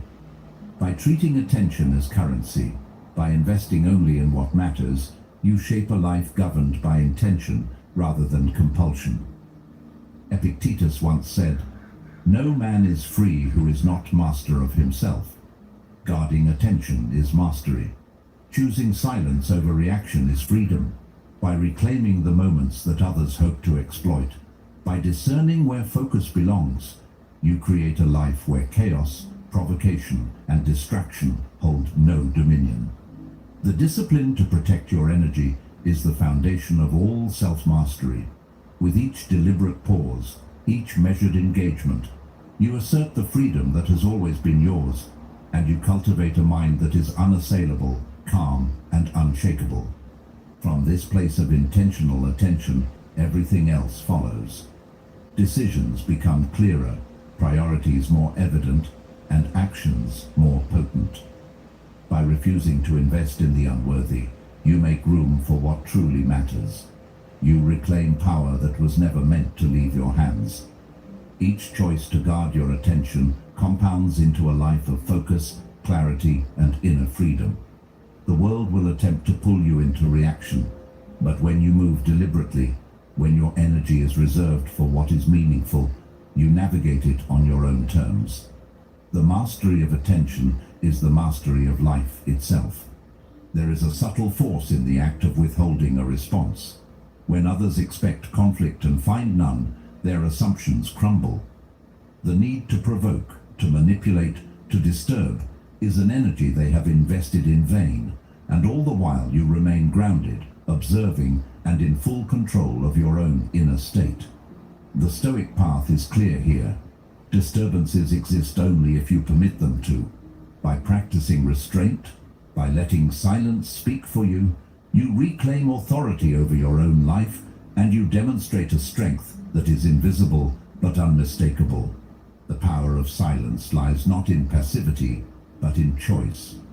Every word you refrain from speaking is an assertion of control. Every unengaged provocation is a demonstration of your priorities. When you remain calm while others attempt to pull you into chaos, you create a psychological boundary that cannot easily be breached. Your mind is free, your focus unbroken, and your energy preserved. Others may act out of frustration or confusion, but the steadiness of your presence is a force that subtly reshapes the interaction without a single word exchanged. Silence also functions as a filter. When you engage selectively, when your responses are measured rather than reflexive, only matters worthy of your attention break through. Everything else fades into insignificance. You no longer expend energy on trivial conflicts, pointless debates, or attempts to prove yourself to those who will never understand. This is not avoidance. It is deliberate allocation of your mental and emotional resources. The moments once lost to reaction now become investments in clarity, composure, and strategic presence. Consider the unspoken message you send by remaining quiet. It communicates more than words ever could. Indifference, calm, and restraint create a gravity that draws attention without effort. People notice your steadiness. They perceive control and poise. Your silence becomes a presence in itself, commanding attention and respect. By mastering the art of measured non-engagement, you shape how the world interacts with you, and you preserve the most valuable resource you possess, your own energy. Marcus Aurelius once said, "You have power over your mind, not outside events.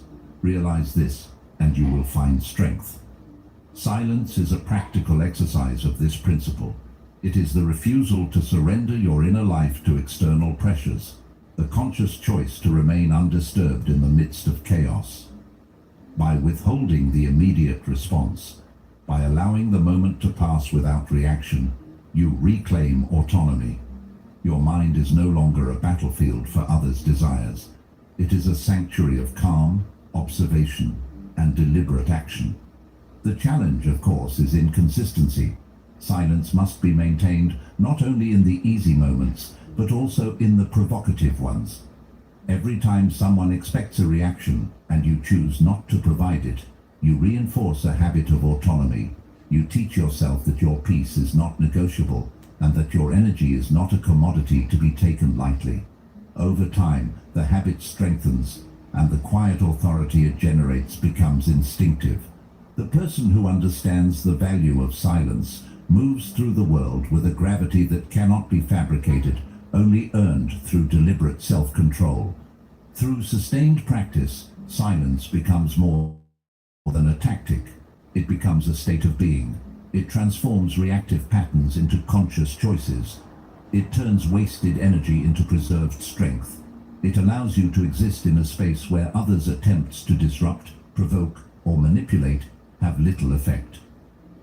In mastering silence, you cultivate resilience, clarity, and freedom, qualities that form the foundation of a life led intentionally, with reason as your guide, and with your inner peace held inviolable. Withdrawing strategically isn't about disappearing completely. It's about being present without being available, showing up in ways that serve your purpose while withholding your energy when it does not. The choice is deliberate, not reactive. Sometimes you engage fully, contributing where it matters. Sometimes you step back, allowing the rhythm of presence and absence to create an invisible gravity that draws attention without effort. This is the subtle power few ever master, yet it shapes perception more than any words or gestures ever could. Consider someone who constantly gives themselves away, always answering messages immediately, always available, always accommodating. At first it seems like reliability, like commitment, but over time that constant availability dulls their presence. They become predictable, ordinary, taken for granted. The very openness meant to inspire connection now breeds familiarity and diminished impact. People notice, but they do not value, because value is created in scarcity, not ubiquity. Now, think about someone who is selective. They show up at the right time, in the right way, for the right reasons. Their presence is felt because it is not guaranteed. Their absence leaves space for curiosity and reflection. Each appearance is intentional, each engagement meaningful. This is how influence is built quietly. Scarcity has power, and you become the one who decides who gains access to your energy. Your presence becomes currency, not something to spend recklessly. The same principle applies in every interaction in life, whether personal, professional, or social. By deciding when to be fully available and when to retreat, you dictate the terms of your relationships and engagements. You are no longer pulled into every demand, every drama, or every expectation. Instead, you move according to purpose, guided by values rather than reaction. Each withdrawal is not a denial of responsibility, but an assertion of control over your own energy. Silence and selective presence are intertwined. When you withdraw, you allow reflection, clarity, and observation to emerge. You see the patterns of others, the motives behind requests, and the nature of demands placed upon you. Those who seek constant access are often dependent on your attention, but when it is withheld, they must reckon with the value of what they hoped to consume. The shift in dynamics is subtle but undeniable. Power lies in the ability to make your absence meaningful without needing to explain it. This is where strategy becomes visible. When engagement is scarce and deliberate, people adjust their perception. They value time with you more because it is limited. They notice your contributions more because they are not ubiquitous. You create a rhythm that others cannot predict, and in that unpredictability lies influence. By stepping back intentionally, you allow curiosity, respect, and even longing to grow. The very act of not being constantly available communicates boundaries and self-respect far more effectively than words ever could. Carl Jung once said, "Knowing your own darkness is the best method for dealing with the darkness of other people." By selectively engaging, you observe rather than react. You maintain a measure of distance that allows clarity. You preserve your energy for what is meaningful and meaningful alone.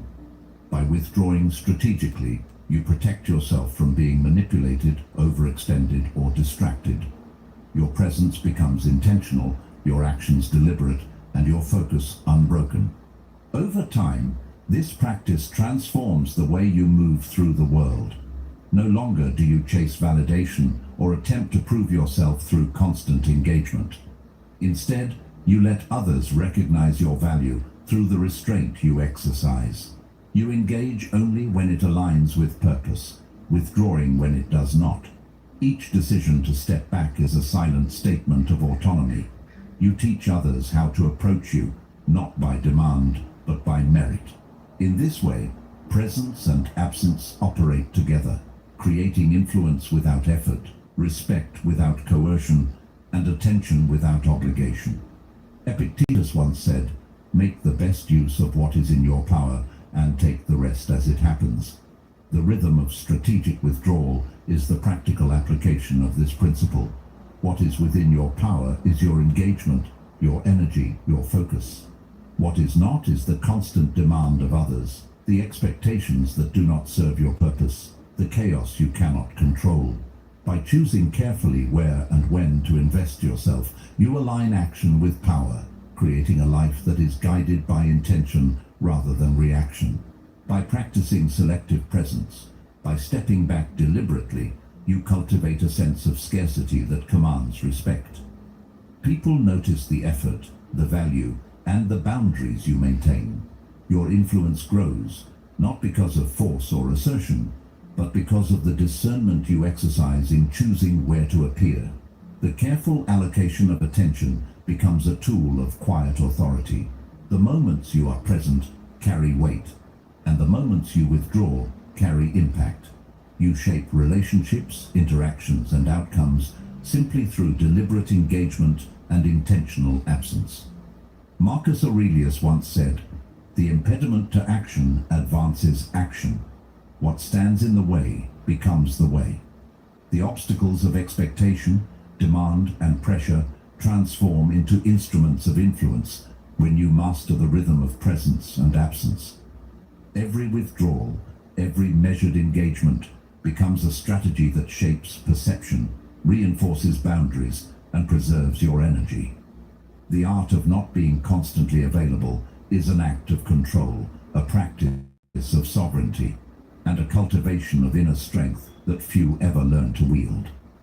By understanding the power inherent in selective engagement, by recognizing that absence can be as influential as presence, you move through life with subtle authority. Each interaction is governed by choice, each engagement purposeful, each withdrawal deliberate. This approach transforms ordinary participation into influence, chaotic demands into opportunity, and scattered energy into focused power. The quiet mastery of when to appear and when to step back is the key to shaping your life intentionally, guarding your energy, and commanding respect through the rhythm of presence and absence.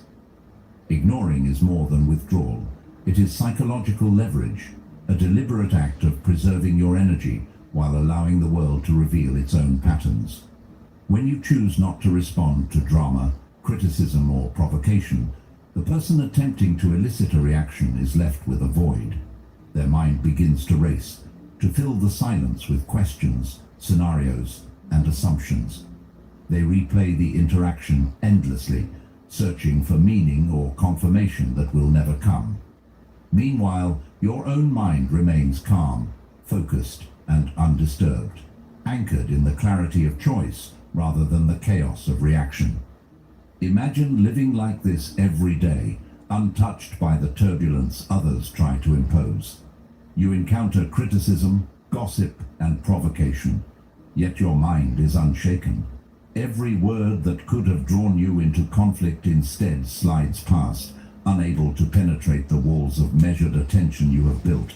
This practice does not isolate you from life.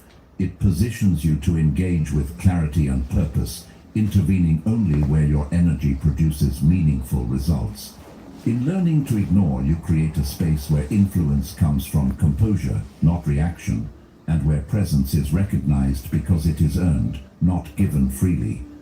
The mind's need for closure works against those who attempt to manipulate through provocation. Human beings are wired to seek answers, to make sense of behavior and intent, and to restore equilibrium when it is disrupted. By remaining silent, you deny that closure, leaving others suspended in uncertainty. They are forced to confront the limits of their influence, while you retain the calm and focus that cannot be disturbed without consent.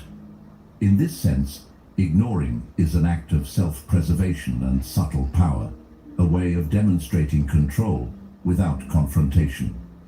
Carl Jung once said, "I am not what happened to me, I am what I choose to become." Each moment you choose not to react is a reaffirmation of that principle. You define your state of mind, your energy, and your priorities. The provocations of others no longer dictate your emotional or mental landscape. By exercising restraint and observing rather than responding, you become the architect of your own experience. Your calm is not given, it is claimed intentionally, and each act of ignoring strengthens the structure of your inner life. There is a profound clarity in refusing to feed negativity. When a person seeks to provoke, they are projecting their need for validation onto you.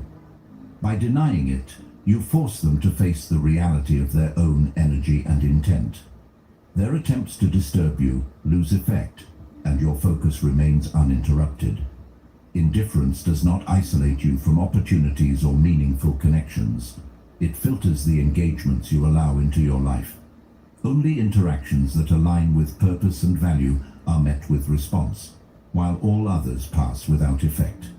The discipline of ignoring requires patience and practice. Early attempts may feel uncomfortable, as the habitual compulsion to react is deeply ingrained. Yet with consistency, you begin to notice the impact not only on others, but on yourself. Your energy is preserved, your mind remains clear, and the space around you becomes one of deliberate calm. The people who previously drew power from your reactions lose their leverage, and you gain influence simply by maintaining equilibrium. This is mastery not over others, but over the environment of your own life. Seneca once said, "We suffer more often in imagination than in reality." Ignoring protects you from imagined offenses, from perceived slights, and from projections that others cast upon your mind. It allows you to live in the present, undisturbed by the unnecessary turbulence of others' expectations. Each moment of deliberate non-response preserves the clarity of your purpose, fortifies your mental and emotional boundaries, and reinforces the sovereignty of your inner life. The act of ignoring becomes a daily practice of self-mastery, reinforcing calm, resilience, and deliberate focus.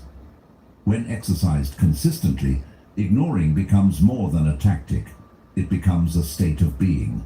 It turns habitual reactions into conscious choices. It transforms the chaotic energy of others into opportunities for observation and reflection. By maintaining this discipline, you protect your time, your energy, and your attention, while allowing the world to operate without extracting unnecessary cost from your life. The clarity, focus, and strength cultivated through this practice form the foundation for a life of intentionality, independence, and quiet influence. Aristotle once said, "Knowing yourself is the beginning of all wisdom." Ignoring what does not serve you, choosing silence over reaction, and preserving energy for what truly matters is the practical application of this wisdom. The world may attempt to provoke, distract, or manipulate, but your state of mind remains intact. By mastering the art of ignoring, you reclaim authority over your life, Protect the precious resource of your attention and navigate existence with calm, purpose, and unwavering clarity.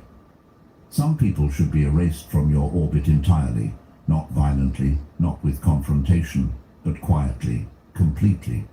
They are the ones who drain your energy, spread negativity, or manipulate your emotions without adding any value to your life. Their presence is not neutral. It consumes time, focus, and mental space, leaving less room for what truly matters. Protecting your energy is not selfish. It is survival. You cannot pour from an empty cup, and when you allow others to siphon your vitality, you weaken your ability to act, to create, and to live intentionally. Every interaction requires an investment of attention, emotion, and thought. Most people give it freely, unaware of the cost, hoping for gratitude or recognition that rarely comes. But when you remove the unworthy, you reclaim that energy. You create a clear space for pursuits that matter, relationships that nourish, goals that align with your purpose, and activities that foster growth. Each moment of selective disengagement reinforces your sovereignty and strengthens the walls of your inner citadel. By consciously removing the unworthy from your orbit, you prevent them from dictating the terms of your life. You stop playing a game that was never yours to begin with. Their demands, provocations, and manipulations lose power because they are no longer fed by your attention or energy. In the silence that replaces engagement, clarity emerges. You can see which interactions contribute to growth, which people bring value, and which situations deserve your presence. Carl Jung once said, "Your vision will become clear only when you can look into your own heart. Who looks outside dreams. Who looks inside awakes." By removing those who do not belong in your life, you turn your focus inward, observing your own values, priorities, and purpose. You awaken to the reality that energy is finite and that control over it is the foundation of true freedom. The people you remove do not diminish your life. They illuminate the space in which your own intentions can thrive. This is not about creating distance out of fear or resentment. It is about creating space for what is aligned with your principles. By erasing the unworthy, you make room for people and pursuits that reflect your values, your vision, and your priorities. The clarity that emerges allows you to act with rather than being pulled by the chaos of demands, drama, and unnecessary conflict. You are no longer reactive. You are deliberate, measured, and sovereign in how you engage with the world. Seneca once said, "Associate with people who are likely to improve you." By eliminating the unworthy from your life, you follow this principle naturally. You surround yourself with those whose presence encourages growth, whose actions align with your values, and whose intentions are clear and honest. Every boundary you establish, every disengagement you practice, reinforces your capacity to invest fully in what matters and prevents your attention from being diluted by trivial or destructive influences. There is a profound freedom in this practice. When you stop responding to those who drain you, you stop being pulled into cycles of anger, frustration, or obligation.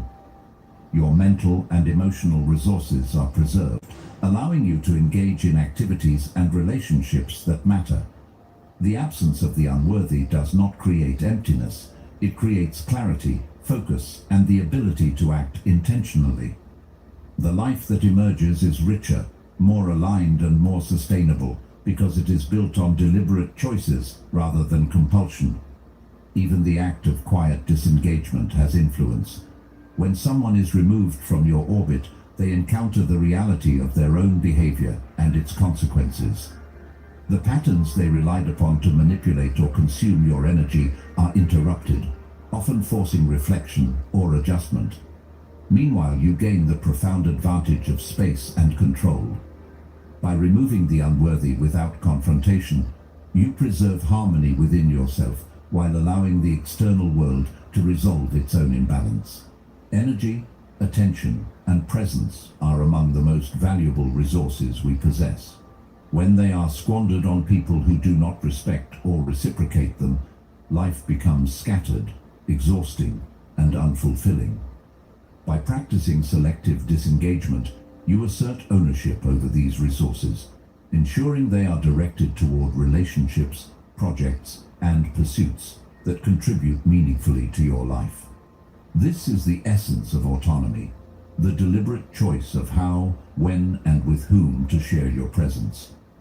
Over time, this practice transforms not just your interactions, but the very quality of your existence. Spaces once occupied by conflict, manipulation, or exhaustion are now filled with clarity, opportunity, and meaningful engagement. Your focus sharpens, your energy multiplies, and your life aligns more closely with your intentions. Each boundary set, each withdrawal practiced, and each unworthy presence removed contributes to a life lived with sovereignty, purpose, and quiet strength. Control over emotion is the armor of the untouchable. External events have no power unless you grant it. Anger, pride, jealousy, and fear are levers that others instinctively try to pull, hoping to manipulate, distract, or destabilize you. But when you recognize these levers, when you cultivate deliberate indifference toward what does not serve your purpose, their power diminishes. You become predictable only to yourself, and unpredictable to those who would test or control you. The foundation of this armor is awareness, self-discipline, and restraint. Emotions are not enemies but tools. The key lies in understanding which ones serve you and which ones surrender your power. Anger can highlight injustice, but unchecked, it consumes the mind. Pride can drive achievement, but if allowed to rule, it blinds judgment. Fear can protect, but excessive fear immobilizes. By observing these impulses without surrendering to them, you maintain sovereignty over your internal life. You become the governor of your emotional state, rather than a subject to the chaos of circumstance. The armor of emotion is strengthened through repetition and reflection. Each encounter where you resist reaction, each situation where you withhold a defensive or reactive impulse, adds to the structure of your inner resilience.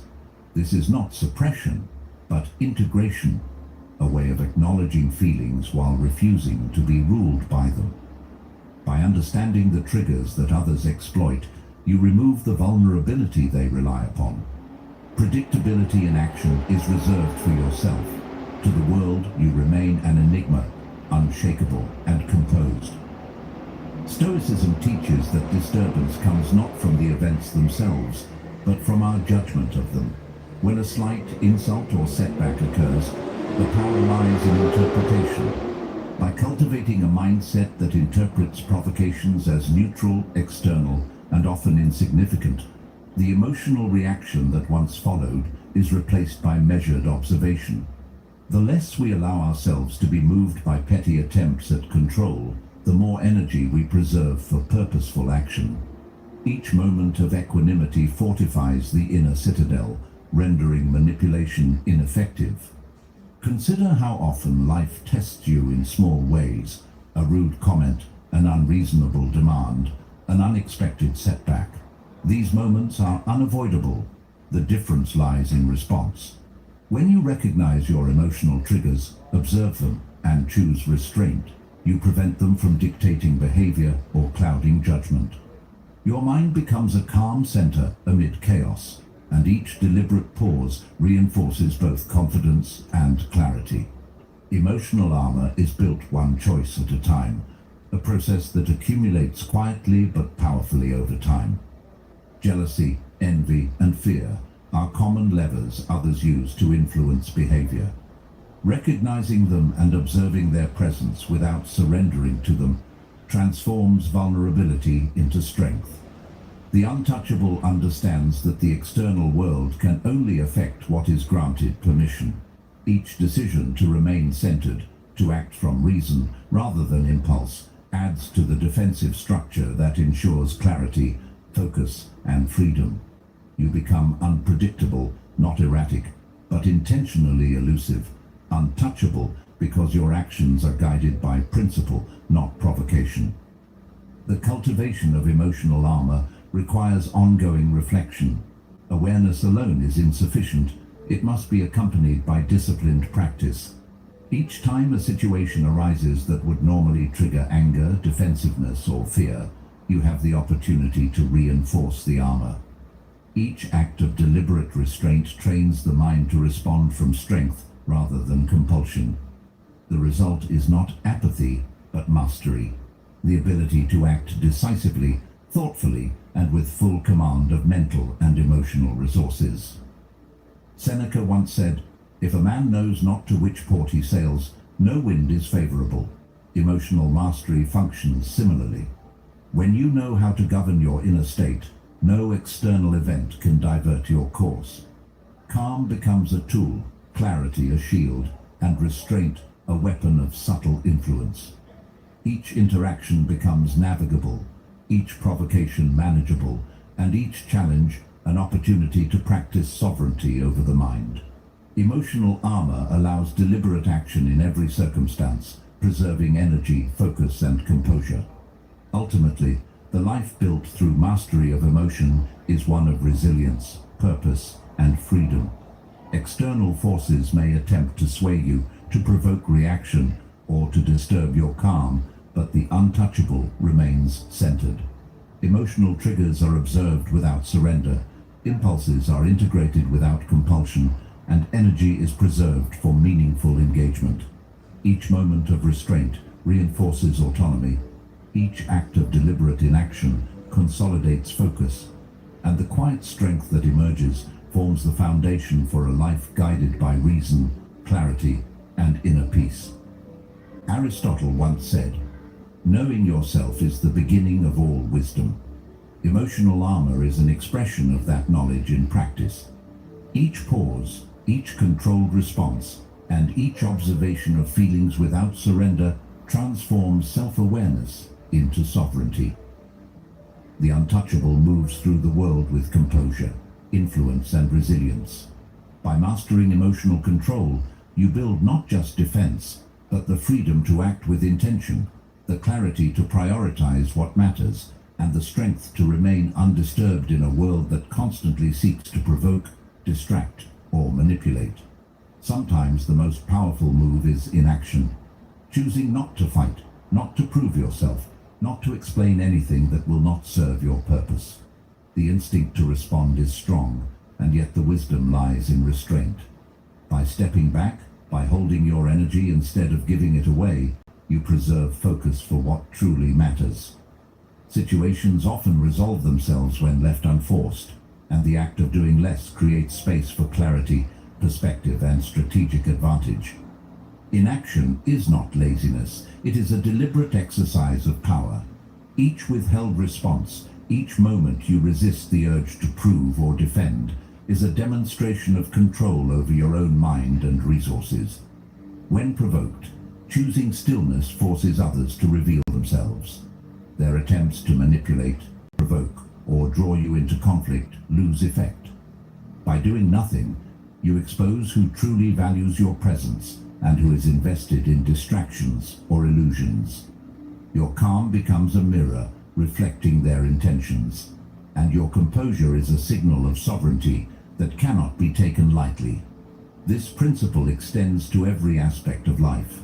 The need to constantly respond, to justify, to compete, can scatter energy and dilute influence. By observing rather than reacting, you conserve attention and mental clarity. Calculated inaction allows you to act only where impact is meaningful, turning minimal effort into maximum effect. The world becomes predictable in its unpredictability because your response is deliberate, measured, and unshakable. Those who attempt to provoke you may grow frustrated, fascinated, or uncertain, yet you remain grounded, focused, and serene, moving only when it serves the greater purpose of your life. Carl Jung once said, "One does not become enlightened by imagining figures of light, but by making the darkness conscious." Inaction allows the darkness to reveal itself, the currents of tension, expectation, and manipulation that others carry. By remaining still, you witness patterns without being drawn into them. Awareness emerges naturally in these moments of deliberate pause, and understanding grows from observation rather than interference. In choosing not to react, you cultivate insight, preserving your energy for what truly aligns with your principles and intentions. Patience is a cornerstone of this strategy. The Stoics teach that time reveals clarity, that wisdom lies in discernment, and that mastery is knowing when to act and when to remain still. Immediate reactions often satisfy impulse, but disrupt judgment. By holding back, you allow consequences to unfold naturally, and in doing so, you gain a perspective unavailable to those who move hastily. Each act of restraint reinforces self-mastery, demonstrating that influence is not gained through forceful action, but through the command of presence and attention. Calculated inaction also sharpens perception. When others expect a response and none is given, their true priorities become evident. You observe who seeks conflict, who desires validation, and who contributes meaningfully to your life. This clarity is invaluable. Those who engage in drama without your participation reveal the limits of their intentions, and you gain insight into the relationships, environments, and situations worthy of your energy. Inaction is a tool not of avoidance, but of strategic discernment. Energy preservation is central to this approach. Every reaction consumes focus, emotional bandwidth, and attention. By choosing inaction, you redirect these resources toward meaningful pursuits. The effort that would have been spent on pointless engagement is instead invested in growth, clarity, and impact. Over time, this disciplined economy of attention strengthens mental resilience and fortifies the inner space where purpose thrives. Each deliberate pause is an act of conservation, a reinforcement of autonomy, and a subtle exercise of influence that multiplies with consistent practice. The impact of inaction is often invisible but profound. Others become curious, unsettled, or fascinated by the fact that your state of mind cannot be swayed by provocation. They attempt to predict your response, to test boundaries, and to draw you into their sphere, yet find only stillness. This stillness communicates authority more powerfully than words or force ever could. By acting less, you exert more influence. By appearing measured, deliberate, and untouchable, you shape perception and outcomes without effort, letting the rhythm of your presence dictate engagement on your own terms. Freedom emerges from this practice. By resisting the compulsion to react, to defend, or to prove, you reclaim control over your time, attention, and energy. Life becomes a series of deliberate choices rather than a chain of impulsive reactions. Your priorities guide action, and distractions fade into insignificance. Each moment of stillness reinforces self-mastery, and each pause creates the conditions for clarity, insight, and effective influence. Sometimes the most profound transformations occur not through action, but through stillness. By withholding reaction, you create space for observation, reflection, and strategic intervention. You reveal who and what truly matters, and who and what does not. The power of inaction lies not in absence, but in presence tempered by restraint. It is the quiet assertion of autonomy, the preservation of energy, and the subtle shaping of influence. Marcus Aurelius once said, "He who lives in harmony with himself lives in harmony with the universe." Calculated inaction is the embodiment of that harmony. By choosing where and when to act, you maintain balance, control, and integrity. The world may provoke, distract, and demand, but your energy remains protected, your focus uncompromised, and your inner peace unbroken. Each decision to remain still strengthens clarity, amplifies influence, and secures the freedom that is the foundation of mastery. By understanding the power inherent in deliberate inaction, by observing without reacting, and by preserving energy for what matters, you cultivate a life governed by intention, insight, and sovereignty. The moments of restraint accumulate into authority, the silences into influence, and the deliberate pauses into clarity. Inaction, practiced wisely, becomes more than a strategy. It becomes a state of being, a reflection of mastery, and the ultimate exercise of self-mastery, focus, and enduring freedom. Your power has always been within you. Every pause, every moment of restraint, every choice not to react, has been building the life you were meant to live. Calm, focused, and untouchable. Carry that strength forward, protect your energy, and move through the world with purpose that cannot be shaken. Take a moment now and watch one of the videos on the screen to continue sharpening your mind, your discipline, and your clarity. Thank you for being a part of Stoic Journal. Your journey toward mastery and inner freedom continues here.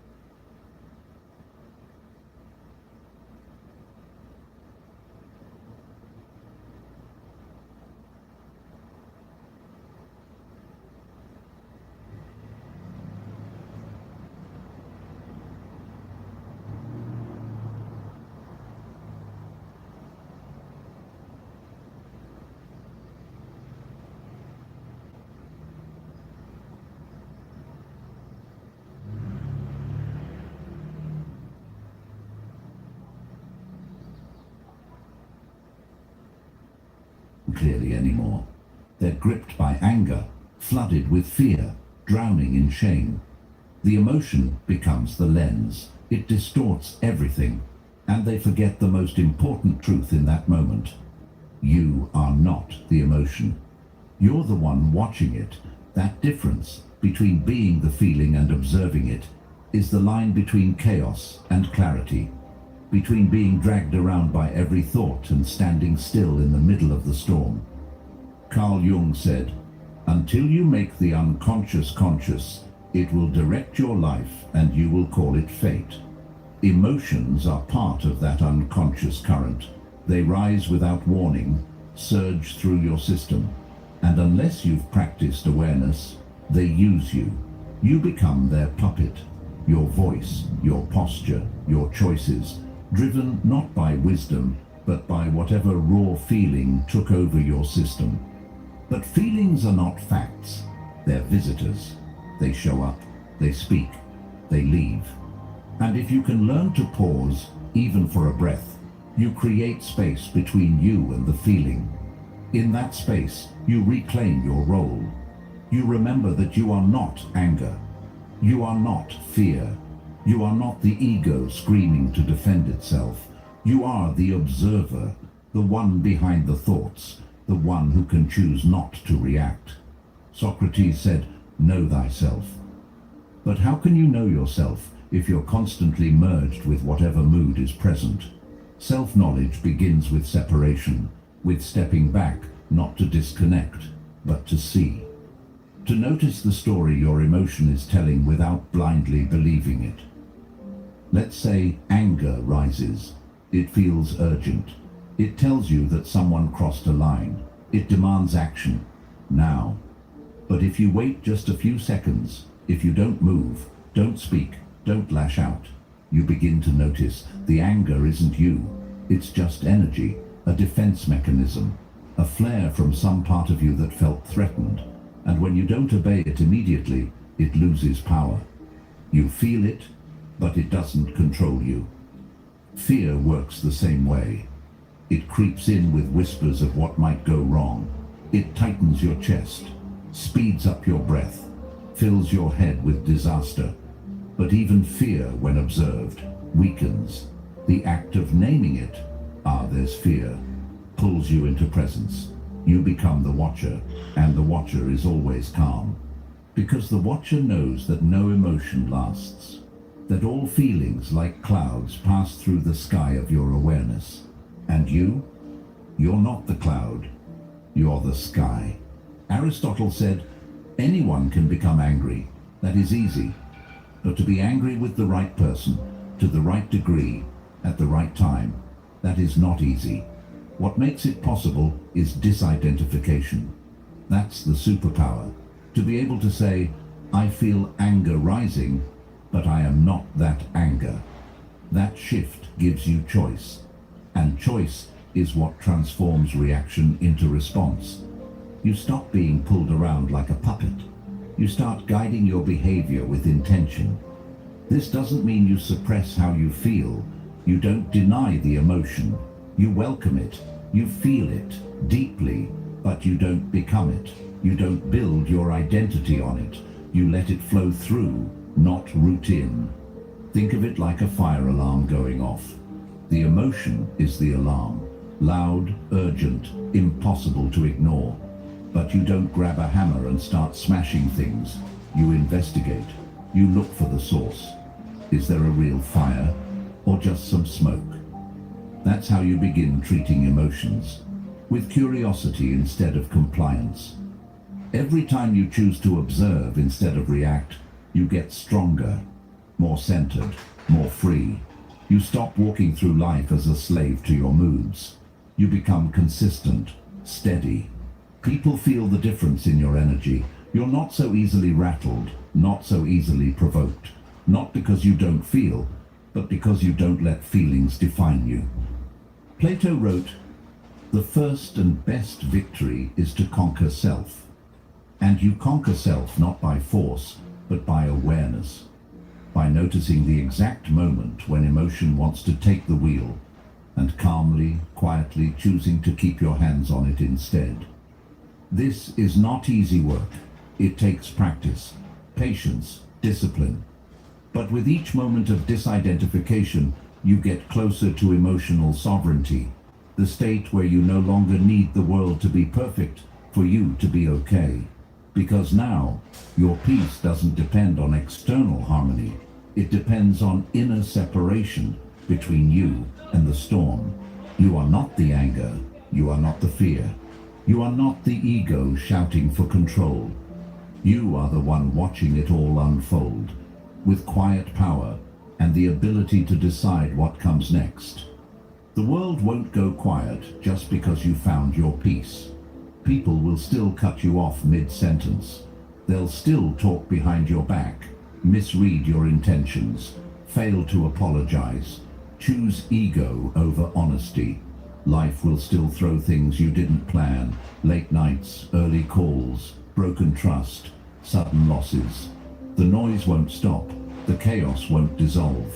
But if you've mastered what we've been building toward, you won't shake. Because the point was never to change the world. The point was to change how you move through it. Most people live in a constant state of emotional turbulence, bouncing between triggers like a pinball. They believe they need the world to be different, kinder, quieter, more predictable, for them to feel okay. So they try to manage everything outside themselves, clinging to people who agree, avoiding situations that might sting, chasing control like it's the only way to stay afloat. But what if you didn't need to control the waves? What if you just learned how to stand still inside them? Carl Jung said, "I am not what happened to me, I am what I choose to become." And in this frame, The final one, you become untouchable, not because nothing touches you, but because it no longer owns you. You don't become the noise. You don't match every mood in the room. You don't swing wildly from high to low based on someone else's words. You stay centered, quiet inside. That's the power of all the inner work, of watching, detaching, disidentifying. You begin to live not as a reactor, but as a responder. And the difference is everything. Reacting is fast, defensive, emotional. It's driven by fear or pride or unexamined pain. Responding is slow, deliberate, conscious. It comes from presence, not panic. And once you live from response, the world starts to look different. Not because it changed, but because you did. The same insult that used to burn now sounds like static. The same rejection that once collapsed, you now feels like redirection. You lose the urge to prove yourself. You no longer need to win arguments or control outcomes. You don't need the apology to find closure. You don't need everyone to understand. That's emotional freedom. Socrates said, to find yourself, think for yourself. And to think for yourself, you first have to see yourself. Separate from the waves of emotion, the noise of ego, the storms that others live inside. Because when you know who you are, no one else can tell you who you're not. And here's the part no one tells you. When you master this, you still feel. You're not a robot. You're not numb. You still notice the betrayal, the sarcasm, the loss. You still care. But the difference is, you don't react from the wound. You respond from the wisdom that was forged through it. That quiet confidence. It shows up in how you breathe when everyone else is yelling. In how you choose silence over proving your point. In how you walk away, not out of weakness, but because you're no longer trying to convince someone of your worth. Plato wrote, "The measure of a man is what he does with power, and the greatest power isn't dominance or control. It's restraint, it's discipline, it's the ability to stay aligned when everything around you is pulling at your edges. You don't chase closure. You don't repeat stories that drain you. You don't sit in rooms where your peace has to shrink. You walk forward with less noise, more clarity. This is the final frame, where the world still roars, but your soul stays silent. Not because you're avoiding life, but because you've learned how to meet it. With awareness, with steadiness, with the kind of inner strength that can't be faked and doesn't need to be announced. You're not triggered, you're trained, you're not reactive. You're responsible for your energy, your choices, your presence. And the world notices, not because you're louder, but because you carry something rare. A stillness that no insult can shatter. A calm that doesn't rely on comfort. A clarity that came not from escaping chaos, but from walking straight through it and coming out unshaken. When the world pulls at your edges, remember, your strength is not in how loudly you react, but in how quietly you remain centered. Let them shout. Let life twist. You are not here to match the storm. You are here to master your calm. Watch the next video on your screen to keep sharpening your mind and steadying your spirit. You know that feeling, that weight. It sits in your chest before you even open your eyes. Another morning, same storm inside your head. The thoughts come fast. You're failing. You're falling behind. You're not enough. You tell yourself it's just a phase. You pretend you're fine, but deep down, something burns. And here's the truth no one likes to say out loud. Most people are not living. They're reacting. Reacting to fear, choking on anxiety, buried under anger they don't understand. You've been taught to fight your emotions, to push them down, to act strong while quietly unraveling. But what if that's the real problem? What if everything you were told about managing your mind is backwards? The Stoics didn't teach us to escape emotion. They taught us to confront it with clarity, to strip it of its illusion, to stop mistaking thoughts for truth. You have power over your mind, not outside events, wrote Marcus Aurelius. So why do we spend every day trying to fix the external world while leaving our inner world to rot?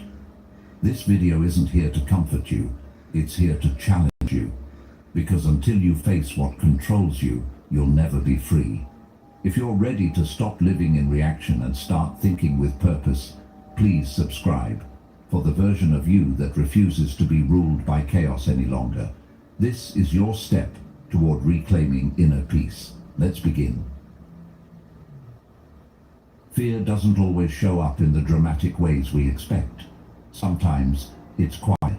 It doesn't roar. It hums in the background, disguising itself as being careful or just thinking things through. It makes a home inside your decisions, shaping what you choose to say, what you choose to stay in, and what you silently walk away from. It convinces you that silence is safer than speaking, that waiting is wiser than trying, that it's better to avoid than to fail. And so you don't make the call. You don't have the conversation. You don't take the first step. You hesitate long enough for opportunities to fade, for connections to slip, for dreams to collect dust. All the while, fear whispers that it's protecting you from pain, from embarrassment, from disappointment. But in truth, it's protecting you from becoming who you're meant to be. And over time, you stop needing a reason to say no. It becomes automatic. You start calling it your personality. But it's not who you are. It's who fear has trained you to be. The tragedy is that most people never realize this until years have passed, until regret replaces hope. They look back and wonder how their life became so small, so repetitive, so painfully safe. Fear is clever like that. It never calls itself fear. It says, "You're just not ready." It says, "Let's wait for the right moment." But the right moment never comes, because fear makes sure of it. You begin to measure your life by everything you've preserved instead of everything you've experienced. You protect your pride, your image, your comfort, but you lose momentum, depth, and joy. The Stoics saw this clearly. Marcus Aurelius wrote, "It is not death that a man should fear, but he should fear never beginning to live." That's what fear really costs you. Not just action, but aliveness. The kind of presence that only comes from doing the things that make your pulse quicken, your stomach flutter, your mind expand. Fear will offer you a quiet life, and if you're not careful, you'll accept that offer and call it peace. But it's not peace, it's paralysis. The shift doesn't begin by pretending fear isn't there. It begins the moment you admit it is. The moment you look it in the eye and ask, "What are you actually trying to protect me from?" That question breaks the spell, because most fear is not about real danger. It's about perceived threat. And the threat is almost always emotional. You're afraid of being rejected, of looking foolish, of being misunderstood. But none of those things will actually break you. What breaks people is the quiet ache of a life unlived. The weight of wondering what might have been. That's the kind of pain fear doesn't warn you about. It doesn't tell you that avoiding failure also means avoiding growth. That protecting your image might mean sacrificing your authenticity. It doesn't tell you that by trying to avoid disappointment, you end up disappointing yourself silently and repeatedly. Fear is not the villain. It's not even the enemy.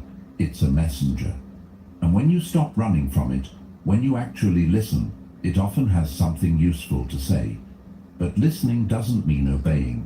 It means understanding. There's a difference. You can feel fear and still choose to move. You can carry it with you without letting it lead. Epictetus said, "No man is free who is not master of himself." And fear, when left unchecked, becomes the master. It writes the script. It decides the limits. And the longer it runs the show, the more you believe that this is just how life is supposed to feel. Heavy, careful, tense. But it's not. That's just what happens when your default setting becomes avoid. You don't need to erase fear. You need to change your relationship with it. You need to recognize when it's speaking and learn to separate its voice from your own. You are not the fear. You are the one hearing it. That space between the voice and the action, that's where your power lives. It's the space that allows you to observe, to pause, to choose. And that space expands the moment you stop labeling fear as weakness and start seeing it as a teacher. Because every fear, no matter how loud or subtle, points to something important, something you care about, something you haven't yet healed, or something you're meant to step into. Growth will always feel like fear at first. That's how you know you're on the edge of something real. Courage isn't the absence of fear. It's what happens when you act in spite of it. And no, it won't feel good immediately. It might feel terrifying. But underneath that discomfort is energy, motion, possibility. You'll never outrun fear. But you can stop running from it. You can turn and face it. And when you do, it often becomes smaller than you imagined. Less powerful, less permanent. And more often than not, you'll realize the thing you were afraid of was never actually real. It was a projection, a story, a shadow cast on a wall. Carl Jung once said, "What you resist not only persists, but will grow in size." That's what fear does when you deny it. But when you stop resisting, when you meet it with presence and ask what it's trying to teach, you reclaim your strength. You stop living under its rule. You begin to feel something you haven't felt in a long time. Movement. And from that movement, momentum. That's how freedom starts. Not with a massive leap, but with a quiet moment of honesty. The kind where you say, "I'm afraid, but I'm moving anyway."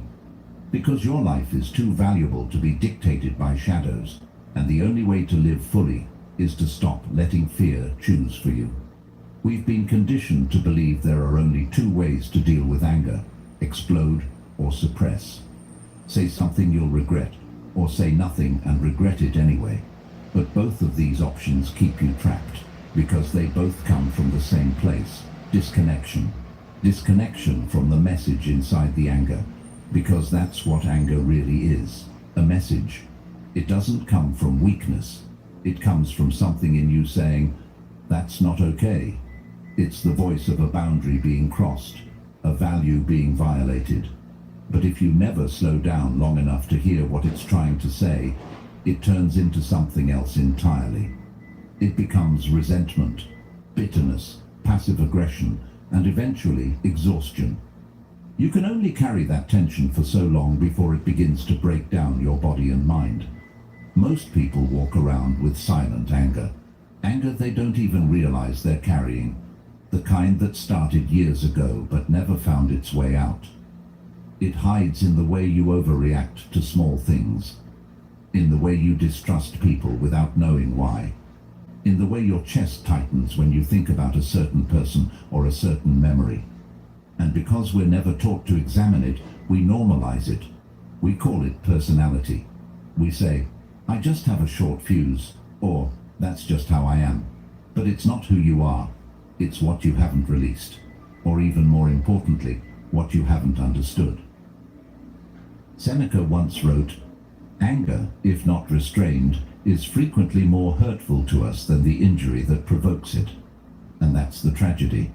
The damage anger causes when it goes unchecked is usually worse than what caused the anger in the first place. Not because anger is bad, but because it's powerful. And anything powerful that isn't understood becomes dangerous. You don't need to fear your anger. You need to get curious about it. You need to ask, what part of me is hurt? What expectation was violated? What fear is hiding underneath this fire? Because anger at its core is pain that hasn't found a voice. It's vulnerability that's armored itself for survival. But armor doesn't just protect, it isolates. And when you live armored, you can't connect, not even to yourself. So what does it look like to deal with anger differently? It looks like pausing. Not because you're weak, but because you're strong enough to hold the fire without throwing it. It looks like letting the feeling rise without letting it rule. It means not sending that message, not raising your voice, not reacting until you've asked the deeper questions. And sometimes it means sitting in the discomfort until the story becomes clear. Anger always has a story, and when you hear it fully, it often turns into something else. Clarity, sadness, grief, even compassion. That doesn't mean you excuse what happened. It means you stop letting it live rent-free in your body.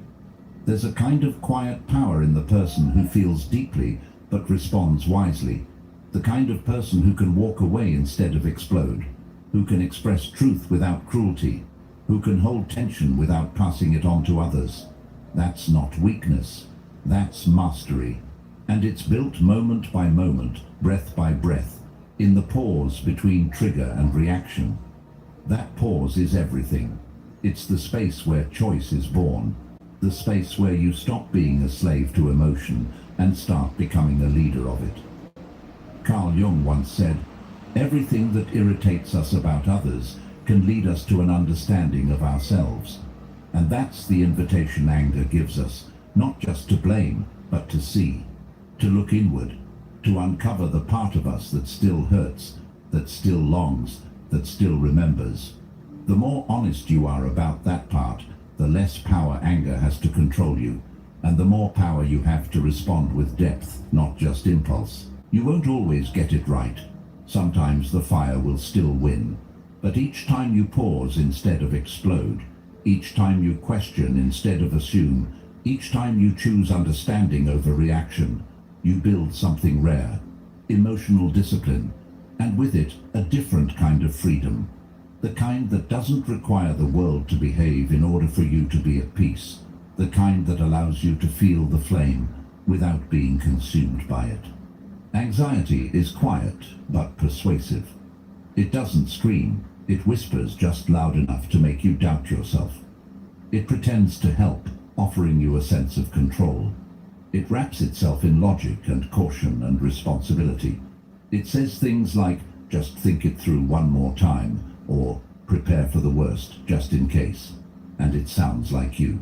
That's what makes it so powerful. It doesn't feel like a foreign voice. It feels like reason. But underneath that steady voice is a current of fear. Fear of uncertainty, fear of loss, fear of judgment, fear of falling apart. Anxiety convinces you that by obsessing over every possibility, you're staying ahead. But really, you're running in circles, exhausting yourself, rehearsing pain that doesn't exist. It starts small. A forgotten task, a strange look from someone, an upcoming deadline. And before you realize it, your heart rate has climbed, your mind is buzzing, and you're miles away from the present. You play out imaginary conversations, anticipate failures, and catastrophize the future. All while the real moment, the one you're actually in, passes by unnoticed. You're not solving anything. You're bracing. For what exactly? Something vague, something terrible, something you can't define but you can definitely feel. And because you can feel it, you assume it's real. But that's the trap. Feelings are not facts. They are experiences, not evidence. And anxiety is one of the most convincing feelings we have. This moment is what anxiety steals from you. It takes your presence. It takes your clarity. It takes your sense of agency. And the worst part is, you let it, thinking it's protecting you. But it's not. It's tricking you into living as if every thought deserves attention, as if every worry is a warning. But most aren't. Most are echoes, old patterns, familiar fears, thoughts you've had so many times they feel like truth. But if you looked at them closely, you'd realize they're just that, thoughts, not predictions, not commands, just mental noise with good acting. You don't have to argue with every anxious thought. You don't need to dismantle every possibility. You just need to come back. Come back to the thing in front of you, to the sound of your breath, to the ground beneath your feet, to the task at hand. That's how you reclaim peace. Not by fixing the future, but by anchoring in the now. Because now is where your life is actually happening. Now is where your power lives. And the more often you return to it, the more you weaken anxiety's grip. Anxiety wants you to believe that the more you think, the more you're prepared. But the truth is, the more you think, the more you delay living. The mind is a beautiful servant, but a dangerous master. And when you let anxiety lead, it doesn't guide you forward. It traps you in a loop. You end up reliving the same fears in 1,000 variations, none of which bring clarity or peace. Peace doesn't come from having all the answers. It comes from learning to live without needing all the answers, from learning to trust that you can handle whatever comes, when it comes. That trust isn't built in your head. It's built through experience, through walking into the unknown and realizing it didn't destroy you, through facing discomfort and surviving it, through living through things you once feared and realizing you're still standing. Aristotle said, "Courage is the first of human qualities because it is the quality which guarantees the others." And courage in the face of anxiety isn't the absence of fear. It's the decision to act anyway. It's showing up for your life even when your mind tells you to stay hidden. You don't owe your anxiety every moment of your day. You don't have to answer every what if. You don't have to fix every possible outcome. Sometimes you just have to breathe, to be here, to let the thought pass, and it will pass if you stop feeding it your attention. The more you anchor in the present, the quieter anxiety becomes, not because it disappears, but because you're no longer giving it the final say. And that's all it ever needed to lose its power, your permission. So take it back, return to now, and let the rest unfold in its time. You are not your emotions. This simple truth can change everything, but it's not something we learn easily. We've all been there, caught in the wave of shame, the rush of fear, the heat of anger. Each feeling seems so intense, so all-consuming, that it's easy to believe they define us. The shame after a mistake. It makes you feel like you've failed at being a good person. The fear before taking a chance. It whispers that danger is lurking, that you're on the brink of disaster. The anger? It tells you that someone has wronged you, that you need to fight back. And suddenly, these emotions don't just pass through us, they become us. We start to believe that if we feel angry, then we are angry. If we feel anxious, we are anxious. We think the feeling is a command, not a signal. But emotions are not facts. They are indicators. They point to something deeper, something that's happening inside of you. But when we treat them as truths rather than messengers, we allow them to control our actions, shape our choices, and determine our worth. We live in a world that constantly tells us to be happy, to feel good, to get rid of negative emotions. But what if the goal isn't to avoid emotions? What if the goal is to learn how to live with them without letting them define us? What if feeling sadness, anxiety, or anger is not a weakness, but a signal that we're alive, that we care, that we're human? These emotions are natural. We don't need to suppress them, but we do need to understand them. If you've ever been caught in a storm of emotion, you're not weak, you're human. You are experiencing the full range of what it means to be alive. And that's not a failure, it's an invitation to grow. This doesn't mean you'll never feel sad, anxious, or angry again. It means you'll feel those things, but they won't control you. You'll learn to let them come and go, like weather patterns in the sky. They'll still be there, but they'll no longer be the force that drives your decisions. You are the one who gets to decide how to respond. That's where freedom lies, not in a life without negative emotions, but in a life where those emotions don't control your thoughts, actions, and identity. It's easy to get lost in your emotions.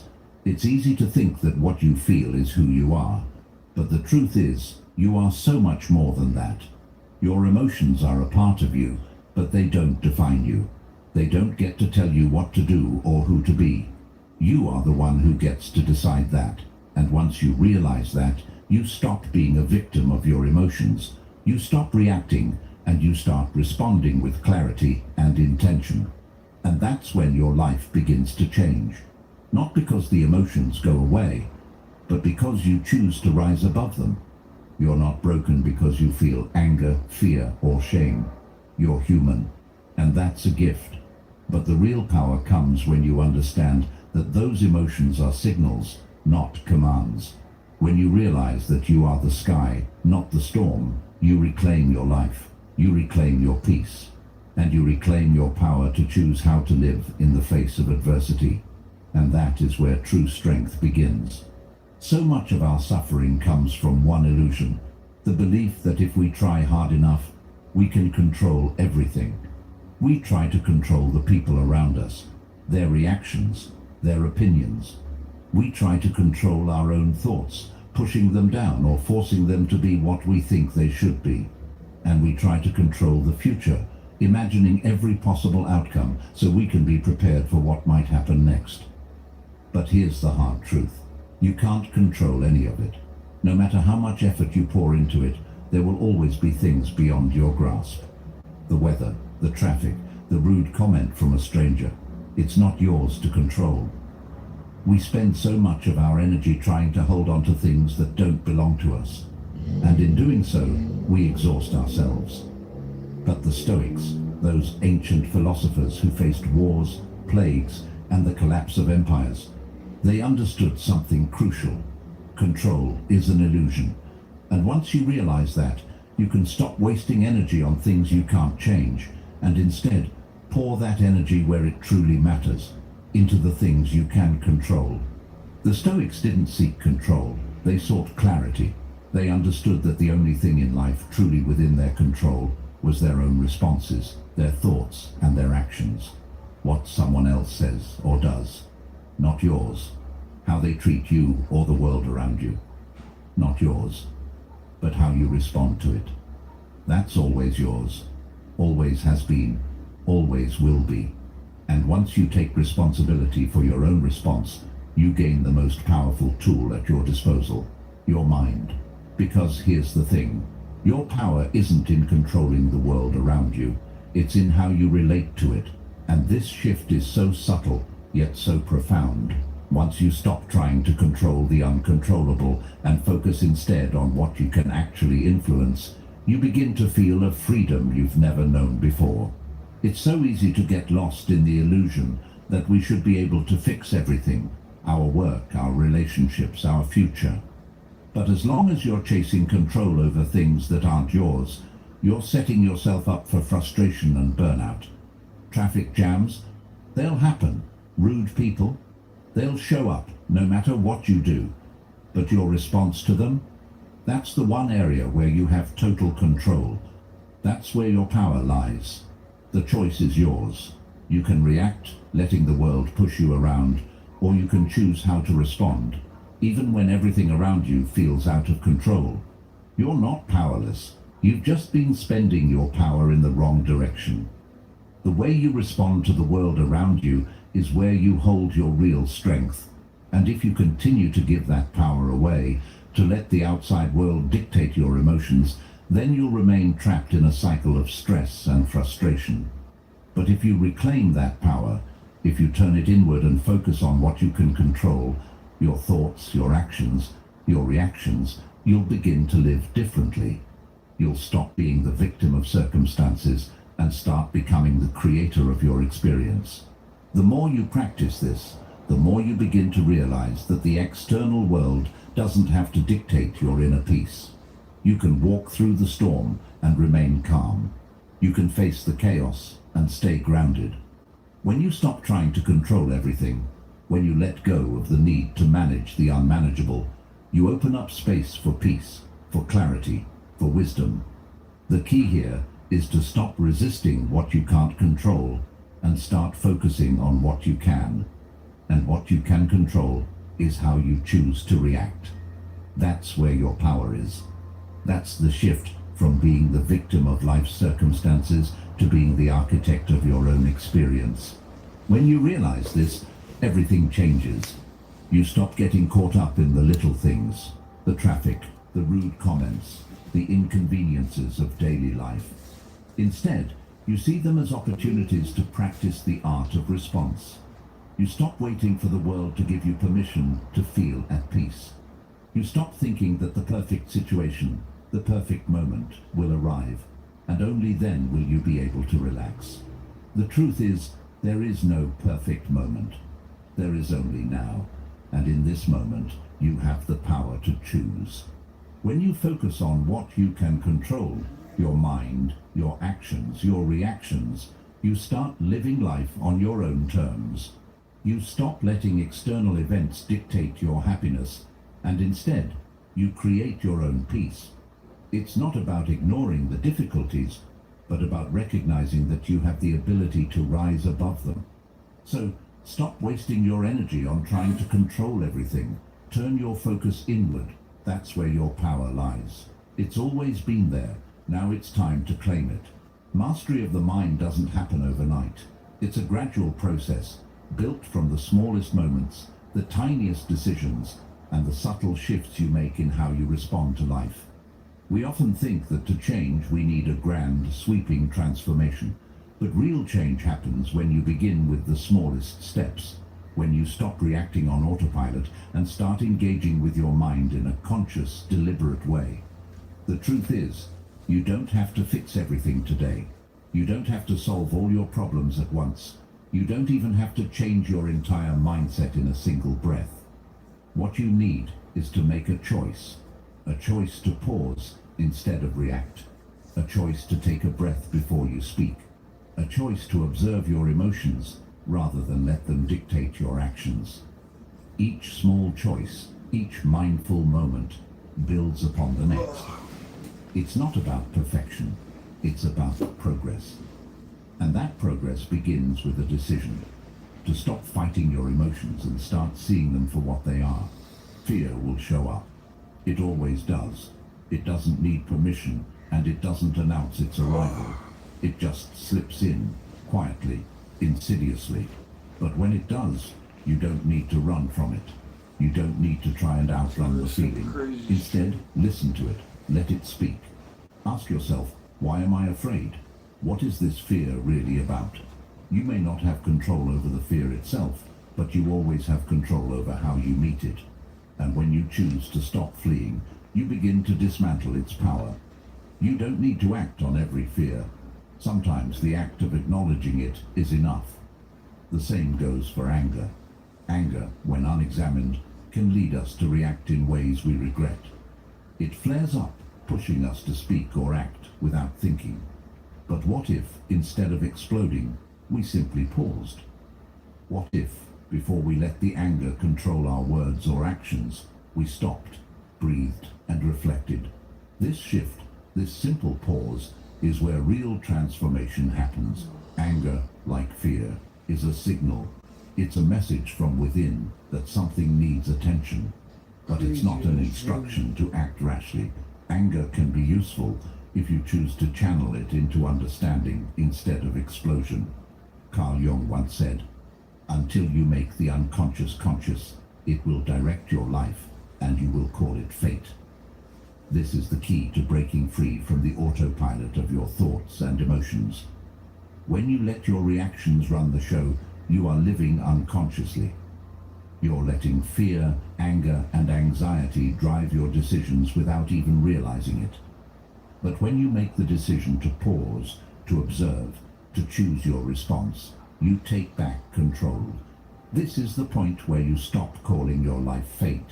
This is the moment you reclaim your mind. The power is not in controlling every thought or emotion. It's in recognizing them as they arise and making a conscious choice about how to respond. This is where true mastery begins, not in eradicating negative emotions, but in learning how to sit with them, understand them, and choose your actions from a place of clarity, not impulse. You don't need to stop feeling fear, anger, or anxiety. You need to stop letting them dictate your life. You need to understand that emotions are not commands, they are signals. And when you learn to observe those signals without reacting immediately, you give yourself the space to make a better choice. The more you practice this, the more natural it becomes. It's like building a muscle. Each time you pause, you strengthen your ability to respond rather than react. Each time you choose awareness over impulse, you create a new habit. And over time, those small shifts build into lasting change. You don't have to wait for a life-changing event to start making these changes. It starts now, with the smallest moment of awareness, with one breath before you react, with one pause before you speak. That's all it takes to begin. Each small decision adds up, and as you start practicing this, you'll notice something remarkable. Your life begins to change. Not because the world around you changes, but because you begin to see it differently. You begin to engage with it consciously instead of reacting out of habit. And that's where the power lies, not in controlling everything that happens to you, but in controlling how you meet it. Mastery of the mind isn't about eliminating emotions or pretending that you never feel fear or anger. It's about understanding that these emotions don't define you. They don't control you. They're simply part of the human experience. And when you learn to observe them, when you learn to pause and choose your response, you step into your true power. So remember this, you don't have to fix everything today. You don't have to have all the answers. All you need to do is take the smallest step toward mastery, the smallest shift in how you respond to the world. One pause, one breath, one conscious decision. And in those moments, you'll find the power to change your life. You have the power to shape your life, not by controlling everything around you, but by choosing how you respond to it. Every moment you choose awareness over reaction, you're not just changing your actions, you're changing your destiny. This is your journey, your growth, and it starts with the smallest shift. Thank you for being part of Stoic Journal. If you're ready to dive deeper into mastering your mind and living with purpose, check out the next video on your screen. Keep growing, keep choosing, keep living with intention.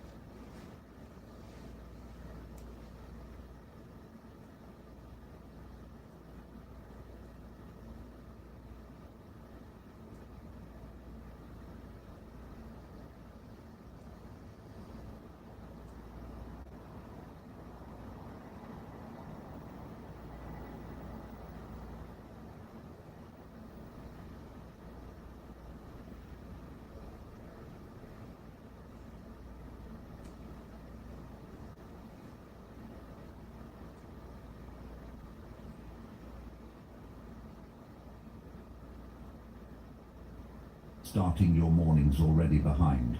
If you're ready to stop letting yesterday's problems or tomorrow's anxiety own today, I've got 5 simple phrases, daily truths you can speak to yourself that will change everything. They don't take more than a minute, but the shift they cause, it's deep, it's personal, it's power. If what we're building here resonates with you, if it helps you pause, reflect, and move through life with a little more clarity, consider being part of it. A subscription is more than support. It's a signal to yourself and to others that you value growth that lasts. So much 360. 1. I'm